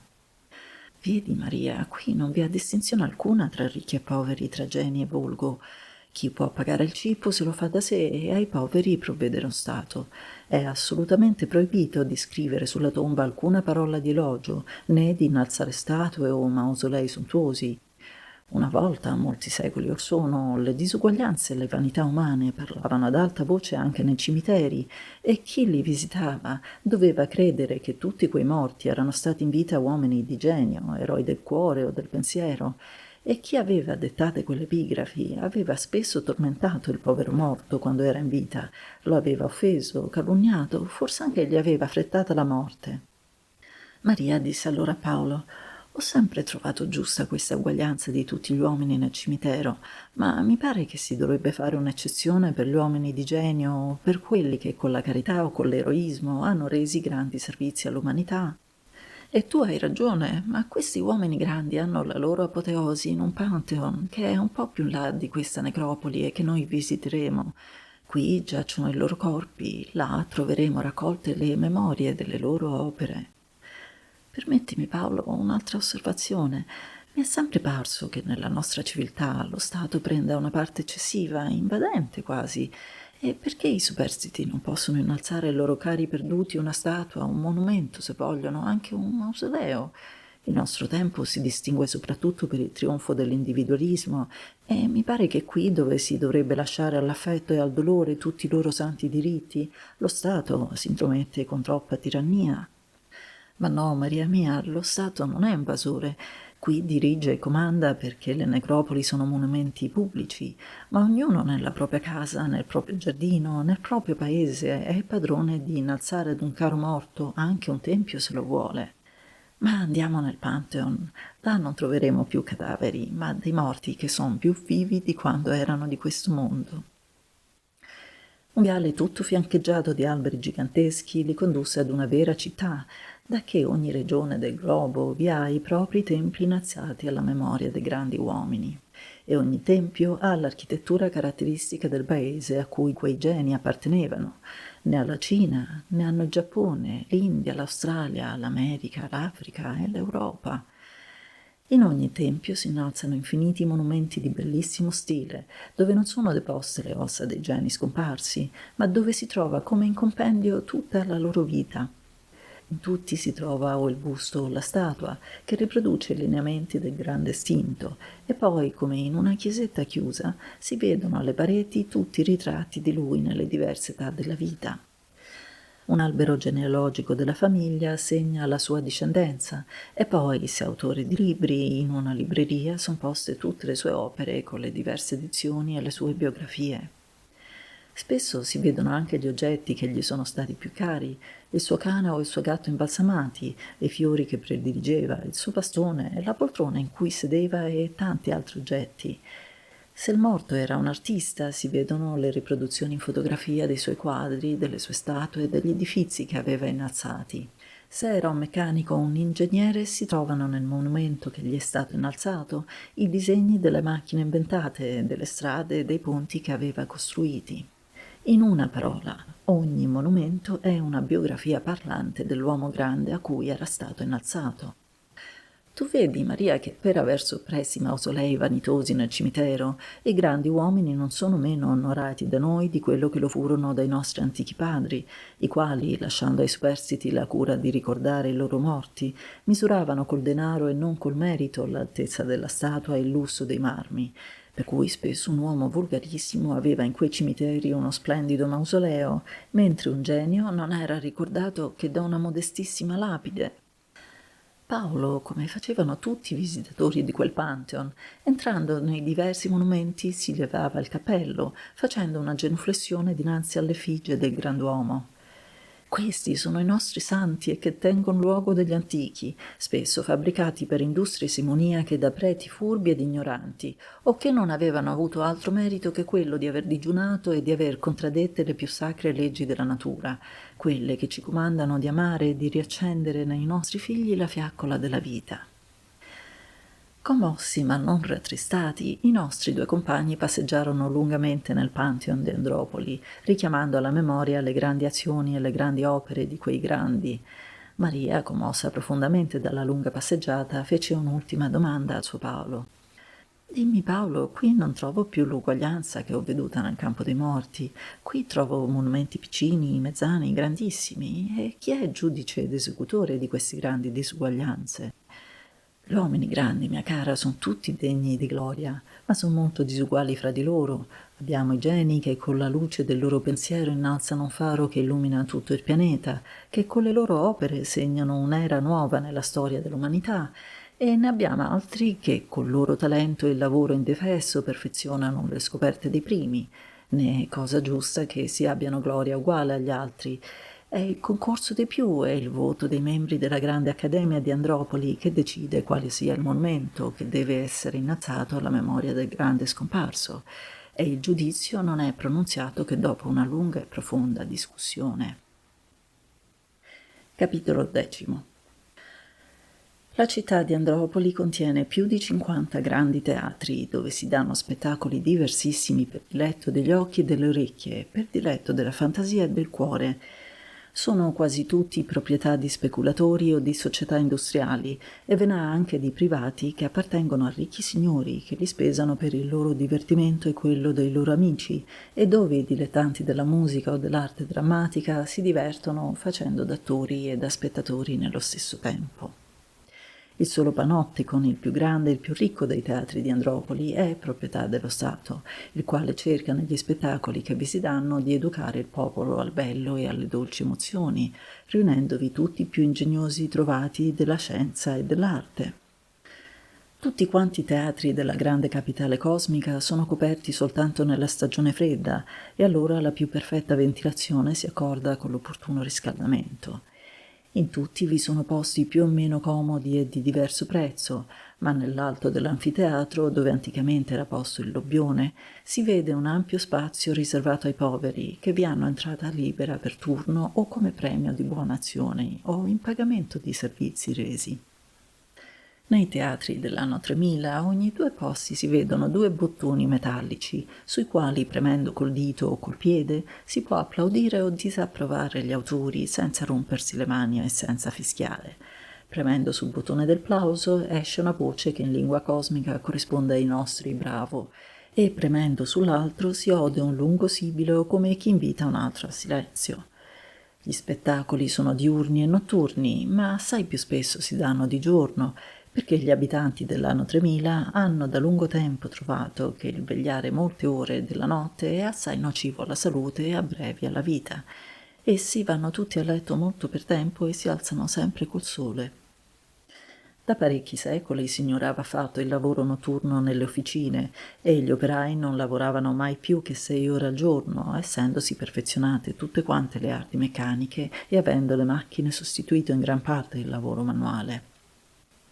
Gli spettacoli del secolo XXI sono molto più variati di quelli conosciuti nell'Evo antico e basta persuadervene il programma di un giorno che trovo in un giornale di Andropoli. Spettacoli che si daranno nei teatri di Andropoli giorno 26 di aprile dell'anno 3000. Panopticon, serata di gala con l'intervento del Pancrate, il ciclo del piacere cosmico da Omero all'anno 3000. Panglosso, l'Edipo di Sofocle in greco antico, una pochade del secolo XIX in lingua francese. Il Panglosso è un teatro riservato agli uomini molto colti e dove si danno rappresentazioni nelle lingue morte, dal greco all'italiano, dal latino e da sanscrito all'inglese, al turco, al cinese. Teatro della commedia Gaia, le gelosie d'un podestà e di due sindaci, commedia in 4 atti. Teatro della tragedia classica, l'Amleto di Shakespeare tradotto dall'inglese in lingua cosmica. Teatro della tragedia moderna, La povera Lisa, tragedia in 5 atti del celebre scrittore inglese John Tremblay. Teatro della tarantella, La capricciosa, commediola tutta da ridere con canzonette e balli degli antichi spagnoli e napoletani. Teatro dell'armonia, grande opera seria del maestro Andropolitano Soavi, L'ultimo re e papa. Teatro della musica antica, un atto del Barbiere di Siviglia, un atto della Norma di Bellini, un atto del Lohengrin di Wagner. Teatro della bellezza, pantomima e quadri plastici, nei quali figureranno 100 fanciulle bellissime fra tutte le razze d'Asia, d'Europa e d'Africa. Teatro delle meraviglie, spettacolo variato in cui si riproducono al vero tutti i cataclismi tellurici. Questa sera avrà luogo la rappresentazione di un'eruzione vulcanica e di un terremoto. Si sta preparando per la settimana prossima un'inondazione del Mississippi. Teatro della luce, l'iride magica, spettacolo fantastico di giochi di luce che rappresenterà un'aurora boreale al Polo Nord e il sorgere del sole nel mondo della luna. Teatro della fantasmagoria, una scena d'amore nel pianeta di Marte, sogno di un poeta. Teatro di Tersicore, Cleopatra, ballo dell'antico Egitto, nel quale agiranno 500 ballerine, delle quali 200 negre e 300 bianche, tutte giovani e belle. Teatro istruttivo, la storia della locomozione. Si rappresentano in altrettanti quadri tutte le invenzioni dei mezzi di trasporto terrestre e aereo, dal carro a 2 ruote trascinato dai bovi, alla locomotiva, al velocipede, al tram elettrico, all'aerostato. La musica che accompagnerà tutto lo spettacolo sarà del tempo corrispondente ad ogni invenzione. Teatro zoologico, l'Arca di Noè. Gli attori saranno tutti animali educati magistralmente dal celebre domatore parmigiano Fai Mali. Entreranno sulla scena belve scomparse da secoli dal nostro pianeta e gentilmente prestate dall'Accademia delle Scienze. Teatro botanico, la grande battaglia delle piante. Non si vedranno che fiori che parlano, piante che camminano e prati che bisbigliano. Lo spettacolo nuovissimo per Andropoli rappresenta la lotta delle monocotiledone del terreno carbonifero con le piante dell'Evo moderno. Teatro degli insetti, le metamorfosi di un baco. Uomini travestiti mirabilmente da insetti rappresenteranno la storia di un baco da seta che, fuggendo di nascosto da un bozzolo in forma di farfalla, si reca in un'isola dove invita tutti gli insetti a ribellarsi dal giogo e dalla crudeltà dell'uomo, fondando una repubblica entomologica. Lo spettacolo sarà chiuso da un ballo fantastico delle farfalle e delle libellule più belle del tropico. Teatro marittimo, l'ultimo pesce cane. Storia di una congiura dei pesci marini per uccidere l'ultimo pesce cane rifugiatosi in una grotta madreporica delle isole Marchesi. Tutto lo spettacolo si dà sotto l'acqua e vi figurano le antiche balene e molti altri animali ormai scomparsi dalla terra. Teatro dei buffoni, le miserie di un antico buffone, farsa tutta da ridere, si raccomanda agli spettatori di adoperare con molta energia il freno moderatore onde non uscire dal teatro col ventre scoppiato per il troppo ridere. Il teatro dei buffoni di Andropoli ha lo scopo di far ridere ad ogni costo, onde rallegrare gli ipocondriaci, gli annoiati e tutti i depressi. Teatro del pianto, le lacrime di una tradita nel secolo XIX. Il teatro del pianto non dà che rappresentazioni melanconiche, ma non mai strazianti, per mettere una nota triste pur desiderata nella vita dei troppo felici. Teatro dei miracoli, le metamorfosi di un sasso, spettacolo curiosissimo e istruttivo, nel quale si vedrà una pietra fondersi e trasformarsi in tutti i metalli conosciuti, per fondersi di nuovo, volatizzare, diventare invisibile e poi ritornare all'antica pietra. Teatro dei profumi, le danze degli odori.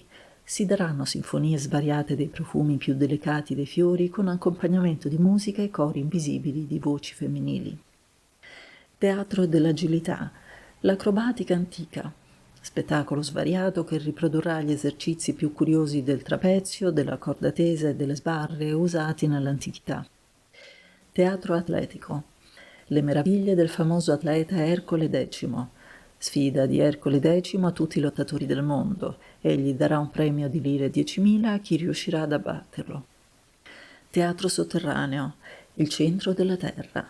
Scene di gnomi e di giganti che si contrastano il dominio sotterraneo. Scene geologiche e paleontologiche svariate. Teatro della satira, le avventure di un antico commendatore. Commedia tutta da ridere, si raccomanda caldamente l'uso del freno moderatore. Teatro di declamazione, le vette del mondo ideale. 3 celebri declamatori e 3 celebri declamatrici declamano tradotte in lingua cosmica le poesie più sublimi di Byron, di Shelley e di Victor Hugo e porteranno gli spettatori a godere le note più alte del mondo ideale. Teatro della voluttà, la sinfonia del piacere. Gli spettatori godranno le armonie della musica, del profumo, del sapore artificiale e delle vibrazioni edoniche, mentre gli occhi si inebriranno di continuo con lo svariato caleidoscopio di immagini che passeranno con corrente interrotta sulla scena. Paolo e Maria avevano già assistito a parecchie rappresentazioni nei teatri di Andropoli, ma la sera del 26 aprile vollero godere la serata di galla, a cui interverrebbe il Pancrate con lo Stato Maggiore dei suoi ministri e di tutte le persone più ragguardevoli della città. Era anche una bella maniera per conoscere il presidente dell'Accademia delle Scienze, il presidente dell'Accademia di Belle Arti e molti grandi uomini celebri in tutto il mondo. Il cartellone del teatro annunzia il ciclo del piacere cosmico da Omero fino all'anno 3000. L'argomento promette molte liete emozioni. Il teatro è isolato in una grande piazza e vi si sale per una larga gradinata di marmo. L'architettura è greca e di stile severo. Nel vestibolo che fa capo alla scala si aprono vari caffè nei quali gli spettatori fra un atto e l'altro possono rinfrescarsi. Una immensa folla si accalca sullo scalone nel vestibolo. Entrati nel teatro, i nostri 2 viaggiatori rimasero per un momento estatici.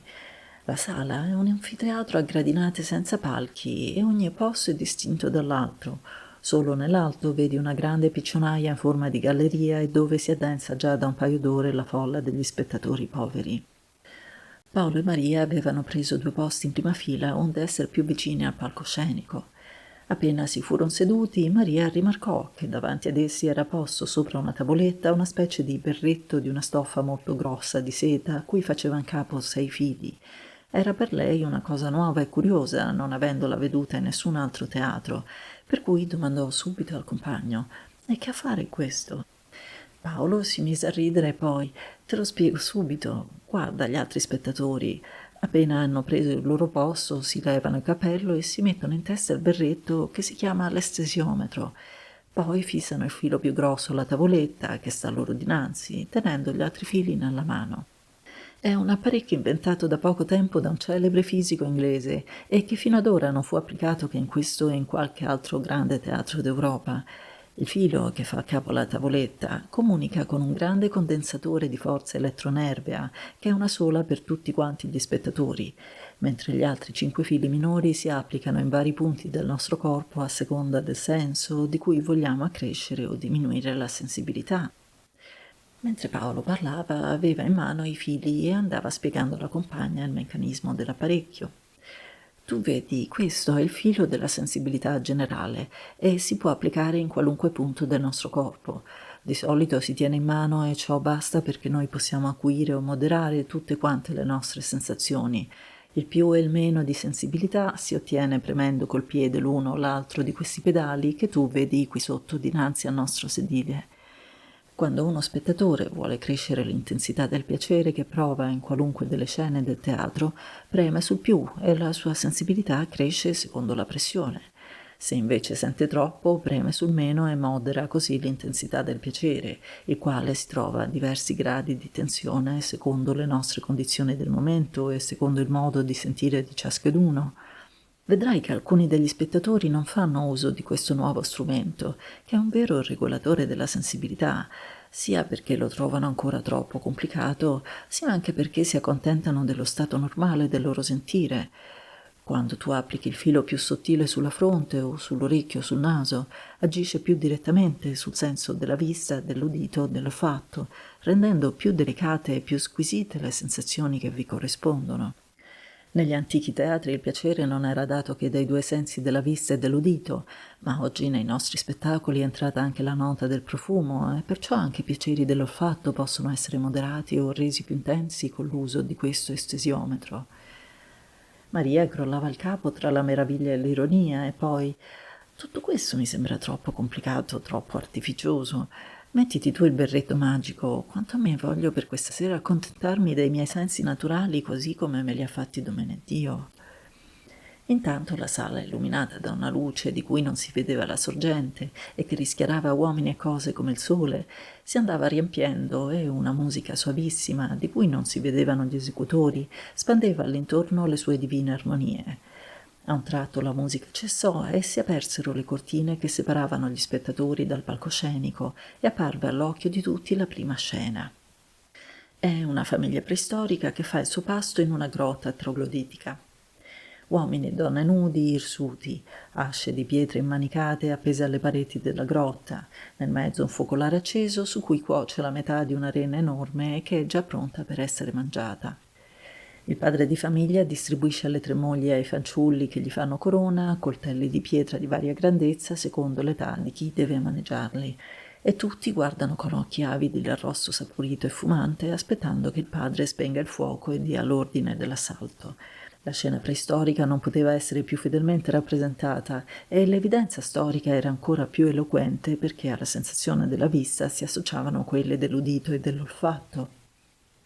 Mentre quei trogloditi facevano a pezzi l'arrosto preistorico, spezzando le ossa lunghe con martelli di pietra e succhiandone avidamente il midollo, si udiva una musica invisibile, rozza, barbarica, tumultuosa, e in tutta la vasta sala del teatro si sentiva un odore selvaggio di carni arrostite.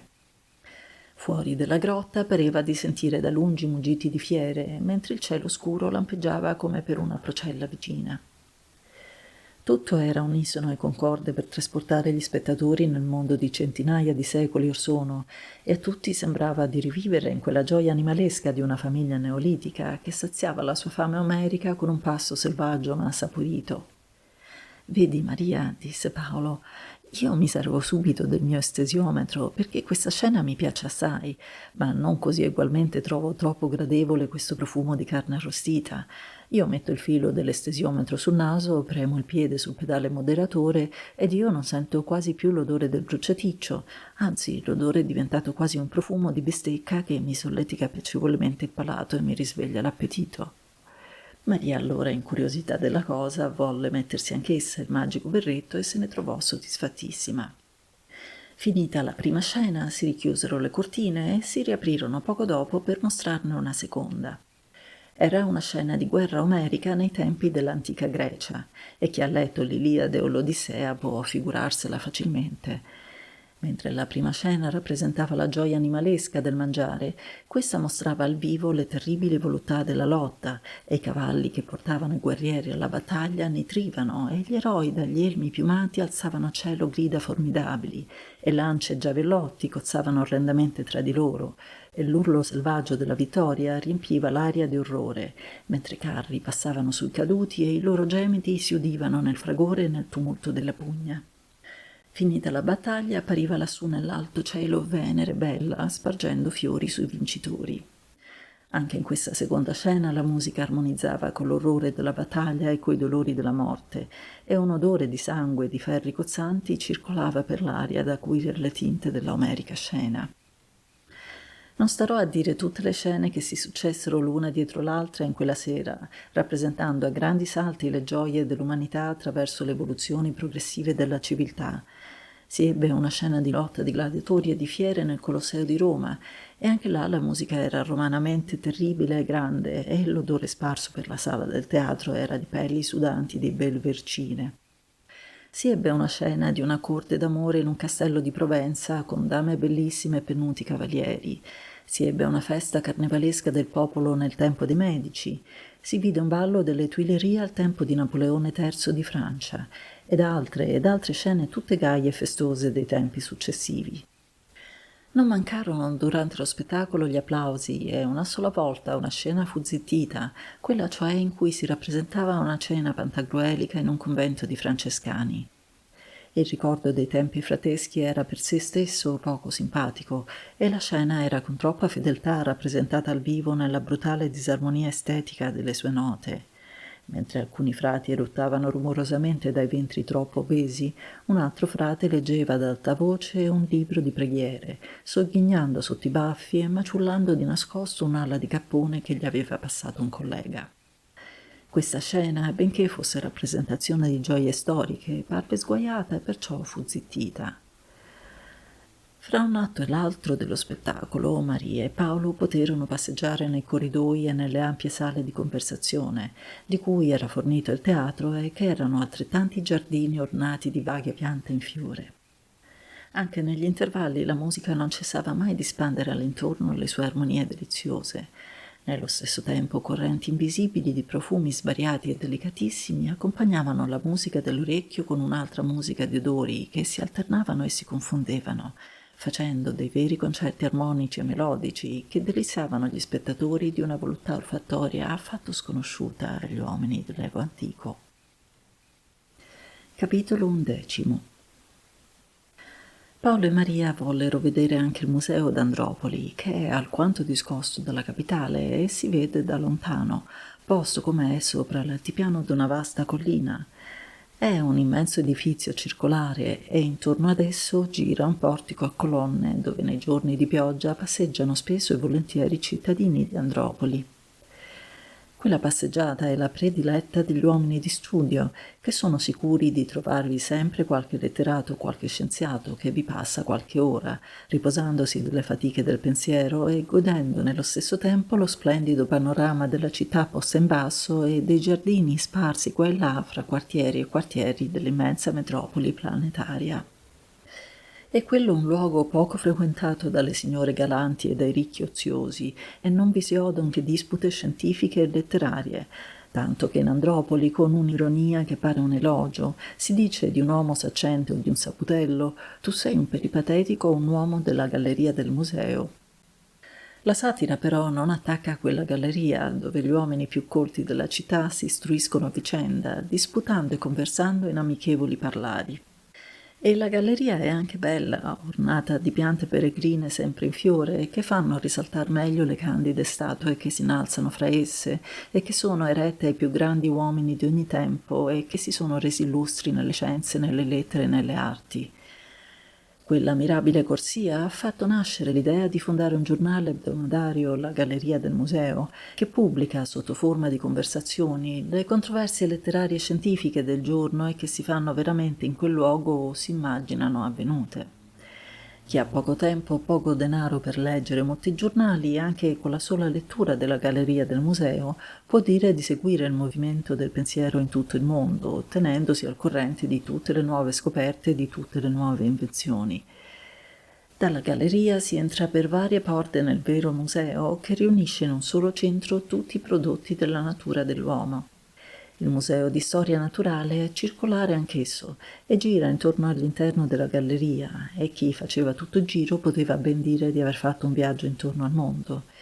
Infatti, partendo da un capo, si incomincia a percorrere il mondo dei minerali e delle rocce, tutti quanti rappresentati da grossi e splendidi esemplari che portano il nome del minerale e la sua provenienza.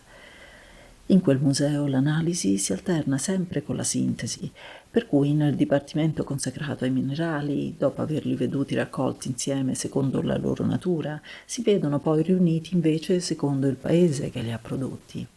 Così, ad esempio, dove è rappresentata l'Italia minerale e geologica, vedete un campione di tutti i suoi minerali e poi spaccati bellissimi delle Alpi, dell'Appennino e delle rocce stratificate delle catene minori. Dai minerali si passa al regno delle piante e anche qui analisi e sintesi si danno la mano.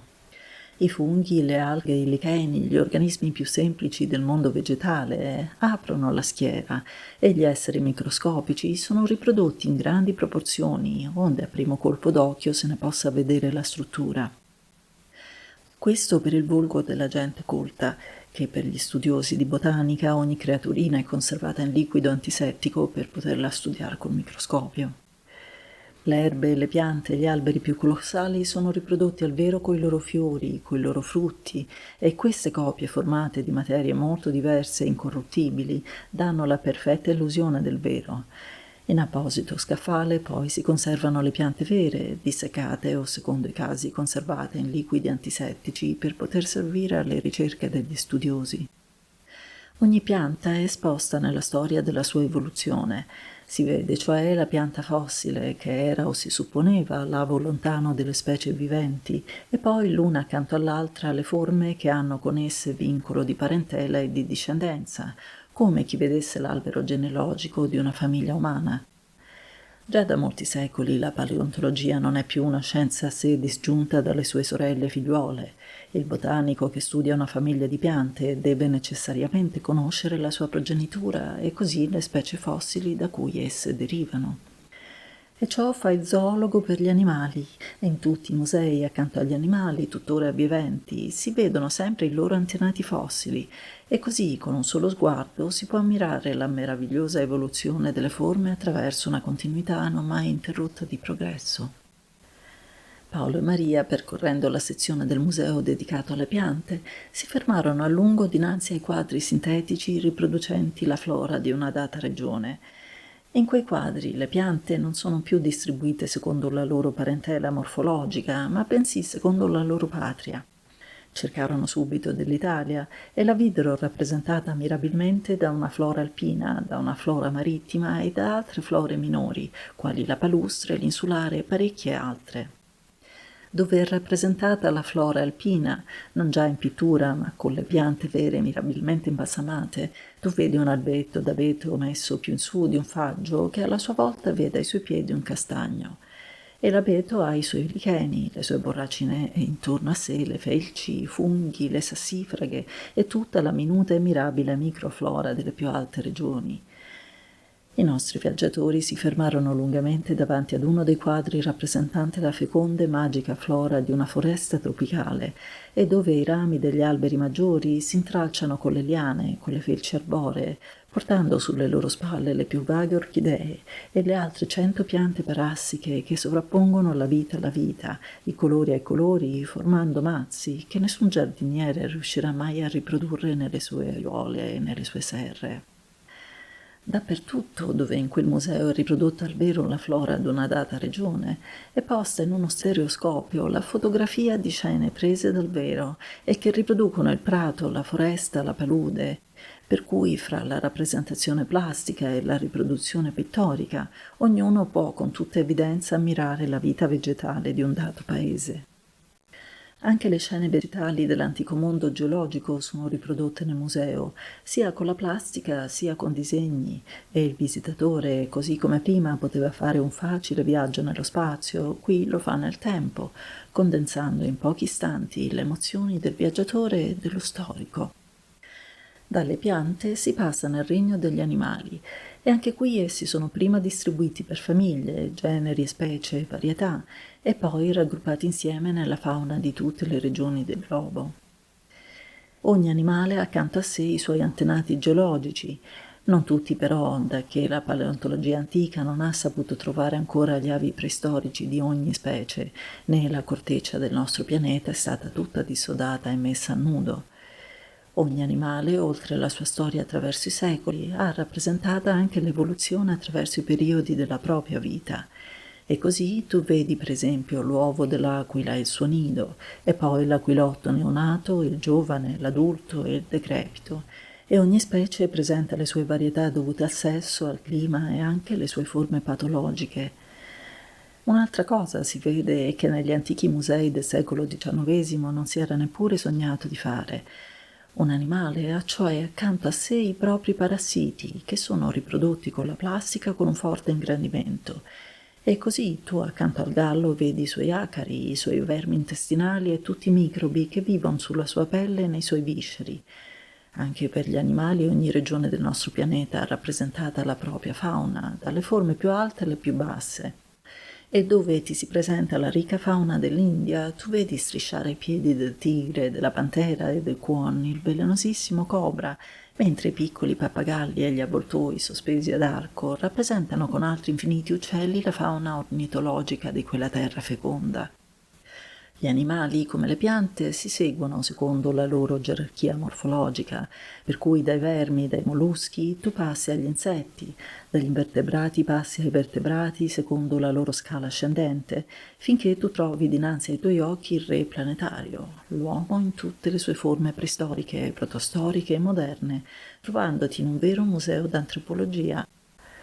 Nell'anno 3000 si è già scoperto da parecchi secoli l'uomo terziario e l'antropomorfo che per neogenesi lo aveva generato, e subito dopo di lui li vedi davanti agli occhi l'Adamo selvaggio irsuto dell'epoca quaternaria, l'uomo delle caverne, l'uomo neolitico e infine tutta la lunga schiera di razze più moderne che sono però già scomparse dalla superficie della terra, quali gli australiani, i maori, gli ottentotti, i boschimani, i moltinegri, i guarani e tante altre razze di cui per alcune però rimangono le tracce nei contemporanei del secolo XXI.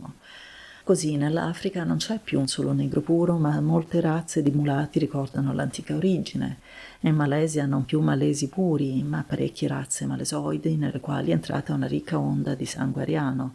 Anche la Cina non ha più dei veri e propri mongoli, ma una razza nuova ibrida di ariani, di semiti, di malesi e di mongoli. Le rapide e facili comunicazioni fra paese e paese e le profonde modificazioni dei climi avvenuti per opera dell'uomo tendono ad ogni generazione a fondere indefinitamente le razze, creando un nuovo tipo indefinitamente cosmopolita, frutto dell'incrociamento intimo e profondo di tante razze che per lunghi secoli erano rimaste isolate e disgiunte, facendosi paura reciproca e continua e distruggendosi a vicenda col ferro, col fuoco e più ancora col trasporto di terribili malattie infettive, che poi con la cresciuta civiltà sono quasi del tutto scomparse dalla superficie della terra. Di molte razze preistoriche il museo non conserva che pochi crani e poche ossa, ma con l'induzione scientifica si sono indovinate le forme esteriori, mirabilmente riprodotte con la plastica in modo da far apparire come viventi uomini spenti da centinaia di secoli. Quanto agli australiani, agli ottentotti e a tante altre razze moderne, ma pur scomparse, sono rappresentate da individui giovani, adulti e di ambo i sessi stupendamente imbalsamati. E accanto a questi e a quelli tu vedi le loro armi di pietra, le loro rozze stoviglie, tutti i poveri prodotti del loro cervello infantile. La parte più curiosa però della sezione antropologica del grande museo zoologico di Andropoli è quella destinata a rappresentare gli uomini possibili dei pianeti. Nell'anno 3000 fisici e astronomi sono tutti intenti a perfezionare il telescopio e si spera da un giorno all'altro di poter vedere gli abitanti di Venere, di Marte, di Mercurio e degli altri pianeti più vicini alla Terra. Ma già da alcuni secoli gli strumenti astronomici si erano talmente perfezionati da far scorgere i mari, i monti, i fiumi e le foreste di quei mondi lontani, e su questi dati alcuni naturalisti più ricchi di fantasia che di scienza avevano immaginato quali potessero essere gli abitanti planetari e li avevano fabbricati con la matita e con la plastica. Queste ardite rappresentazioni si vedono tutte nel museo con nome del naturalista che le aveva sognate e sono davvero curiose ed interessantissime. Maria, davanti a quegli esseri immaginari, era tutt'occhi, mentre Paolo, che anche egli li vedeva per la prima volta, sorrideva e a quando non poteva meno di dare in uno scoppio di risa. Oh Maria mia, come sono buffi questi angeli planetari, come sono grotteschi, soprattutto come sono impossibili. Mi pare che i naturalisti che li hanno scoperti dovevano conoscere ben poco l'anatomia comparata e ancor meno la biologia. Noi non possiamo immaginare che forme antropomorfe, così come gli antichi fondatori di teogonie non hanno saputo fabbricare i loro dei che rivestendoli con la pelle umana, così questi bizzarri creatori di superuomini non hanno potuto uscire dal mondo umano e dal mondo animale. Guarda qui questo abitante di Venere, quanto è buffo! Gli hanno appiccicato 2 ali e questo è il sogno più antico che ha creato gli angeli delle teogonie cristiane, delle maomettane e di tante altre religioni. L'uomo ha sempre desiderato di poter volare e attaccandosi 2 grandi ali di oca, di cigno, di aquila, ha fabbricato i suoi angeli. Ma questo abitante di Venere ha per di più anche un terzo occhio all'occipite per poter vedere all'indietro, senza bisogno di voltarsi. L'unica cosa veramente geniale che vedo qui rappresentata in questo superuomo è la separazione netta degli organi urinari da quelli destinati alla riproduzione, fusione che ha sempre fatto arrossire gli uomini di tutti i tempi e che parve a tutti un grande errore della natura, destinato a scomparire nel progresso morfologico degli animali superiori. Maria arrossì senza rispondere e si mosse subito per guardare gli abitanti di Marte, di Mercurio e di Giove. La più scapigliata fantasia aveva creato esseri mostruosi, strani, impossibili, che solo la penna dell'antico Doré avrebbe potuto rappresentare. In tutti quei mostri, però, non si poteva trovare un solo organo che già non esistesse nell'uomo o in altri animali, per cui la nuova creatura planetaria non era che un mosaico di membra diverse prese ora agli uccelli, ora ai pesci, o agli insetti, o ai molluschi. Tu vedi un superuomo coperto di penne policrome che poteva quindi risparmiare il vestito. Ne vedi un altro munito di un apparecchio elettrico che può sprigionare correnti così formidabili da uccidere qualunque verme o animale gli volesse offendere. In altri superuomini planetari sono collocati or qua or là organi speciali per la sensibilità elettrica e la magnetica. Ma se il fantasioso naturalista aveva saputo indovinare la funzione, non aveva però potuto creare l'organo, e al suo posto si leggeva null'altro che organo dell'elettricità o organo magnetico. Lasciando il museo dei mostri planetari creati dalla bizzarra fantasia di alcuni naturalisti dell'anno 3000, Paolo, ridendo per l'ultima volta e più forte, ebbe a dire: «Oh, quanti palmi di naso metteranno fuori questi sognatori quando il telescopio ci avrà mostrati i veri abitatori degli altri pianeti!» E si diressero alla parte centrale del museo destinata non più ai prodotti della natura ma a quelli dell'uomo. Si leggono infatti sulle molte porte che danno adito a quella regione dappertutto le stesse parole: il lavoro umano. La disposizione di questo dipartimento è davvero molto ingegnosa ed è fatta in modo da poter studiare ora una sola industria o forma di lavoro attraverso i tempi e i luoghi, ora invece tutta quanta l'industria in un solo popolo. Chi percorre le sale che si aprono l'una nell'altra circolarmente studia una sola industria. Chi invece le percorre dalla periferia al centro può ammirare tutte quante le forme di lavoro d'uno stesso popolo. La passeggiata circolare è lo studio di una sola industria attraverso il tempo, quella centrifuga è invece l'esame psichico di tutto un popolo. In quella prima visita al Museo d'Andropoli i nostri viaggiatori non fecero che una rapida corsa per averne un'idea generale, per ammirare i contorni, il profilo, direi, di quel gigantesco tesoro che riunisce il frutto di tutti i travagli umani attraverso il tempo e lo spazio. E vi assicuro che quando se ne ritornarono a casa erano stanchi non solo nelle gambe, ma più ancora nell'attenzione sostenuta troppo a lungo e nel travaglio di tante sorprese, di tante emozioni. In quel primo giorno, dopo un giro fatto attraverso tutte le industrie, fra i tanti raggi che spiccano da quel circolo sintetico del lavoro umano, non entrarono che nella corsia destinata all'Italia e dove non ebbero luogo di arrossire, perché anche nell'anno 3000 questa terra, distesa mollemente tra due mari azzurri, quasi posta fra l'Occidente e l'Oriente, ha sempre conservato il primo posto nelle arti del bello. È erede della grande civiltà greca, ha avuto molte fioriture che si sono succedute le une alle altre come altrettante primavere. E siccome nella prima sala che apre la porta a tutte le 100 successive si vede rappresentato mirabilmente sopra una grande carta murale la linea, ora ascendente, ora discendente, delle principali forme del lavoro umano, Maria si fermò sopra una macchia nera che sta disegnata sull'ultimo periodo del secolo XIX. E che cos'è, Paolo mio, quella macchia? È una vergogna dell'antica arte italiana, ma che fortunatamente durò pochissimo. Sulla fine del secolo XIX vi fu un periodo di grande decadenza, specialmente nell'architettura e nella pittura.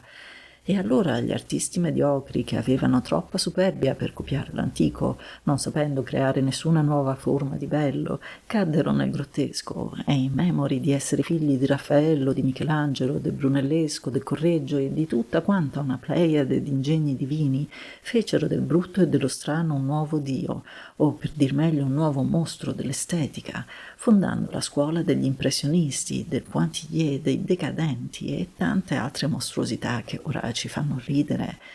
E figurati che in quel periodo morboso dell'arte anche i letterati si ammalarono dello stesso male e scrissero in un gergo così barocco, così goffo e mostruoso, da far perdere ogni senso di estetica al popolo più estetico che dopo il greco ha abitato il nostro pianeta. Fu una vera epidemia di pre-raffaellismo, di superumano, che travolse anche ingegni altissimi e potenti, come fu quello d'un abruzzese certo Gabriele D'Annunzio, che se fosse vissuto in altri tempi avrebbe potuto e saputo essere uno dei più grandi maestri dell'arte. E invece non fu che un grande nevrastenico della letteratura italiana. Capitolo 12.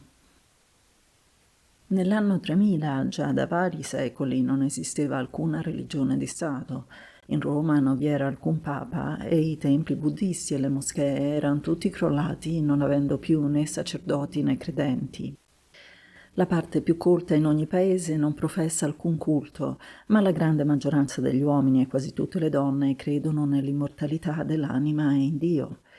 Il bisogno dell'ideale, invece di scomparire dalla faccia della terra, è andato crescendo sempre più, affinandosi ed elevandosi ad ogni passo della civiltà, che rende meno penosa la lotta per l'esistenza, lasciando molto tempo per le soddisfazioni dei bisogni più alti. Ognuno è libero di credere o di non credere in Dio o nella vita eterna, ma tutti coloro che hanno una fede comune sentono il bisogno di stringersi insieme, di affiatarsi, di innalzare un tempio e di inventare un culto che li riunisca sotto le volte di una stessa chiesa, per pregare, per sperare, per adorare. In Andropoli, a pochi chilometri dalla città capitale, tutta una valle ampia e verdeggiante di foreste è destinata alle religioni dominanti e perciò quella valle è detta la città di Dio. Il tempio più bello, più vasto e che conta il maggior numero di fedeli è quello della speranza, innalzato dai credenti di tutto il mondo ad un Dio immaginario, cioè ad un simbolo che chiude in sé tutte le paure della morte e tutte le aspirazioni ad un'altra vita eterna e migliore della nostra. I nostri viaggiatori, visitando la città di Dio, entrarono in questa chiesa, tanto più perché il culto della speranza era la religione di Maria, quanto a Paolo non aveva mai sentito il bisogno di un culto qualunque, e quando la sua compagna voleva convertirlo alla sua fede, si schermiva sempre con uno scherzo o con un sorriso che non diceva nulla. Il Tempio della Speranza è immenso nelle proporzioni, magnifico di marmi, di ori e di bronzi, e la sua architettura rammenta il gotico antico, ma è meno complicata e farraginosa. Sul pronao del Tempio sta scritta la stessa parola che Paolo e Maria avevano letto nel grande cimitero di Andropoli: sperate. E questa parola si vede riprodotta le 100 e 1000 volte, dipinta, incisa, scolpita dappertutto. Nel centro della chiesa si innalza una statua d'oro massiccio con gli occhi di diamanti e che rappresenta la speranza. È una riproduzione molto più ricca e più gigantesca di quella già veduta dai nostri viaggiatori nella città dei morti. Sul piedestallo della statua si leggono queste parole che sono la preghiera quotidiana di tutti i credenti nella religione della speranza. O uomo superbo, come e perché oseresti negare la vita oltre la tomba? O uomo ignorante, come oseresti affermare una seconda vita? Sospeso sempre fra due abissi di ignoranza e di superbia, raccogli il tuo pensiero e il tuo sentimento nella religione della speranza. Credere ciò che credevano i tuoi antichi padri è stoltezza, negare Dio è la seconda vita, è orgoglio. L'uomo saggio non deve né credere né negare, egli deve sperare. Intorno a quella statua sono distesi molti tappeti e i fedeli si vedono accasciati o in ginocchio. Chi prega con le mani giunte, chi sembra in atto di meditare e chi legge un libro di preghiere. Si vedono pure altri deporre ai piedi della dea corone di fiori, mentre altri, incerti incensori, bruciano aromi delicati che spandono per l'aria le loro nuvolette azzurre che sembrano travolgere la statua come in una nuvola profumata. I grandi finestroni del tempio sono tutti di vetro d'un azzurro cupo, per cui piove nella chiesa una luce fantastica e solenne. In quell'ora poi la musica sotterranea di un organo gigantesco diffondeva per l'aria le sue note melanconiche. Tutto sembrava disposto in quel luogo per risvegliare nei fedeli immagini di un avvenire infinito e misterioso, e l'eloquenza ieratica di quell'ambiente era così potente che anche Paolo sentì il bisogno di inginocchiarsi accanto a Maria, nascondendo il volto nelle mani congiunte e lasciandosi trasportare lontano, lontano da un'emozione indefinita. Maria pregava già da alcuni minuti e quando, alzando gli occhi, vide accanto a sé, prostrato in atto di preghiera, il suo Paolo, non poté a meno di sorridere e di dirgli: «Oh incredulo, che fai? Preghi anche tu la nostra dea». «No, non prego, Maria mia adorata, ma penso che tutta la scienza di questo mondo non potrà sopprimere mai il bisogno umano di guardare al di là della fossa, sperando o credendo». Si alzarono facendo un giro per la chiesa e fermandosi agli altari, che con diversa architettura sono innalzati tutto all'ingiro del tempio. Sono, direi quasi, altrettante chiesuole rizzate a diverse forme dell'ideale, come gli altari minori che si vedevano nelle antiche chiese cristiane intorno all'altar maggiore. In ogni religione gli dei maggiori ebbero sempre come re uno stato maggiore di dei minori o di santi per far loro corona. E anche nel Tempio della Speranza, intorno alla grande Dea, si vedono gli altari minori consacrati al bello, al buono, al vero, al sacrificio, alla salute, alla forza, alla grazia, alla cortesia e a quasi tutte le umane virtù. E ogni altare ha i propri devoti che lo preferiscono ad ogni altro e gli portano fiori e profumi, le due forme più antiche d'ogni culto, dopo che fu soppresso quello del sangue delle vittime cruente. Il culto di questa nuova dea della speranza è semplicissimo, da che non ha altri sacerdoti che alcuni predicatori, i quali ogni giorno dall'alto di un pulpito posto nel tempio tengono orazioni di morale o di estetica, ma soprattutto di conforto per i dolori morali, che purtroppo anche nel secolo XXI amareggiano l'esistenza degli uomini. Si fanno varie prediche nelle diverse ore della giornata ed anche di sera, ed ogni mattina in un albo posto sulla porta del tempio si legge il programma delle prediche del giorno, con l'ora e il nome dell'oratore. Nel giorno in cui Paolo e Maria visitarono la città di Dio, il programma del giorno era questo. Ore 9, predicatore Angelo Feneloni, l'ignoranza e la superbia di chi nega il mondo soprasensibile. Ore 11, predicatore Marco Marchi, l'infelicità dei miscredenti. Ore 13, predicatore Roberto Fedi, l'avvenire della religione della speranza. Ore 15, predicatore Anselmo Cristiani, La carità nella religione. Ore 17. Predicatore Roberto Speri. Critica della religione fondata sul culto del dolore. Ore 19. Predicatore Alessandro Cesari. La lotta contro il dubbio e lo scetticismo. Ore 21. Predicatore Dario Devi. La poesia della fede e la poesia della speranza. Ore 23. Predicatore Paolo Santi. Dei mezzi migliori per convertire gli increduli alla religione della speranza. Le spese del culto sono pagate con oblazioni spontanee dei fedeli e il governo non vi contribuisce per nulla. Ogni anno nel calendario di questi credenti sono segnate 3 grandi feste. La più solenne è quella del 1 gennaio, nella quale si fanno voti perché l'anno nuovo sia felice. Se ne solennizza una seconda il 1 aprile per festeggiare l'aurora della primavera. E una terza, quella del 1 ottobre, è dedicata alla commemorazione del fondatore della religione della speranza e ai più grandi predicatori che ne sono stati gli apostoli più eloquenti e più efficaci. A queste feste, essendo ora questa religione quella che conta il maggior numero di credenti, prende parte una gran folla. Il tempio è allora ornato tutto quanto di fiori e le musiche di 100 e 1000 strumenti fanno vibrare le volte del tempio delle più divine armonie, mentre nuvole di profumi spandono per l'aria odori deliziosi. Di giorno è la festa del profumo e dell'armonia, mentre di notte è la festa della luce e milioni di fiammette policrome ornano il tempio e le case dei credenti. Non molto lungi dal Tempio della Speranza, che non solo ad Andropoli ma in tutte le grandi città del mondo riunisce il maggior numero di fedeli, si innalza la Chiesa cristiana. 3000 anni di storia sono corsi dalla culla di Betlemme, che aveva trasformato il mondo, ma il Cristo ha ancora chiese credenti. La religione cattolica è scomparsa da più di 5 secoli, distrutta dalla simonia e dall'ignoranza accocciuta degli ultimi papi, e tutte le altre chiese cristiane si sono fuse in una sola, che rassomiglia assai all'antica valdese. Dalla religione del Cristo si sono levati i dogmi metafisici e molti riti ridicoli, e se n'è fatto quasi soltanto una forma elevatissima di carità. Il credere o non credere alla divinità di Gesù è lasciato alla fede di ciascheduno, ma gli evangelici, che così si chiamano i seguaci della Chiesa cristiana, nascendo sono battezzati con un rito alquanto strano e che consiste nel bagnare la fronte del neonato con una gocciola di sangue levato dal braccio del padre e con un'altra gocciola del sangue della madre. Il sacerdote compie il rito nella chiesa e nell'atto di bagnare la fronte dice: «Tu, figlio dell'amore e del dolore, vivrai amando e soffrendo. Il tuo dolore verrà sempre dopo quello degli altri, e col tuo amore sanerai il dolore degli uomini che sono tutti fratelli tuoi.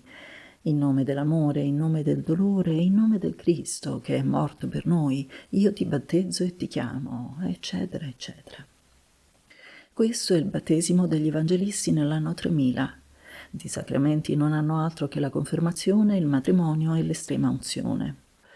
La confermazione non è che un secondo battesimo che si dà dal sacerdote al primo apparire della pubertà.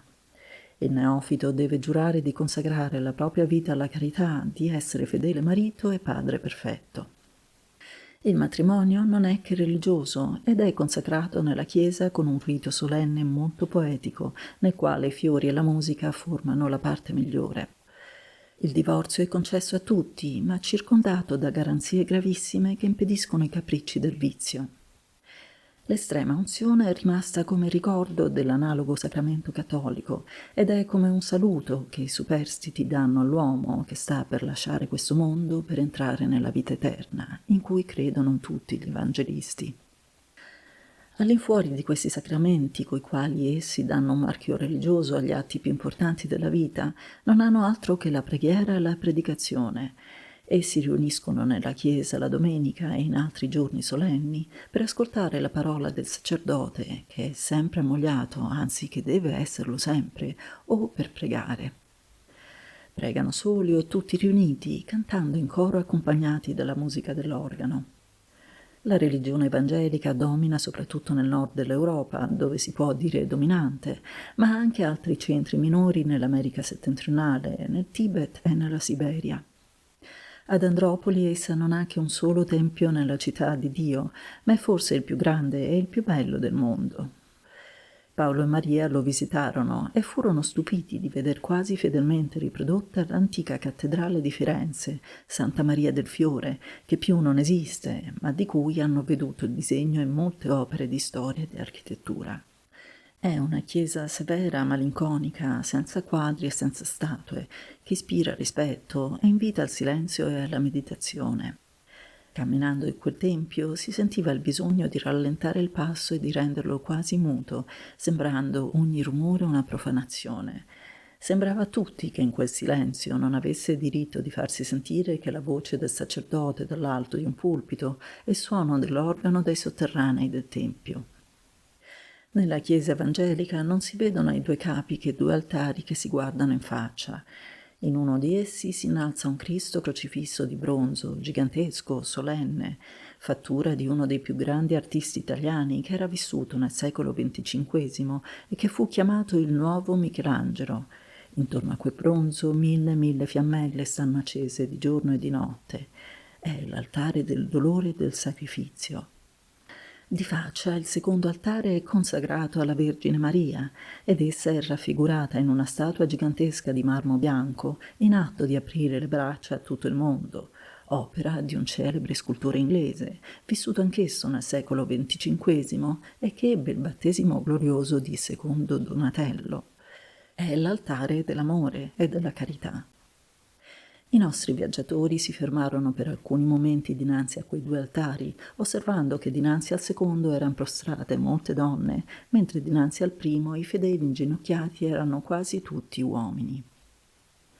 Vedi, Maria adorata, se io sentissi il bisogno per me di una religione, io mi farei evangelico, perché in questa chiesa, dinanzi a questi due altari, che mi sembrano rizzati sulle più alte vette dell'idealità umana, io mi sento portato in alto, là dove la ragione tace, i bassi istinti scompaiono e l'uomo tutto si sente rapito al di sopra della vita quotidiana per respirare in aria più pura e bearsi una luce fantastica che non è di questo mondo. Dinanzi al Cristo crocifisso che dà la sua vita per redimere il mondo dal gran peccato di Adamo, dinanzi all'uomo che proclama la grandezza degli umili, vedo l'aspirazione più alta a cui noi possiamo innalzarci, quella di sacrificare l'individuo al bene di tutti.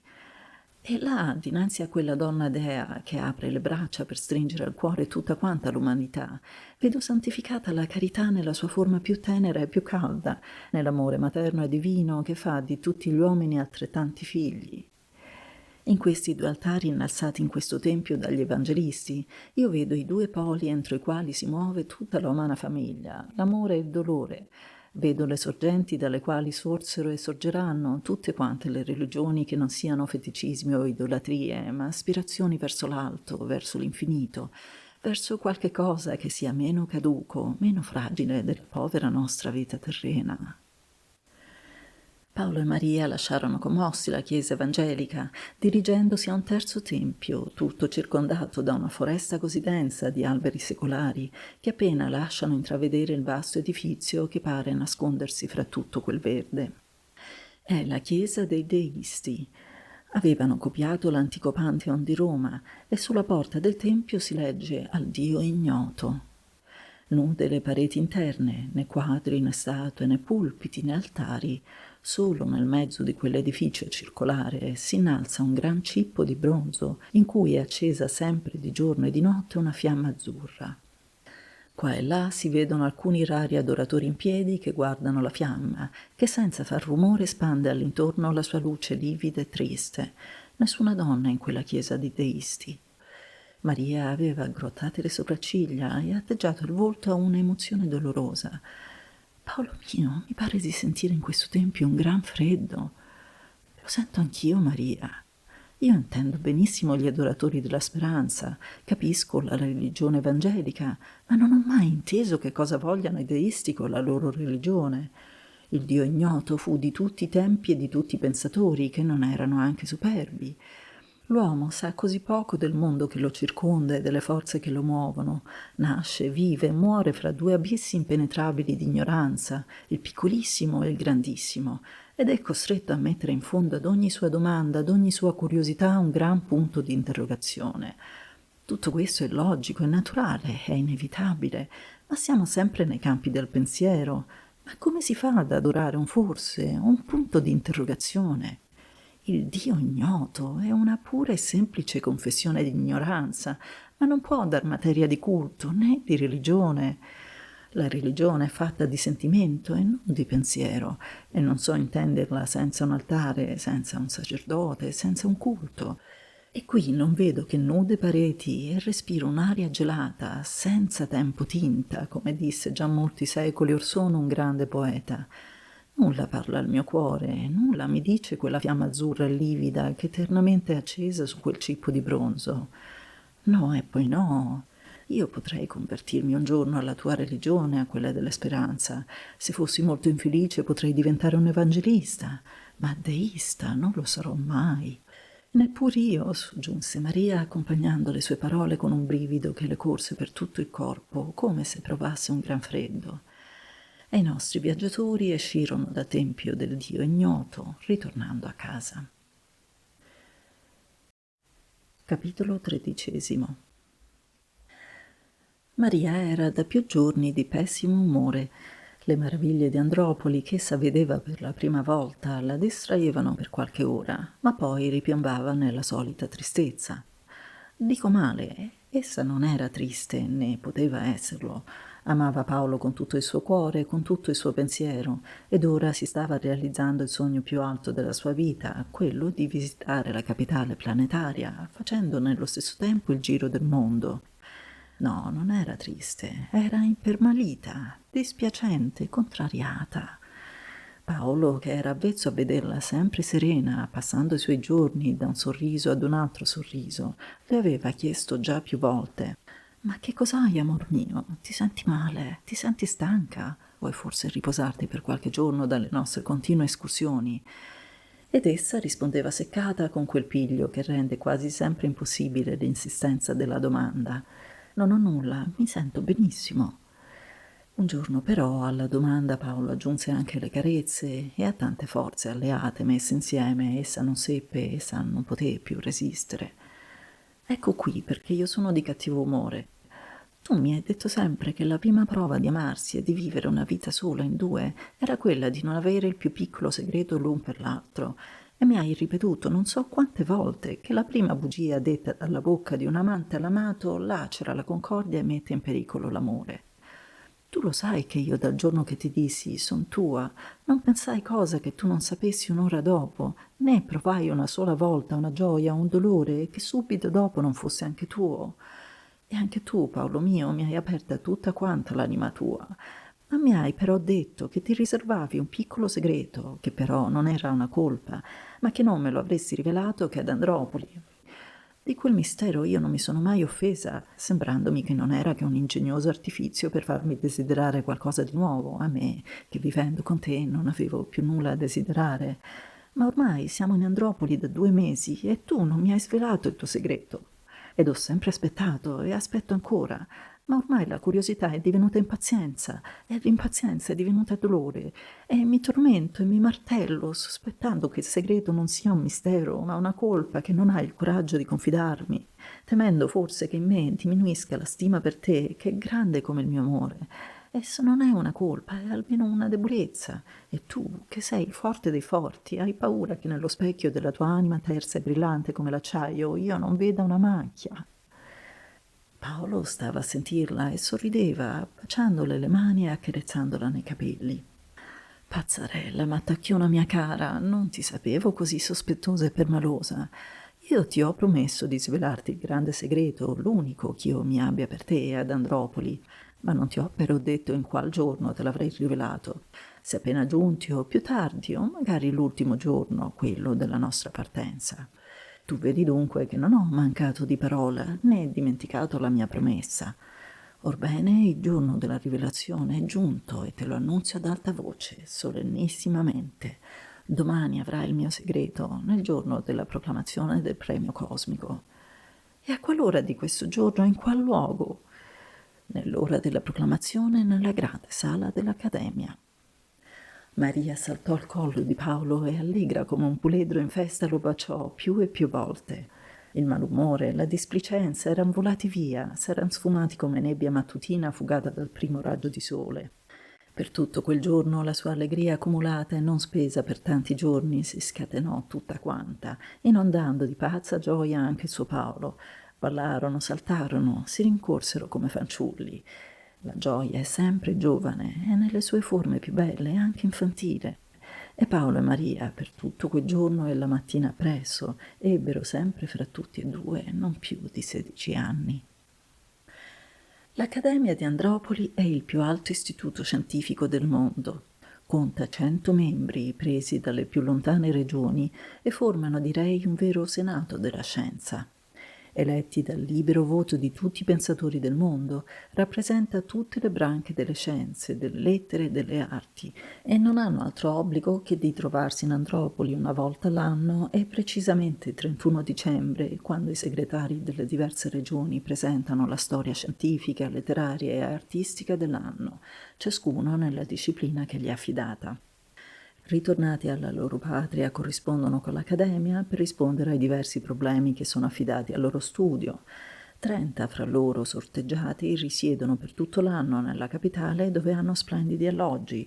Il loro onorario è di 500.000 lire all'anno. Ogni 10 anni si riuniscono tutti quanti per distribuire il premio cosmico e che viene conferito a colui che abbia fatto la più grande scoperta di quel decennio. Il premio è di 1.000.000 di lire e colui che lo guadagna ha diritto di sedere nel Consiglio Supremo del Governo e prende il titolo di Sofo, l'onorificenza più alta in tutto il mondo e uguale soltanto a quella del Pancrate. Nell'anno 3000 si chiude appunto un decennio dall'ultimo premio e i concorrenti sono 150. Era appunto all'indomani del giorno in cui Paolo e Maria avevano avuto il dialogo da noi riferito che si doveva conferire il premio cosmico e i nostri viaggiatori si recarono all'Accademia, che trovarono affollata da 100 e 100 curiosi venuti da ogni parte del mondo per assistere alla gran festa della scienza. La città è tutta imbandierata, le botteghe tutte chiuse e nella piazza musiche variopinte riempiono l'aria di deliziose armonie. Entrando nella gran sala delle assemblee, Maria vide con grande stupore che Paolo andò a sedere con lei nei posti riservati al Pancrate e ai suoi ministri in 2 grandi seggiole dorate. «Ma Paolo mio, perché mai ci sediamo qui? Non sarebbe meglio confondersi col pubblico e sedere là nel fondo, dove potremmo senza soggezione conoscere e osservare ogni cosa?» «No, Mariuccia mia, perché è il posto che mi spetta ed io ho potuto ottenere dal presidente che anche tu sieda qui accanto a me. E oggi è qui che ti sarà svelato il mio segreto, l'unico mio segreto». Maria tacque e rimase immersa nell'estasi di una grande meraviglia, di un grandissimo stupore. Intanto la sala si andava affollando sempre più e una musica deliziosa confortava in tutti la fatica dell'aspettare. A un tratto la musica cessò, si diffuse all'intorno un silenzio solenne e i membri della presidenza presero i loro posti, sedendo fra i 100 senatori della scienza. In mezzo ad essi, in una poltrona più alta, sedeva il presidente, che portava al collo, sospesa da una catena di palladio, una grande medaglia d'oro, che stava a dire che gli aveva riportato altre volte lo stesso premio cosmico che si stava per conferire. Il presidente si alzò e, dopo aver dichiarato aperta la seduta, invitò il segretario generale a leggere la relazione sul premio cosmico e noi la riassumeremo per sommi capi. I concorrenti al premio cosmico dell'anno 3000 sono 150. Un primo lavoro di analisi dei lavori presentati li ridusse subito a 50. Più difficile fu il lavoro della seconda cernita, perché in quelle 50 scoperte e invenzioni molte avevano un valore reale, ma un po' per volta i 50 divennero 3 e dei 3 non fu troppo difficile scegliere l'uno, essendo riservato agli altri 2 il secondo e il terzo premio. L'ingegnere inglese John Newton ha inventato una trivella gigantesca mossa da una nuova macchina elettrica che ci permetterà di perforare tutto il nostro pianeta giungendo al centro della Terra. Potremo così conoscere la vera struttura del globo, fin qui divinata ma non conosciuta, e chissà di quali nuove forze potremo disporre nell'avvenire. L'invenzione è di una straordinaria importanza e perciò abbiamo dato all'ingegnere Newton il terzo premio. Lo invito a recarsi alla presidenza per ricevere il premio. L'ingegnere Newton era seduto accanto a Paolo, si alzò e recatosi al banco del sofo ricevette un diploma e una medaglia. La musica intonò le sue armonie e tutti gli astanti si alzarono ad applaudire il premiato. Il segretario continuò a leggere la sua relazione. Il celebre astronomo Carlo Copernic ha perfezionato talmente il telescopio da permetterci di vedere gli abitanti dei pianeti più vicini. Questa invenzione segna un'era nuova nella storia della civiltà e, permettendoci di allargare i confini del mondo conosciuto, accrescerà all'infinito i tesori del nostro pensiero, lasciandoci anche sperare che in un tempo non troppo lontano noi potremo metterci in relazione coi nostri fratelli planetari. Si trovò quindi ragionevole e giusto di accordare il secondo premio all'astronomo Copernic. E qui nuovi applausi e nuove armonie. Dopo che Copernic ebbe ricevuto il premio, vi fu una lunga pausa di silenzio e di aspettazione.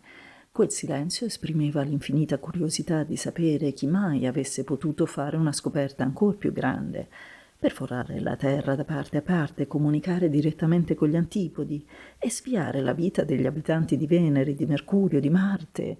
Che cosa vi può essere mai di più grande? E il segretario riprese la parola.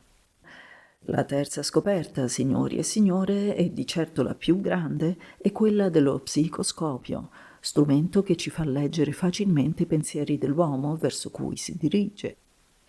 Prego il signor Paolo Fortunati di Roma a voler venire al banco della presidenza per dimostrare praticamente come agisce il psicoscopio.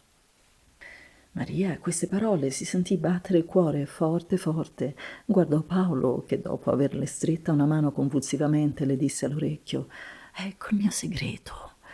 Si alzò e, salito a fianco del presidente dell'Accademia, si levò di tasca un piccolo strumento a guisa di un doppio cannocchiale di tasca e lo rivolse verso il pubblico. Il silenzio era stato grandissimo appena il segretario aveva parlato, ma ora un gran rumore di seggiole smosse, di gente che si alzava, turbò la serena pace di quel luogo sacro alla scienza.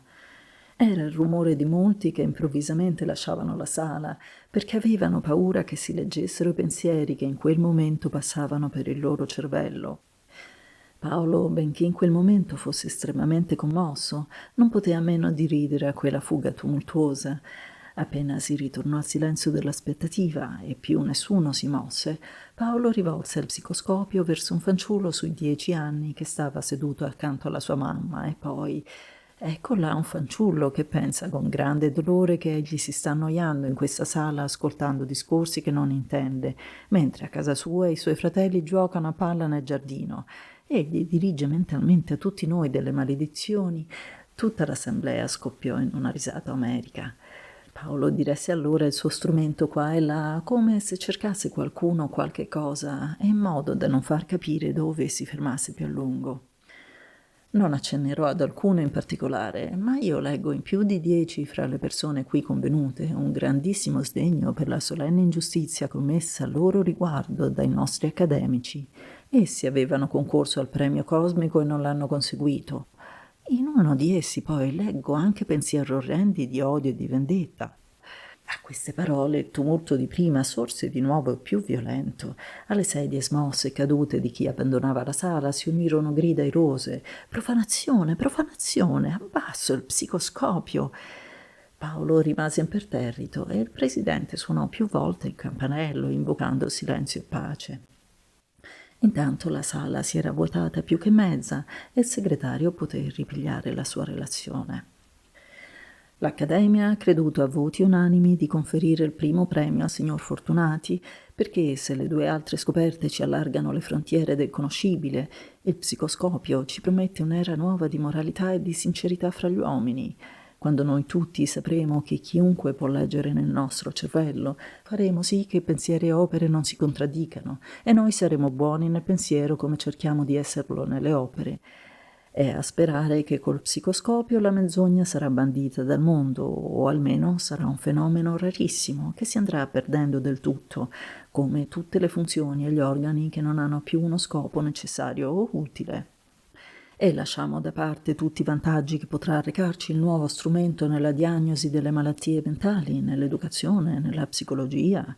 La scienza del pensiero entrerà ben presto in un nuovo mondo e di certo è assai più utile all'uomo il conoscere se stesso che il centro della Terra o gli abitanti degli altri pianeti. Da che l'uomo è comparso sulla terra, egli ha fatto immensi progressi nelle scienze, nelle arti, nelle lettere, in tutto ciò che riguarda la vita del pensiero, ma nella moralità il progresso è ancora molto addietro e non è punto in armonia con quello della mente. Il psicoscopio ci promette di realizzare questo sogno di tutti i secoli, quello cioè che il progresso morale sia parallelo a quello intellettuale. E siccome tutti crediamo che il primo per la felicità degli uomini sia molto più importante dell'altro, ecco perché l'Accademia ha creduto di dover assegnare il primo premio al signor Paolo Fortunati, che ha inventato il psicoscopio.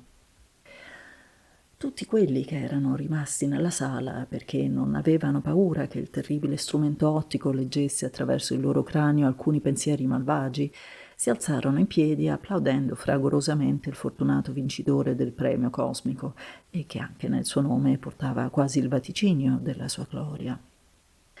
L'unica persona che non si alzò era la più felice e la più commossa. Era Maria, che si nascondeva il volto nel fazzoletto per celare le lagrime di una gioia infinita che le inondava tutta quanta dal capo ai piedi.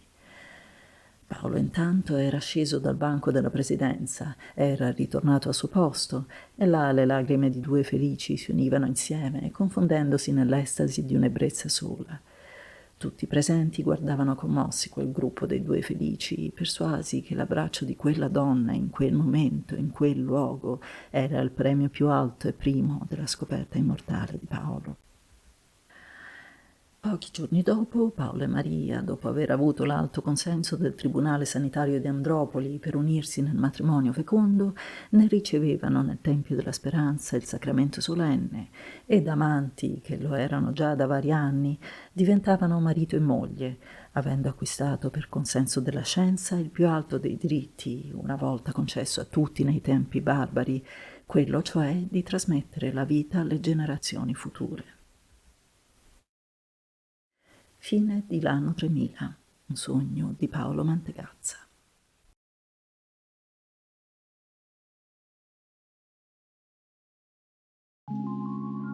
Grazie per l'ascolto.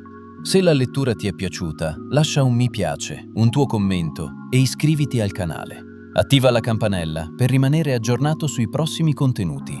A presto e buona continuazione!